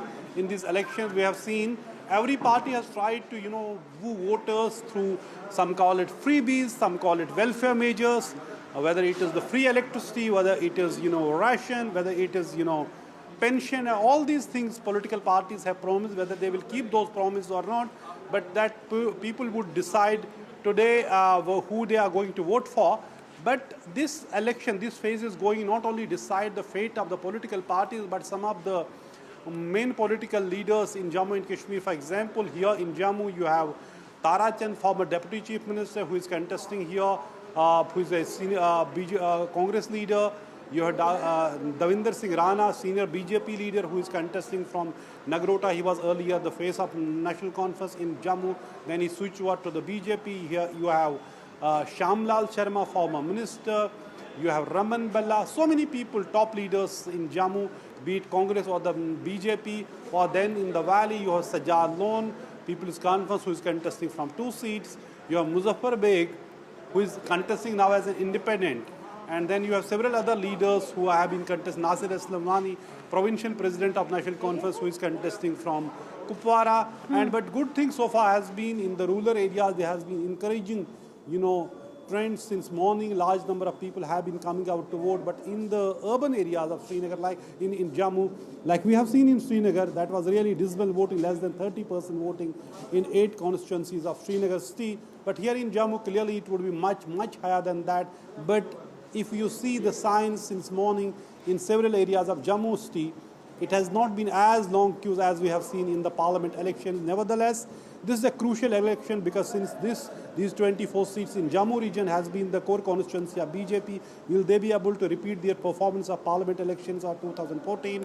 In the valley, BJP doesn't have much presence, so they are all relying on this phase. Third phase, particularly in Jammu region, stakes are high for all the parties who will perform best in this phase will be in the driver's seat when the results are out. We already have had polling for 50 seats in 2 phases.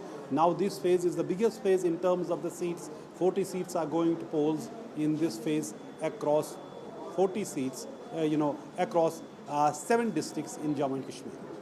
Right, Nazir. Also, many point out that the highlight of this voting in this phase will be the participation of West Pakistani refugees from the Valmiki Samaj and Gorkha communities who got voting rights in the assembly, urban local body polls and panchayat elections only after the abrogation of Article 370? Yeah, exactly. That is one of the important highlights of this election, because this election is the first election which is happening after the abrogation of Article 370. And that is why then when there are constitutional changes, many things happen in the real life of the people. For example, people who are living here, be it West Pakistan refugees or you have Valmiki societies who are not the permanent residents of Jammu and Kashmir, they are for the first time getting the right to vote. In fact, they were celebrating it, is saying it is the really historic moment in their lives because they have been able to cast their vote for the first time in their lives.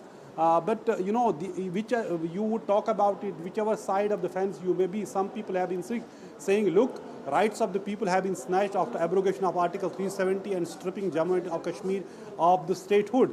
But those who have got the right to vote, they are saying, look, it was a discriminatory law.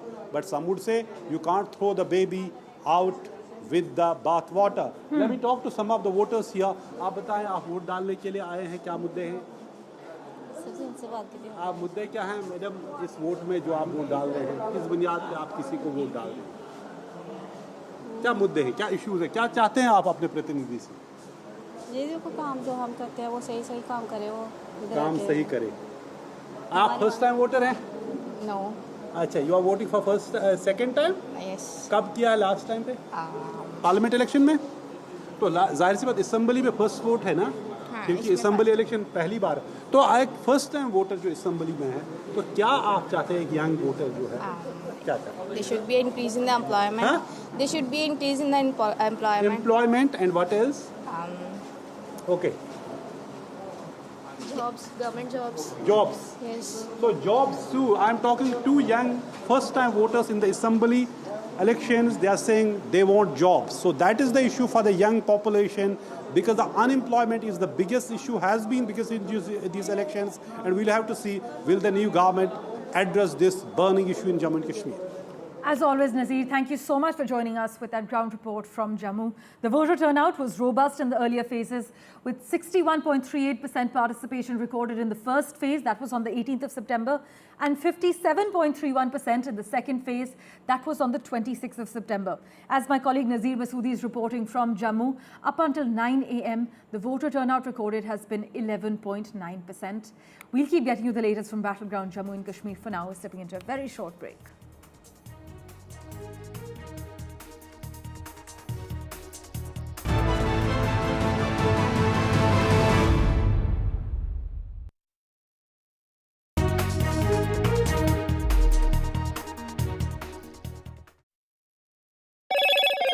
Hello, Moto.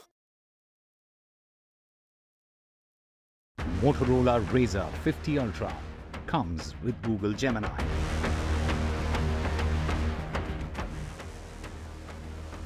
Narendra Modi has posted on X saying birthday greetings to our former president, Ramnath Kovind. He is widely respected for his service to society and contribution to national progress. In fact, Narendra Modi adds his insights into various subjects are also very enriching, praying for his long and healthy life.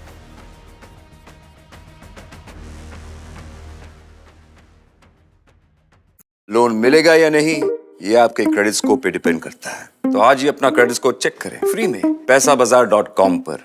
Loan की जरूरत कभी भी किसी को भी पड़ सकती है। ठीक से एक्टिंग नहीं। पैसाबाजार.com।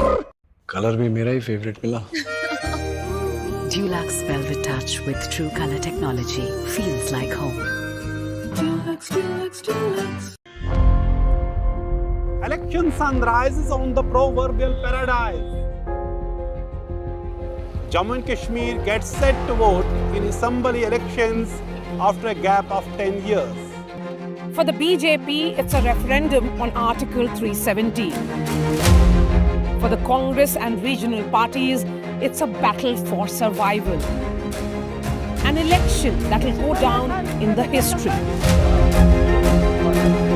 Watch the most comprehensive, the most nuanced, and the most power-packed coverage only on NDTV. Loan मिलेगा या नहीं, ये आपके क्रेडिट स्कोर पे डिपेंड करता है। तो आज ही पैसाबाजार.com पर जाइए और अपना क्रेडिट स्कोर चेक कीजिए फ्री में, क्योंकि लोन की जरूरत कभी भी किसी को भी पड़ सकती है। बस एक्टिंग करा लो इनसे। पैसाबाजार.com, क्रेडिट स्कोर चेक, आदत अच्छी है। For every news from every part of the country, download कीजिए NDTV ऐप। सिर्फ एक ऐप जो आपको बताता है क्या हो रहा है in the world of business, politics, sports and entertainment. देखना ना भूलें हमारी movie Yudhra in the theatre. Read all about Yutra on the NDTV app. So download now. Stay informed and entertained with the new and updated NDTV News app. You can watch all our channels live, listen to podcasts, read breaking and exclusive news from around the world and more. Download the NDTV app today and get access to the best journalism and storytelling on your smartphone or tablet. The NDTV app. News that matters to you. Loan मिलेगा या नहीं, ये आपके credit score पे depend करता है। आज ही जाइए पैसाबाजार.com पर और अपना क्रेडिट स्कोर चेक कीजिए फ्री में, क्योंकि लोन की जरूरत किसी को भी कभी भी पड़ सकती है। चल एक्टिंग थोड़ा भेल बनो। ये आया बात पैसाबाजार.com। New day, new show, a new experience. Start your day with the news, not views. We bring you stories that matter and impact your life. News that informs and keeps you ahead. From Maximum City, Mumbai, to the seat of power, Delhi, NDTV brings you the best breakfast show. Breakfast news.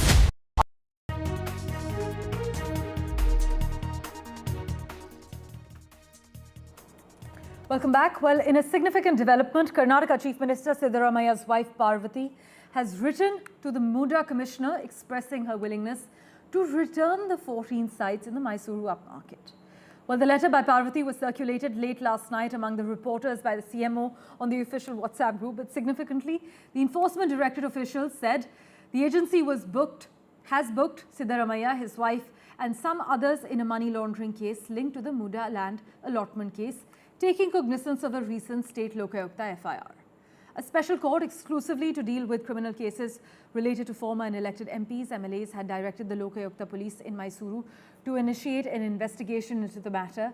And now Mr. Siddaramaiah's wife says that she is willing to return the 14 sites that were allotted to her. We have a string of reactions lined up for you. Listen in to those, followed by my colleague Pratibha Raman's ground report.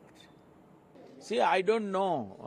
I don't know the intricacies or the decisions of ED to register a PMLA case. As far as I know, there was no financial transactions.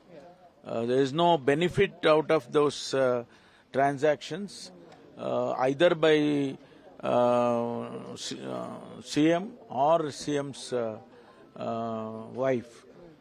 In both the cases, I don't see any financial transactions. So why or how the ED has entered, I don't know. They have to justify later on. We have read that the Chief Minister's spouse has offered to surrender the 14 controversial plots. This raises very, very serious doubts and questions because only a few days before, Mr. Siddaramaiah claimed that he was wronged and he needed 62 crore compensation for returning these plots. And today, you have the Chief Minister's wife saying she'll unconditionally return these plots. So something is definitely not adding up here. And it raises more questions than answer questions. So rather than writing letters to surrender and return plots, it's time the Chief Minister submits his resignation letter at once. Well, definitely. It is definitely a day of a lot of activities that witnessed in Karnataka as far as these cases go. The ED has registered an CIR against Chief Minister Siddaramaiah in the money laundering case related to the Muda scam. And talking about the Muda allegations, ever since it surfaced, Siddaramaiah, the Karnataka Chief Minister, has been pretty firm on his ground, maintaining that there has been no wrongdoing and that he wanted to fight this without bowing down. This is the latest statement that has come in from the Chief Minister's social media handle, where he has said that this is something that he did not expect from his wife. The returning of land was not discussed with him, and that he has also sought forgiveness from his wife for having gone through a lot with respect to this conspiracy. His wife being a victim of the political conspiracy, and that she is deeply hurt, and this has also kind of upset Siddaramaiah. These are the mentions that we see in the social media post that is just surfaced around an hour ago. And just last night, it was the letter that was written to the Muda as well as the Chief Minister by Parvati, stating that she wanted to respect the honor and dignity of her husband, who has maintained a blemishless image for a period of 40 years in his political career, and that she has never gone after land, gold or any other wealth, and that this does not really this is in comparison to her husband's dignity and honor, and that is precisely why she wants to return this compensatory set of plots. And she's also mentioned that she wanted to do it initially when the Muda allegations surfaced, but many of her well-wishers told her that we need to fight this politically and legally. But the question still remains, why now? Back to you. Well, let's turn our attention now to news coming in. Well, actor and Shiv Sena leader Govinda accidentally shot himself in the leg. He was taken to a hospital earlier today, and according to initial reports, he accidentally shot himself with his revolver at around 4:45 a.m. this morning. He sustained a bullet injury to his leg. We are told he's being treated at the moment by doctors. Govinda was reportedly cleaning the weapon in his Mumbai house at 4:45 a.m. this morning is what we're told. Let's go across to my colleague Sujata, who's tracking the latest developments for us.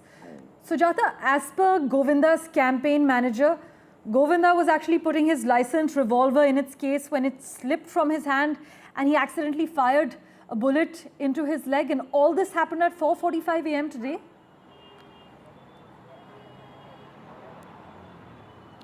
Well, yes, and what we gather from Govinda's manager at this point, he stated that Govinda was off for an event in Kolkata when the preparations were done, and the licensed gun that he owns was he was trying to keep it back in the cupboard. That is when the bullet there, it occurred, and accidentally it went and placed itself into the knee of Govinda, or the left leg, and after which he was rushed to the hospital here at Critical Hospital in Juhu. And at present, the daughter of Govinda as well as his other family members are present, whereas his wife, who was already there in Kolkata, has now taken a flight to come here. And this incident happened at around between 4:45 to 5 in the morning, and it is being said that it was basically this was an involvement where a misfire incident that has happened, where the bullet was accidentally discharged from his own licensed gun that he owns, after which the Mumbai police, they rushed to spot, and before that Govinda was brought here at the Critical Hospital, where at present he is admitted in the ICU, and the doctors state that he is in a good condition and a safe condition for now, whereas the bullet has been removed. And also there is this ICU observation where he will be kept for 24 hours, after which he will be either kept in a better ward where he will be treated further. However, he will be in a safe zone and he will be removed from the ICU. So at present, Govinda himself has assured his fans through an audio note that he is fine and the bullet has been removed, whereas this is an event which was to be happened tomorrow. However, it did not. Now the event stands cancelled because of this incident, whereas the manager says that he was already at the airport and it was Govinda who was on his way. However, as soon as he tried placing the revolver in the cupboard, that is when it fell down and the bullet was discharged. Right, in fact, Sujata, I sincerely apologize, I'm cutting you through. We actually have a reaction from the actor himself. Govinda has now said that the actor is out of danger. Let's revert to Sujata for the latest coming in.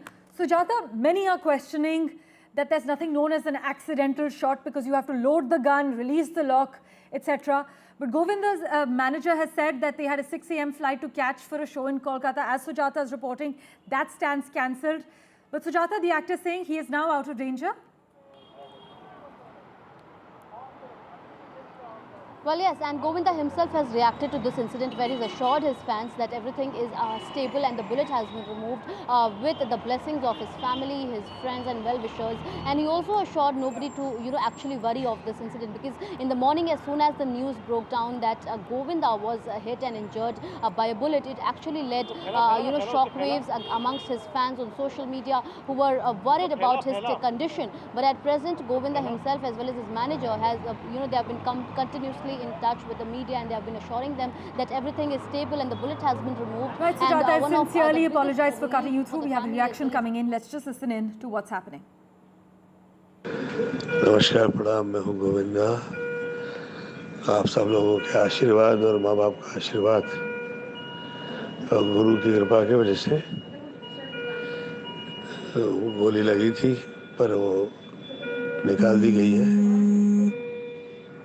मैं धन्यवाद देता हूँ यहाँ के doctor का, आदरणीय doctor Agarwal जी का, और आप सब लोगों की प्रार्थनाएं जो है, आप लोग का धन्यवाद। प्रणाम। Well, you've just heard a reaction coming in from the actor himself. That was a reaction over the phone line where actor Govinda says he is out of danger. The bullet has been taken out and he was injured due to a misfire. He was taken care by doctors. He was rushed to the hospital, remember, earlier today. But his caption... Right, I am told Sujata is still with us at the moment. Sujata, we've just heard the reaction coming in from the actor. He has categorically said that it was a misfire and he is safe now. What further details can you disclose to our viewers currently?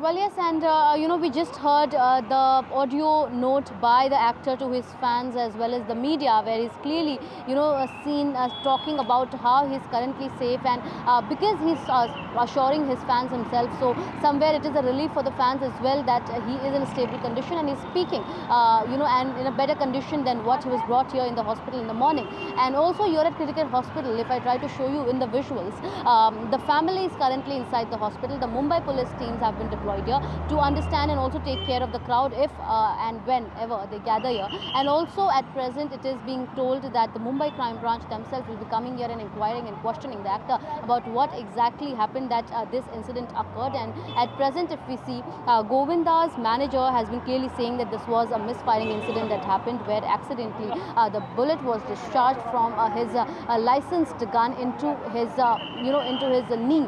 But what was the exact occurrence of events is what the Mumbai police will try to understand after that. And an authoritative statement will also be out, after which it is likely that the family as well as the spokesperson of Govinda might also come out and give a statement into the media, because the fans have been continuously active on social media texting about him, and also speaking about his recent him joining hands with the Shiv Sena. It is likely that the chief minister himself is likely to come here at the hospital and meet the actor, after which this incident has happened. But at present, what we get to know from the hospital doctors is that they state that currently the actor is in a better condition. He's speaking, he's assuring his family members that he's fine. He's in the ICU currently. It will be a one-day observation where he'll be kept, and after which he will be either sent back home or kept in a general ward for a few days. And also at present, the family members have begun to come. However, now that the Bollywood also comes to know about this, they'll be they'll be starting coming here soon, and the chief minister as well as the other party members of Shiv Sena and other political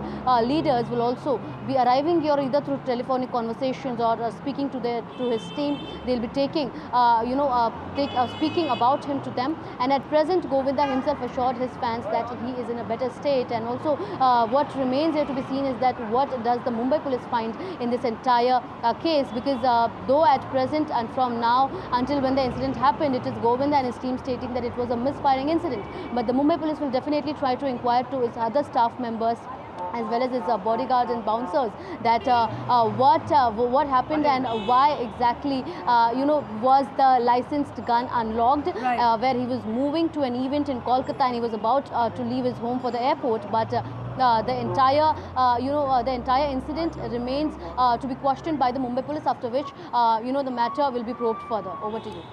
Right. In fact, as Sujata is reporting, many are questioning whether an accidental shot can actually happen, because you have to load the gun and release the lock. But his campaign manager has said that allegedly the revolver was in a cupboard when it fell to the floor and went off, and then the bullet hit Govinda below his knee.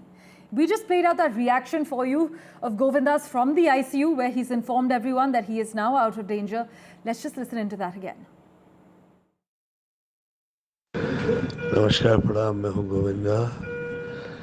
आप सब लोगों के आशीर्वाद और माँ बाप का आशीर्वाद और गुरु की कृपा की वजह से गोली लगी थी, पर वो निकाल दी गई है। मैं धन्यवाद देता हूँ यहाँ के डॉक्टर का, आदरणीय डॉक्टर अग्रवाल जी का, और आप सब लोगों की प्रार्थनाएं जो है, आप लोग का धन्यवाद। प्रणाम।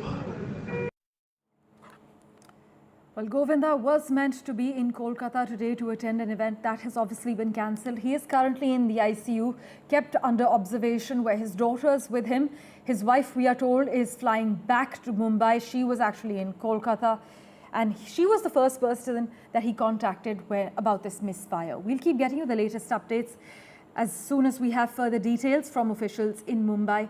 For now, let's turn our attention to the other big story we're tracking. Well, the Delhi police has detained climate activist Sonam Wangchuk late last evening, and his supporters at the Singhu borders. Well, the leader of opposition in the Lok Sabha, Rahul Gandhi, has now criticized the Delhi police's detention of the climate activist Sonam Wangchuk and his supporters at the Singhu border, describing it as unacceptable. In fact, Rahul Gandhi has said the detention of Sonam Wangchuk and hundreds of Ladakhis who were peacefully marching for environmental and constitutional rights is unacceptable. This is what Mr. Gandhi has stated in a post on X. He attributed the responsibility for the detention to Prime Minister Narendra Modi. But Mr. Wangchuk and his supporters were detained by the Delhi police late last evening. Section 163 of the BNS has been imposed at the Delhi borders. This is what the Delhi police has announced. Activist Wangchuk and other volunteers have embarked on a foot march from Leh to New Delhi in order to urge the centre to resume dialogue with Ladakh's leadership regarding their demands. In fact, I must inform our viewers that one of their key demands is for Ladakh to be included in the 6th schedule of the Constitution, which would grant lawmaking powers to the local population to protect their land and protect their cultural identity. 80 साल का एक बुजुर्ग अपने लद्दाख जैसे क्षेत्र की, जो पाकिस्तान से जुड़ा हुआ क्षेत्र है, सेंसिटिव क्षेत्र है, वहाँ के लिए कुछ मांगने अगर अपने देश की राजधानी में आ रहा है और महात्मा गांधी की समाधि पे आ रहा है, जिन्होंने पूरा जीवन अंग्रेज़ों के खिलाफ अहिंसा और विरोध में काट दी, ऐसे में केंद्र सरकार का दिल्ली में कर्फ्यू लगा देना, ये कह देना कि अब आने वाले 6 दिनों के अंदर 5 से ज़्यादा लोग इकट्ठे नहीं हो सकते, क्या बकवास है। My colleague Tanushka is tracking the latest developments for us. She joins us live at the moment. Tanushka, we've heard opposition leaders like Rahul Gandhi and Mallikarjun Kharge, as well as the Aam Aadmi Party, slam the Modi government for this detention. But could you confirm whether climate activist Sonam Wangchuk is still detained by the Delhi police? Parmeshwar, yes, Sonam Wangchuk, climate activist, is still very much detained by Delhi police. I'm currently outside Bhawana police station, wherein he is currently under detention by the police. Remember, they were all detained along with his 150 supporters from the Singhu border. And I'm joined with someone who is a supporter of Sonam Wangchuk and the movement, of course. And he just met with Sonam Wangchuk inside as well. Sir, आप हमें अपना नाम बताएं और बताएं कि सोनम जी अंदर जो है किस हालत में है, डिटेंशन में कब तक रहेंगे, आपकी क्या बातें हुई उनसे? सोनम वांगचुक जी स्वस्थ हैं। मेरा नाम सतेंद्र लोचब है, भारतीय किसान कामगार अधिकार मोर्चे से हूं मैं। और यहीं बवाना के अंदर जैसे ही हमें मैसेज आया कि भाई सोनम वांगचुक को बवाना या कंजावला थाने में डिटेन किया हुआ है, तो जैसे ही हमें पता चला तो हम यहाँ पर पहुँच गए, उनसे मिले हैं, स्वस्थ हैं, अनशन पर हैं, कुछ खा पी रहे नहीं है, लेकिन वो भी स्वस्थ हैं और जो उनके साथी हैं वो भी स्वस्थ हैं। ये तो क्रांतिकारी के लिए गहना है कि भाई उनको गिरफ्तार कर लिया, डिटेन कर लिया, तो ये तो चीज़ें क्रांतिकारी के जीवन में आती रहती हैं। Right. So what we're understanding right now from this, supporter of the movement as well is that Sonam Wangchuk is inside, and he says that he met with him and he's under, like stable and healthy conditions. However, he's still continuing with his protests, which means that he's not, eating or drinking anything at the moment. Back to you. As always, Tanushka, thanks so much for joining us with the latest update. Let's switch tracks now. Vardhman Group Chairman SP Oswal was duped by cyber fraudsters into transferring 7 crore rupees to their bank accounts and was also taken into digital custody by the fraudsters who posed as CBI officials, he said, adding that they kept him under digital surveillance for 2 days via Skype as a suspect in a money laundering case. The fraudsters impersonated Chief Justice of India, Justice D.Y. Chandrachud, held a fake Supreme Court hearing via Skype and cited the money laundering investigation against Jet Airways founder Naresh Goyal. Lots to unwrap there. Mukesh reports.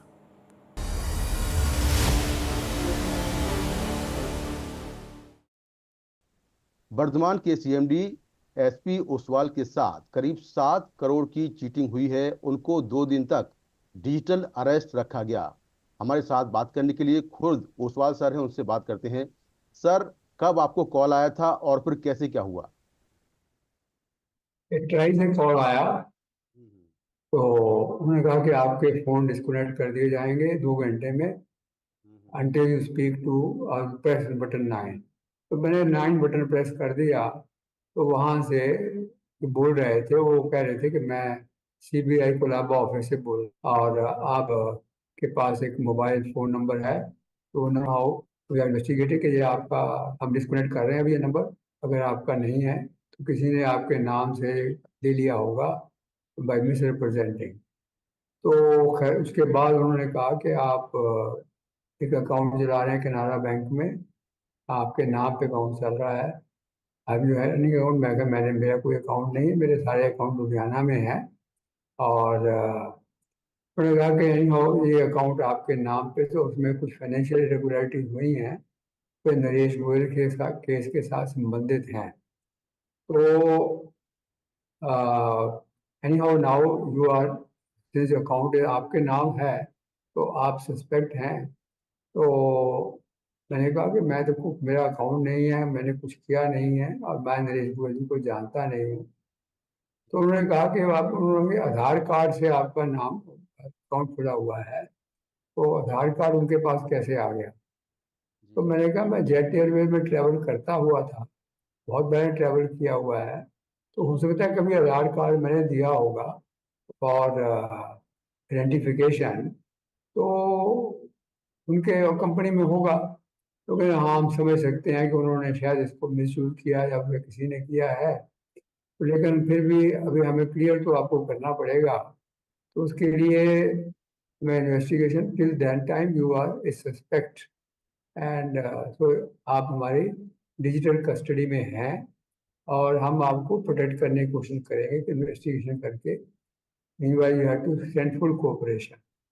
तो मैं भी थोड़ा confidence हो गया कि ये मुझे protect करेंगे, सेव करेंगे, तो इन्वेस्टिगेशन क्लियर कर देंगे। तो फिर बात चलने शुरू हो गई, यानी हाउस में सीनियर आ गया मिस्टर राहुल गुप्ता, जो कि चीफ इन्वेस्टिगेशन ऑफिसर अपने आप को बताते थे। तो उन्होंने मुझे सर्वेलेंस के रूल भेज दिए कि सर्वेलेंस के 56 रूल्स हैं, और फिर एक लेटर लिखवा दिया प्रायर इन्वेस्टिगेशन के, प्रायोरिटी ऑन इन्वेस्टिगेशन का। मैंने लेटर बना के दे दिया कि प्रायोरिटी इन्वेस्टिगेशन की जाए। तो फिर उन्होंने कहा कि अब 1 घंटा लगेगा, हम परमिशन ले लेते हैं सीनियर से, क्योंकि आपकी इन्वेस्टिगेशन प्रायोरिटी पे कर दें, क्योंकि आप बॉम्बे नहीं आ सकते। तो शुरू कर दी। तो उन्होंने कहा सर आपकी फिर हम स्टेटमेंट लेंगे, तो मेरी स्टेटमेंट लेनी शुरू कर दी शाम को उन्होंने। तो स्टेटमेंट पहले मेरा चाइल्डहुड कहाँ पढ़ा, मैं क्या किया, बिजनेस में आया, तो फिर मेरी प्रॉपर्टी के डिटेल, क्या हमें ये आपकी प्रॉपर्टी की डिटेल चाहिए, आपके पास क्या क्या है। मैंने कहा मुझे ऑफहैंड तो याद नहीं है, लेकिन मैं आपको बता दूंगा, मैं अपने फाइनेंस और मैनेजर से बात करूंगा। मैंने कहा आप इस दौरान जब सर आप जब इस दौरान बातचीत कर रहे थे, तो जो लोग वहां से बात कर रहे थे उनका बैकग्राउंड क्या दिखाई दे रहा था? क्या उन्होंने पुलिस की वर्दी पहन रखी थी? कैसा था बैकग्राउंड वहां पर, क्या कुछ दिख रहा था आपको? देखो जो विजय खन्ना थे वो तो नॉर्मल ड्रेस में थे, और सीबीआई का ऑफिस लग रहा था, उन्होंने पीछे सीबीआई का लगाया हुआ था कि ये, उन्होंने मुझे स्काइप पे लिया था। They took me on Skype and for the purpose of surveillance, और 24 घंटे मेरी स्काइप पे फोटो आती रहती थी, और उनकी फोटो मेरे पास आती थी कि विजय खन्ना जी, और 24 घंटे विजय खन्ना ही मुझे मॉनिटर करते थे। And wherever I used to go out of my room, तो मैं उनको बता के जाता था, और साथ में टेलीफोन लेके जाता था स्काइप वाला, ताकि वो मुझे देखते रहे, चाहे खाना खाने गया हो। तो क्या क्या उन्होंने आपको किसी से बात करने से मना किया था, मैसेज करने से मना किया था कि उन्होंने कहा था कि आप इस बारे में किसी से बात नहीं कर सकते, क्योंकि ये अंडर नेशनल सीक्रेट एक्ट है, और इस एक्ट में अगर, और उन्होंने भेजा कि आपको 3 से 5 साल की सजा हो जाएगी तो उससे आप बात करोगे, और आपको भी, तो ये आपने शेयर नहीं करना किसी से। सर आपको सुप्रीम कोर्ट का ऑर्डर भेजा गया, बाकी डॉक्यूमेंट्स आपको भेजे गए, आपको क्या लगा? ये बिल्कुल जेन्युइन लग रहा था ऑर्डर सुप्रीम कोर्ट का? उसमें क्या कोई स्टैम्प लगा हुआ था सुप्रीम कोर्ट का? क्या बिल्कुल जेन्युइन हाँ ऑर्डर था? बिल्कुल, ऊपर तो जैसे वो सत्यमेव जयते होता है ना सुप्रीम कोर्ट का, वो लिखा, वो एम्बलम था, नीचे था कोई क्लर्क, कौन सा जो उनका होता है रिकॉर्डिंग का, मिस्त्री, मिस्त्री सुप्रीम कोर्ट का, उसने साइन किए होते और स्टैंप लगी हुई थी। और तो सुप्रीम कोर्ट बार एसोसिएशन की तरफ से भी कुछ था, पता नहीं क्या साइन किए होते, स्टेचुटरी कॉपी। तो when it was, honestly speaking, I was taken in completely by being overwhelmed by the intimidation or assurance also that they are going to protect me हाँ सर आपने कभी डिजिटल अरेस्ट के बारे में सुना था कि डिजिटल अरेस्ट कोई वर्ड होता है? नहीं, मैंने सुना नहीं।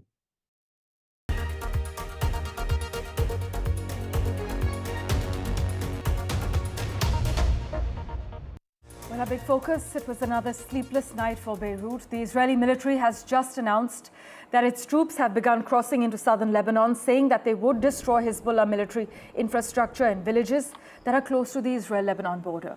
In fact, in a statement issued shortly before 2 a.m., the military described the operation as a limited operation and said that its troops had begun entering Lebanon a few hours ago in order to target sites that pose an immediate threat to Israeli communities in northern Israel. This invasion followed intense Israeli strikes across Lebanon over the past 2 weeks that have killed hundreds of people, including 95 just on Monday. Israel is trying to force a conclusion to a year-long war with Hezbollah that started in parallel with Israel's war with Hamas in Gaza, set off by the October 7 attacks on southern Israel. But in Lebanon, I must inform you, officials say more than 1,000 people have been killed. This is just in the last 2 weeks, while up to 1 million may now be displaced. When Iran is finally free, and that moment will come a lot sooner than people think, everything will be different. Our two ancient peoples, the Jewish people and the Persian people, will finally be at peace. Our two countries, Israel and Iran, will be at peace. The people of Iran should know Israel stands with you. May we together know a future of prosperity and peace. But what is unclear is how intense the combat may now be between Israeli forces and Hezbollah fighters. In fact, Hezbollah fighters are well armed and battle hardened, even if their leadership has been decimated in the last 2 weeks. But for the Lebanese people, meanwhile, their fear is that the country as a whole could be engulfed in their bitter conflict. Hezbollah says it is ready for an Israeli ground operation. The IDF has said that a limited operation has begun. Dr. John Rooney joins us live currently. He's a military intelligence researcher. Thank you so much, sir, for making time for us on NDTV. The White House says there has been no change in America's support of Israel in response to the start of what has been described as a limited ground offensive in Lebanon, despite Joe Biden's call for the Israeli government to actually consider stopping the operations. An expert has actually argued that an emboldened Israel appears to believe it can safely ignore a lame duck US president. How do you see the latest developments in the last 12 hours? I absolutely agree with that. I think that at the moment Netanyahu has played his hand very well. He has now timed this military enterprise at the time of weakness for the United States leading up to the US federal election or national election.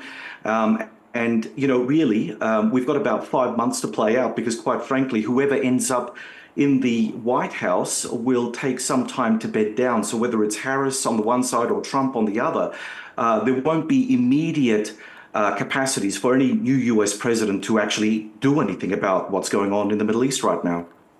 But nearly a year after he was blamed for Israel's massive security and intelligence failures surrounding Hamas's October 7th attack, some analysts are arguing, sir, that Prime Minister Netanyahu is actually winning. In fact, citing the latest polls show that if elections were held today, his right-wing party would finish first. That's absolutely true. And look, I think that we in the international community, those of us who are outside of the Middle East, have to look at this with a bit of caution. All limited wars end up suffering from the horrendous side effect of mission creep. So at the moment, while Netanyahu may be riding high because of all the so-called victories that he's managed to score over the last week or two, the fact remains that a technologically sophisticated side always enters a war with the idea of being in control of everything, in being able to go in and come out at its choosing. I think that in this situation, the Hezbollah main force has not been dealt with. And don't forget, Hezbollah has a decentralized command structure. So you can take out the leadership, but there is always someone standing in their stead, ready and willing to replace that leader. Crucial point highlighted there, sir. So Israel going ahead with this ground incursion, despite urgent calls from its main ally, the United States, not to do so. Does this clearly indicate that the Israeli Prime Minister Benjamin Netanyahu clearly believes the momentum is with Israel? Yes, I believe that that's the case. I also believe that Netanyahu probably doesn't think too much of international opinion right now. He's riding high at the moment. Things are going Israel's way, but remember, they will go Israel's way until they don't. And in Lebanon, Israel has had a very checkered history. This will be the fourth time that Israel has gone into Lebanon. The previous three times, Israel did not achieve the kind of decisive victories that it sought to achieve. And I think that at each time they went in with the idea of being able to be in control of everything, that they'll go in and come out and have low casualties and everything will be fine. But it was never the case. And I suspect that this will be a case of history repeating itself. Well, thank you so much, sir, for joining us with your perspective on the world 24/7. Really appreciate you joining us and taking out time for us. Well, Israeli troops moving forward into Lebanon is being viewed, meanwhile, with concern and caution in Washington. The White House says there has been no change in America's support of Israel in response to the start of what has been described as a limited ground offensive in Lebanon, despite the US president calling for the Israeli government to stop its operations and his suggestion that a ceasefire deal be implemented now. Asked whether he was aware of or comfortable with the Israeli plans, Joe Biden has clearly told reporters, "I'm more aware than you might know, and I'm comfortable with them stopping." He in fact added, "We should have a ceasefire now," but last week the American and French governments announced that a deal had been reached for a 21-day ceasefire along the Israeli-Lebanese border. Just the fact that Israel may be now launching a limited operation into Lebanon, are you aware of that? Are you comfortable with their plans? I'm more aware than you might know, and I'm comfortable with them stopping. We should have a ceasefire now. Thank you. Meanwhile, Prime Minister Modi has spoken to the Israeli Prime Minister and called for avoiding regional escalation of the West Asian conflict. During the phone call that came days after Israel killed Hezbollah chief Hassan Nasrallah in Beirut, Prime Minister Modi has extended support for Israel's fight against terrorism. In fact, our Prime Minister has said he's spoken to Prime Minister Netanyahu about recent developments in West Asia. Terrorism has no place in our world, he added. It is crucial to prevent regional escalation and ensure the safe release of all hostages. India is committed to supporting efforts for an early restoration of peace and stability. My colleague Vishal Vivek has been tracking the latest developments for us. He joins us live at the moment. Vishal, as we have been discussing with our colleague Ghazali as well, Prime Minister Modi had even met Palestinian President Mahmoud Abbas on the sidelines of the UNGA, appealing for peace and supporting a two-state solution. Now he got on a call and dialed Mr. Netanyahu. Put this in context for our viewers. So this has been going on for about last 1 year, 1 to 2 years actually. So it was the meeting with President Putin 2 years ago when Prime Minister Modi said that this is not a time for war. So he has been going on these trips and, speaking with these world leaders and telling them that, regional escalation and they should take some steps to avoid these escalations, and this is not a time for war. And he, as you mentioned, he met the president of Palestine, Mahmoud Abbas, at UNGA. He also met the president of Ukraine, Zelensky, and he spoke on the same lines, and he's speaking on the similar lines for the last 2 to 3 years, and appealing to the world leaders for world peace. And this has been reciprocated by other world leaders. They have been receiving these comments made by Prime Minister Modi in a positive way, and they have said that if there is anyone who can actually bring peace to these regions, it's actually PM Modi. Particularly when we speak about Ukraine, he has been appealing for peace there, and many experts believe that it is actually PM Modi who can bring peace to the region. And on the same lines he's spoken to now Prime Minister Netanyahu. It was not as direct as the comments made before by Prime Minister Modi, but this also falls in the same category as to an appeal for peace. And as you know, 1,000 people have been killed already in the last 1 week in Lebanon. So this peace process actually needs to be furthered by many other world leaders as well. Indeed. Thanks so much, Vishal, as always, for joining us with that update. Well, let's switch tracks now. In a significant diplomatic milestone, Jamaican Prime Minister Andrew Holness is making the first ever bilateral visit by a Jamaican Prime Minister to India. He's going to be in the country till the 3rd of October, and this visit symbolizes an important moment not only in the evolving relationship between India and Jamaica, but also for India's growing engagement with the Caribbean community. Now, with a number of MOUs expected to be signed, this visit promises to deepen bilateral cooperation and enhance economic and cultural ties. We are told while the two leaders have met on several occasions during multilateral events, this is actually the first dedicated bilateral visit. A quick update from Russia now. Well, Russia will drastically increase its military spending in 2025. This is according to draft budget documents we've accessed. The planned 23% budget increase to $145 billion will exceed the country's combined expenditure on education, healthcare, and social policies. Just imagine that. The hike confirms that Moscow has switched to a war footing. This is what Russian outlet The Bell has written, citing analysts, and that the Kremlin will make the military a top funding priority regardless of when the war in Ukraine ends. Vladimir Putin recently ordered the army to add 180,000 troops and bring its total active force to 1.5 million, which would make Russia's military the world's second largest after China's. The budget increase could help pay for those recruits while also avoiding the need for another unpopular conscription push. And since we mentioned China, let's get you a quick update from there as well. Chinese stocks rose sharply, their biggest gain since 2008 on Monday, as investors cheered Beijing's massive stimulus package. In fact, Indian stocks, which have benefited from the anxiety around China's economy, dropped, while Wall Street had an unusually muted reaction. US traders' lack of excitement underscored Beijing's limited role as an engine for America's economy, and the sense among analysts that deeper fiscal stimulus is needed to sustain a larger turnaround, analysts noted. But Monday's rally in China, which saw stocks worth about $143 billion trade hands in a 35-minute span, preceded the country's Golden Week holiday. Now, while local governments will begin distributing vouchers to boost spending, tourism during the typically busy travel period is still expected to be sluggish this year. Well, news and updates continue in a moment right here on NDTV 24/7. Don't go anywhere.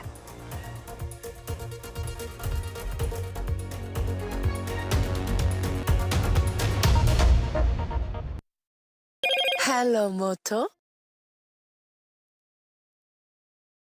Motorola Razr 50 Ultra comes with Google Gemini.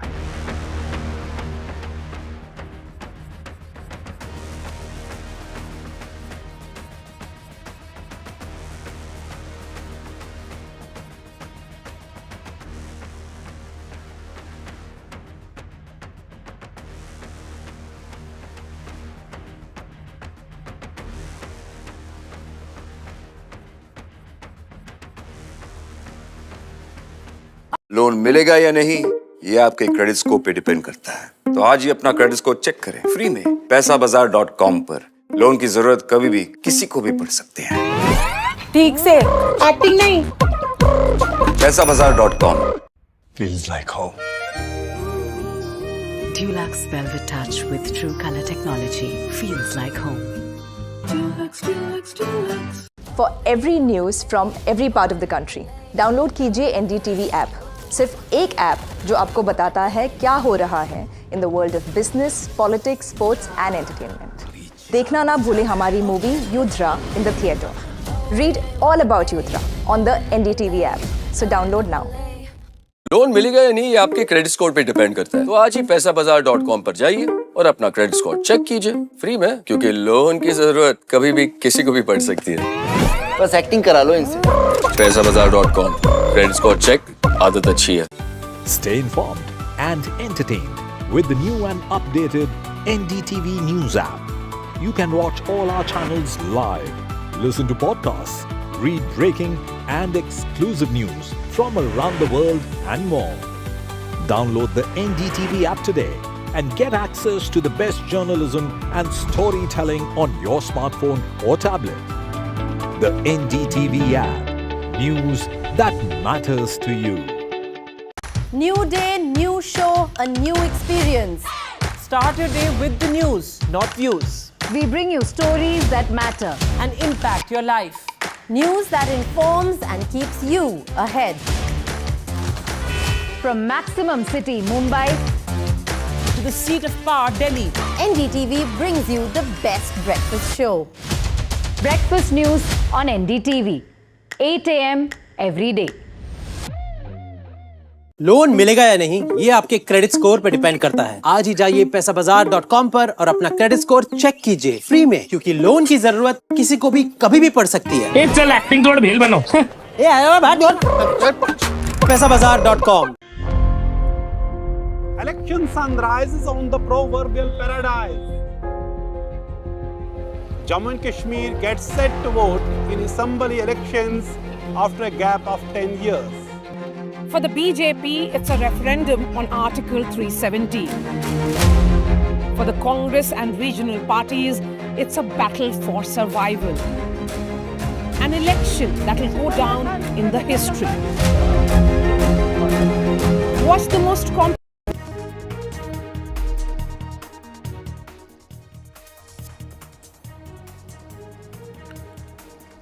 Actor Govinda has been shot by his own revolver. Actor Govinda is in the hospital, but according to the authorities in the hospital, he's said to be out of danger. He accidentally got shot in the leg by his own revolver this morning at about 4:45. The gun misfired as it fell to the floor and fired on its own. Agitating junior doctors in West Bengal resume their indefinite total cease work to press the state government on various demands, including ensuring their safety and security.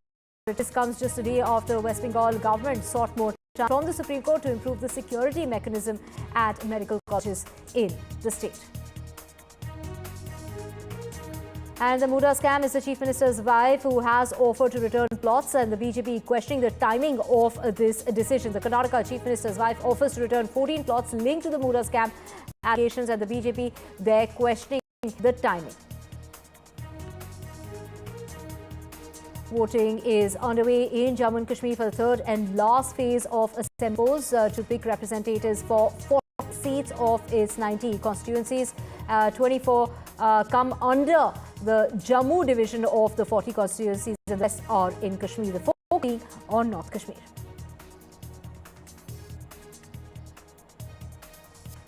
And Sonam Wangchuk has been detained, and the opposition targets the centre. The climate activist has been detained by the Delhi police, and opposition leaders Rahul Gandhi, Mallikarjun Kharge and Arvind Kejriwal slamming the government of Prime Minister Modi.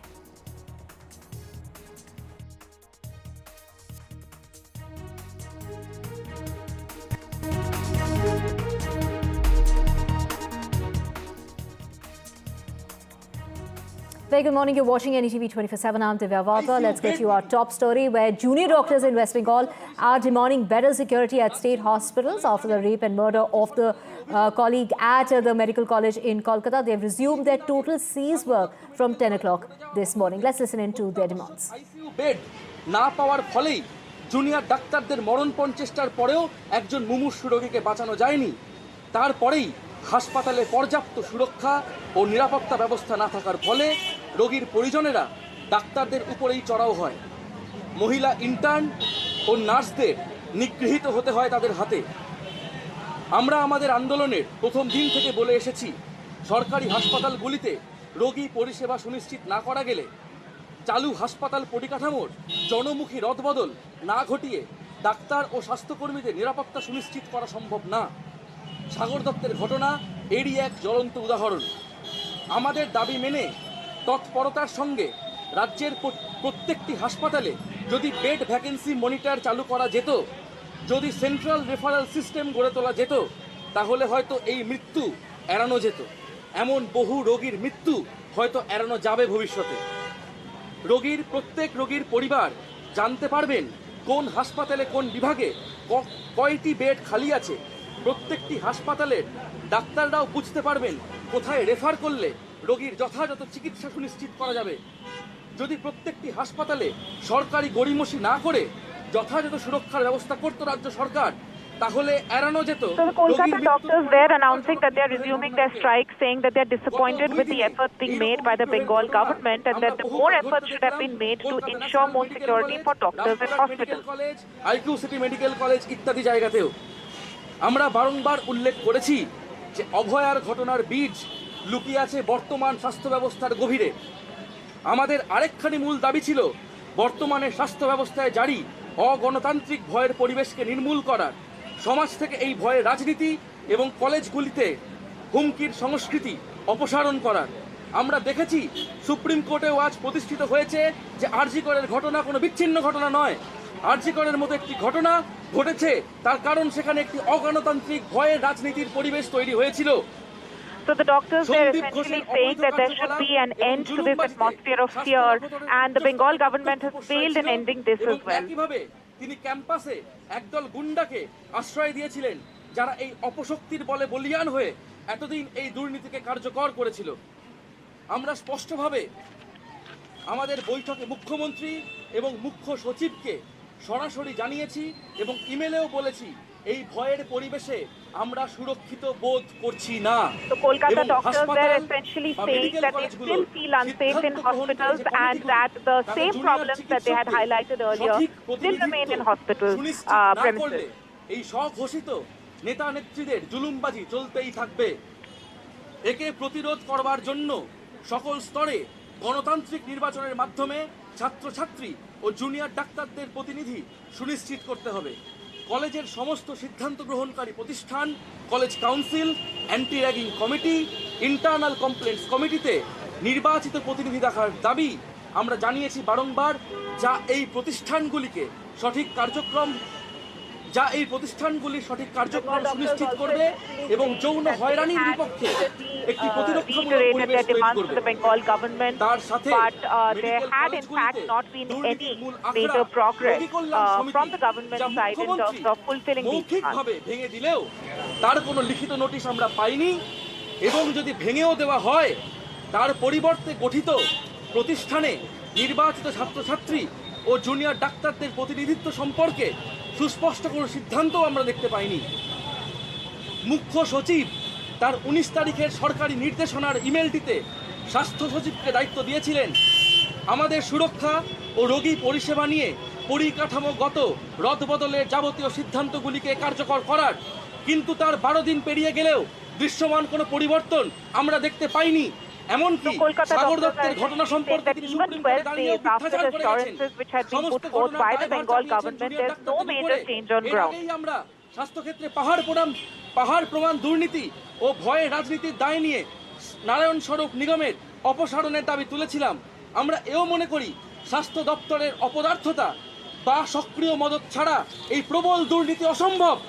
আমরা স্পষ্ট দাবি জানাচ্ছি প্রশাসনিক অক্ষমতা ও দুর্নীতির দায় স্বাস্থ্য মন্ত্রককে নিতে হবে এবং এই সমস্ত দায়ে স্বাস্থ্য সচিবকে অবিলম্বে অপসারণ করতে হবে। গত 19/9 তারিখে আমরা আমাদের পূর্ণ কর্মবিরতি প্রত্যাহার করে অত্যাবশ্যক পরিষেবাগুলিতে কাজে ফিরেছিলাম। বিভাগ ভিত্তিকভাবে আমরা আউটডোর ও ইনডোর পরিষেবা শুরু করেছিলাম বহু জায়গায়। রাজ্য সরকারের সাথে 2 দফা meeting, CP, DME, DHS, DC নর্থকে তাদের পদ থেকে সরানো, সুরক্ষা ও রোগী পরিষেবা প্রশ্নে কিছু লিখিত ডাইরেক্টিভের ভিত্তিতে আমরা কাজে ফেরার সদিচ্ছা দেখিয়েছিলাম, রোগীদের জন্য সদিচ্ছা দেখিয়েছিলাম। Because Kolkata doctors were essentially saying that they had in fact decided to resume work, considering keeping the patients in mind, keeping the Bengal flood situation in mind, but now they have been forced to resume their serve once again. রোগী পরিষেবা উন্নত করার জন্য কেন্দ্রীয় referral system, bed vacancy monitor, স্বাস্থ্যকর্মী নিয়োগ, কোথাওই প্রায় কোনো রকম অগ্রগতি আমরা দেখতে পাচ্ছি না। আমরা সরকারকে মনে করিয়ে দিতে চাই, শুধুমাত্র কাগজে প্রতিশ্রুতির জন্য আমরা আন্দোলন করিনি, আন্দোলন করছি না। আমরা আন্দোলন করছি রাজ্যের স্বাস্থ্য ব্যবস্থার এক যথাযথ জনমুখী বদলের জন্য, যাতে রোগীরাও পরিষেবা পান আর ডাক্তার স্বাস্থ্যকর্মীদের জন্য এক ভয়মুক্ত সুরক্ষিত কর্মস্থল সুনিশ্চিত হয়। অথচ বাস্তবে তার অগ্রগতির জন্য সরকারের কোনো সদিচ্ছা আমরা দেখতে পাচ্ছি না। আমাদের কাজে ফেরার জন্য উপযুক্ত ভয়হীন পরিবেশ সুনিশ্চিত হয়নি এখনো। একথা আমাদের কাছে স্পষ্ট হচ্ছে সাগর দত্ত ন্যাশনালের ঘটনা এবং শাসক দলের বিধায়কদের ভয়াবহ হুমকির মুখে দাঁড়িয়ে আমরা প্রমাণ পাচ্ছি যে আমরা ভয়হীন পরিবেশ পাইনি এখনো। এর সাথে রাজ্যের প্রতিটি হাসপাতাল, মেডিকেল কলেজ থেকে ভয়ের রাজনীতি নির্মূল করার দাবি আমরা করেছি আন্দোলনের প্রথম দিন থেকে। আর একটিও অভয়ের ঘটনা যাতে না ঘটে তা সুনিশ্চিত করতে গেলে এই ভয়ের রাজনীতিকে উপড়ে ফেলা ছাড়া, প্রত্যেকটি জায়গাতে গণতান্ত্রিক পরিসরকে সুনিশ্চিত করা ছাড়া আর উপায় নেই। অথচ এ ব্যাপারেও রাজ্য সরকারের কোনো সদিচ্ছা আমরা দেখতে পাইনি। স্বাস্থ্যক্ষেত্রে চালু সিন্ডিকেটের মাথাদের বিরুদ্ধে কোনো এনকোয়ারি কমিটি তৈরি হয়নি। কলেজে কলেজে আরডিএ এবং students council. The doctors are resuming their protests. Do remember that they called off their protests from the 21st of September only for 9 days amid a flood situation in the day, ending their 42-day cease work in protest over the rape and murder of the incident. So we've just heard the junior doctors claiming that enough is not being done and that assurances on paper do not work. They are demanding more safety and security while they're at work. Those are the basic demands of medical staffers in the colleges and the hospitals of West Bengal. Let's just listen into what the Chief Secretary had to say. I am confident. I have interacted with them and I'm sure they will respond to this and they will serve the society for which they have done this training. They are the doctors. We all respect their profession and I think every citizen, everyone respects their profession and we expect that same response from them. But point is, we are working and we will work together with the health department, health officials, with the district officials who are working in different hospitals, medical colleges. Everybody is working together. It's a collaborative effort and I'm sure the results will be visible. So we should not be impatient about it. Saurabh, we just heard the doctors who've resumed their protests since 10 o'clock this morning that there's been no major progress by the government in regard to reforms and ensuring the safety of medical staff. That they're saying that the assurances that they're being given are just on paper and it's just not enough when it comes to basic safety measures while they're on duty. So their demands are very justified and yet, the government seems to be taking more and more time on the matter.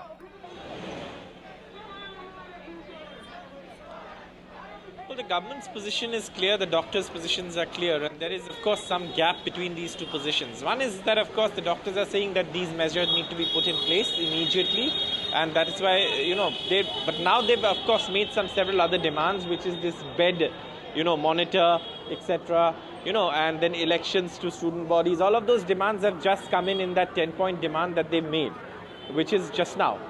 But earlier, their demands were about creating a safety and secure workspace in medical colleges and hospitals. How was that to be done? More CCTV cameras, restrooms, proper washrooms, resting areas, police deployment. And that is something now, of course, the state government has said, it's work in motion, set in motion, but it will take some time to complete. For example, when it comes to CCTVs, they say 26% of installation of CCTVs is done, the rest is underway. Toilets, washrooms, restrooms, these need construction and construction work is underway. When it comes to putting more police on duty, 12,000 more policemen, 12,000 recruitments are also being done. But these are all work in progress and the state government has informed the Supreme Court that it will take till 15th of October. This was in response to a question from the Chief Justice as to why the progress on this was tardy. And the state government said that the administration is also dealing with the flood situation in the state. Large parts of South Bengal was underwater, inundated. There is a flood situation in certain parts of North Bengal. There's water, flood situation in parts of Bihar, and that could also impact Bengal, certain districts of North Bengal. So the state government is also engaged in tackling this massive flood situation in the state, and therefore these are work in progress which will be completed by 15th of October. Now, the doctors say that because this, of course, they don't feel secure yet, they're going back to their protest. But they've also come up with a new list of demands, like I said, a bed monitor, and several other demands, elections to student councils, etc. And those are demands that, of course, will have to be looked at as to how the state government will, manage that, how will they look at that. But obviously, the doctors have made a 10-point demand. And of course, these demands will have to be at some point, looked at. But, how the state government will go about it, how much time it will take, and for how long these doctors will be on strike is anybody's guess now. Right, and of course, the doctors there, have resumed their protests. This is following another incident of attack on a medic, with the doctors at that medical college and hospital claiming that they were beaten up by the relatives of a patient who had died during a treatment, complaining of negligence. And of course, the medical staffers there claiming that their safety and security has been breached. So, Saurabh, we will keep coming back to you for more on this, as the agitation now has yet again resumed in West Bengal. Moving on now to more news, and this is a Bollywood actor and Shiv Sena leader Govinda, who has been hospitalized early this morning after he suffered a bullet injury on his leg. The incident that took place at 4:45 in the morning. The actor is said to be out of danger, and his manager has gone on to say that he's doing fine. The injury was caused at the actor's Juhu residence, which is due to a misfire from his own licensed revolver. The 60-year-old actor was alone at his house at the time of the incident. Govinda was keeping the revolver in a cupboard when it fell to the floor and went off. The bullet went ahead and hit him below the knee. Govinda was getting ready to leave for a show in Kolkata as when the incident occurred, and his wife had already reached Kolkata before the actor, and she's believed to be on her way back now to Mumbai. The bullet has been removed and Govinda is said to be out of danger. In fact, he is surrounded by his family in the hospital at the moment. This incident that took place at his own residence, misfire by his own licensed gun. Let's listen into what Govinda had to say. नमस्कार, प्रणाम। मैं हूं गोविंदा। आप सब लोगों के आशीर्वाद और माँ बाप का आशीर्वाद और गुरु की कृपा की वजह से गोली लगी थी, पर वो निकाल दी गई है। मैं धन्यवाद देता हूँ यहाँ के डॉक्टर का, आदरणीय डॉक्टर अग्रवाल जी का, और आप सब लोगों की प्रार्थनाएं जो है, आप लोग का धन्यवाद। प्रणाम।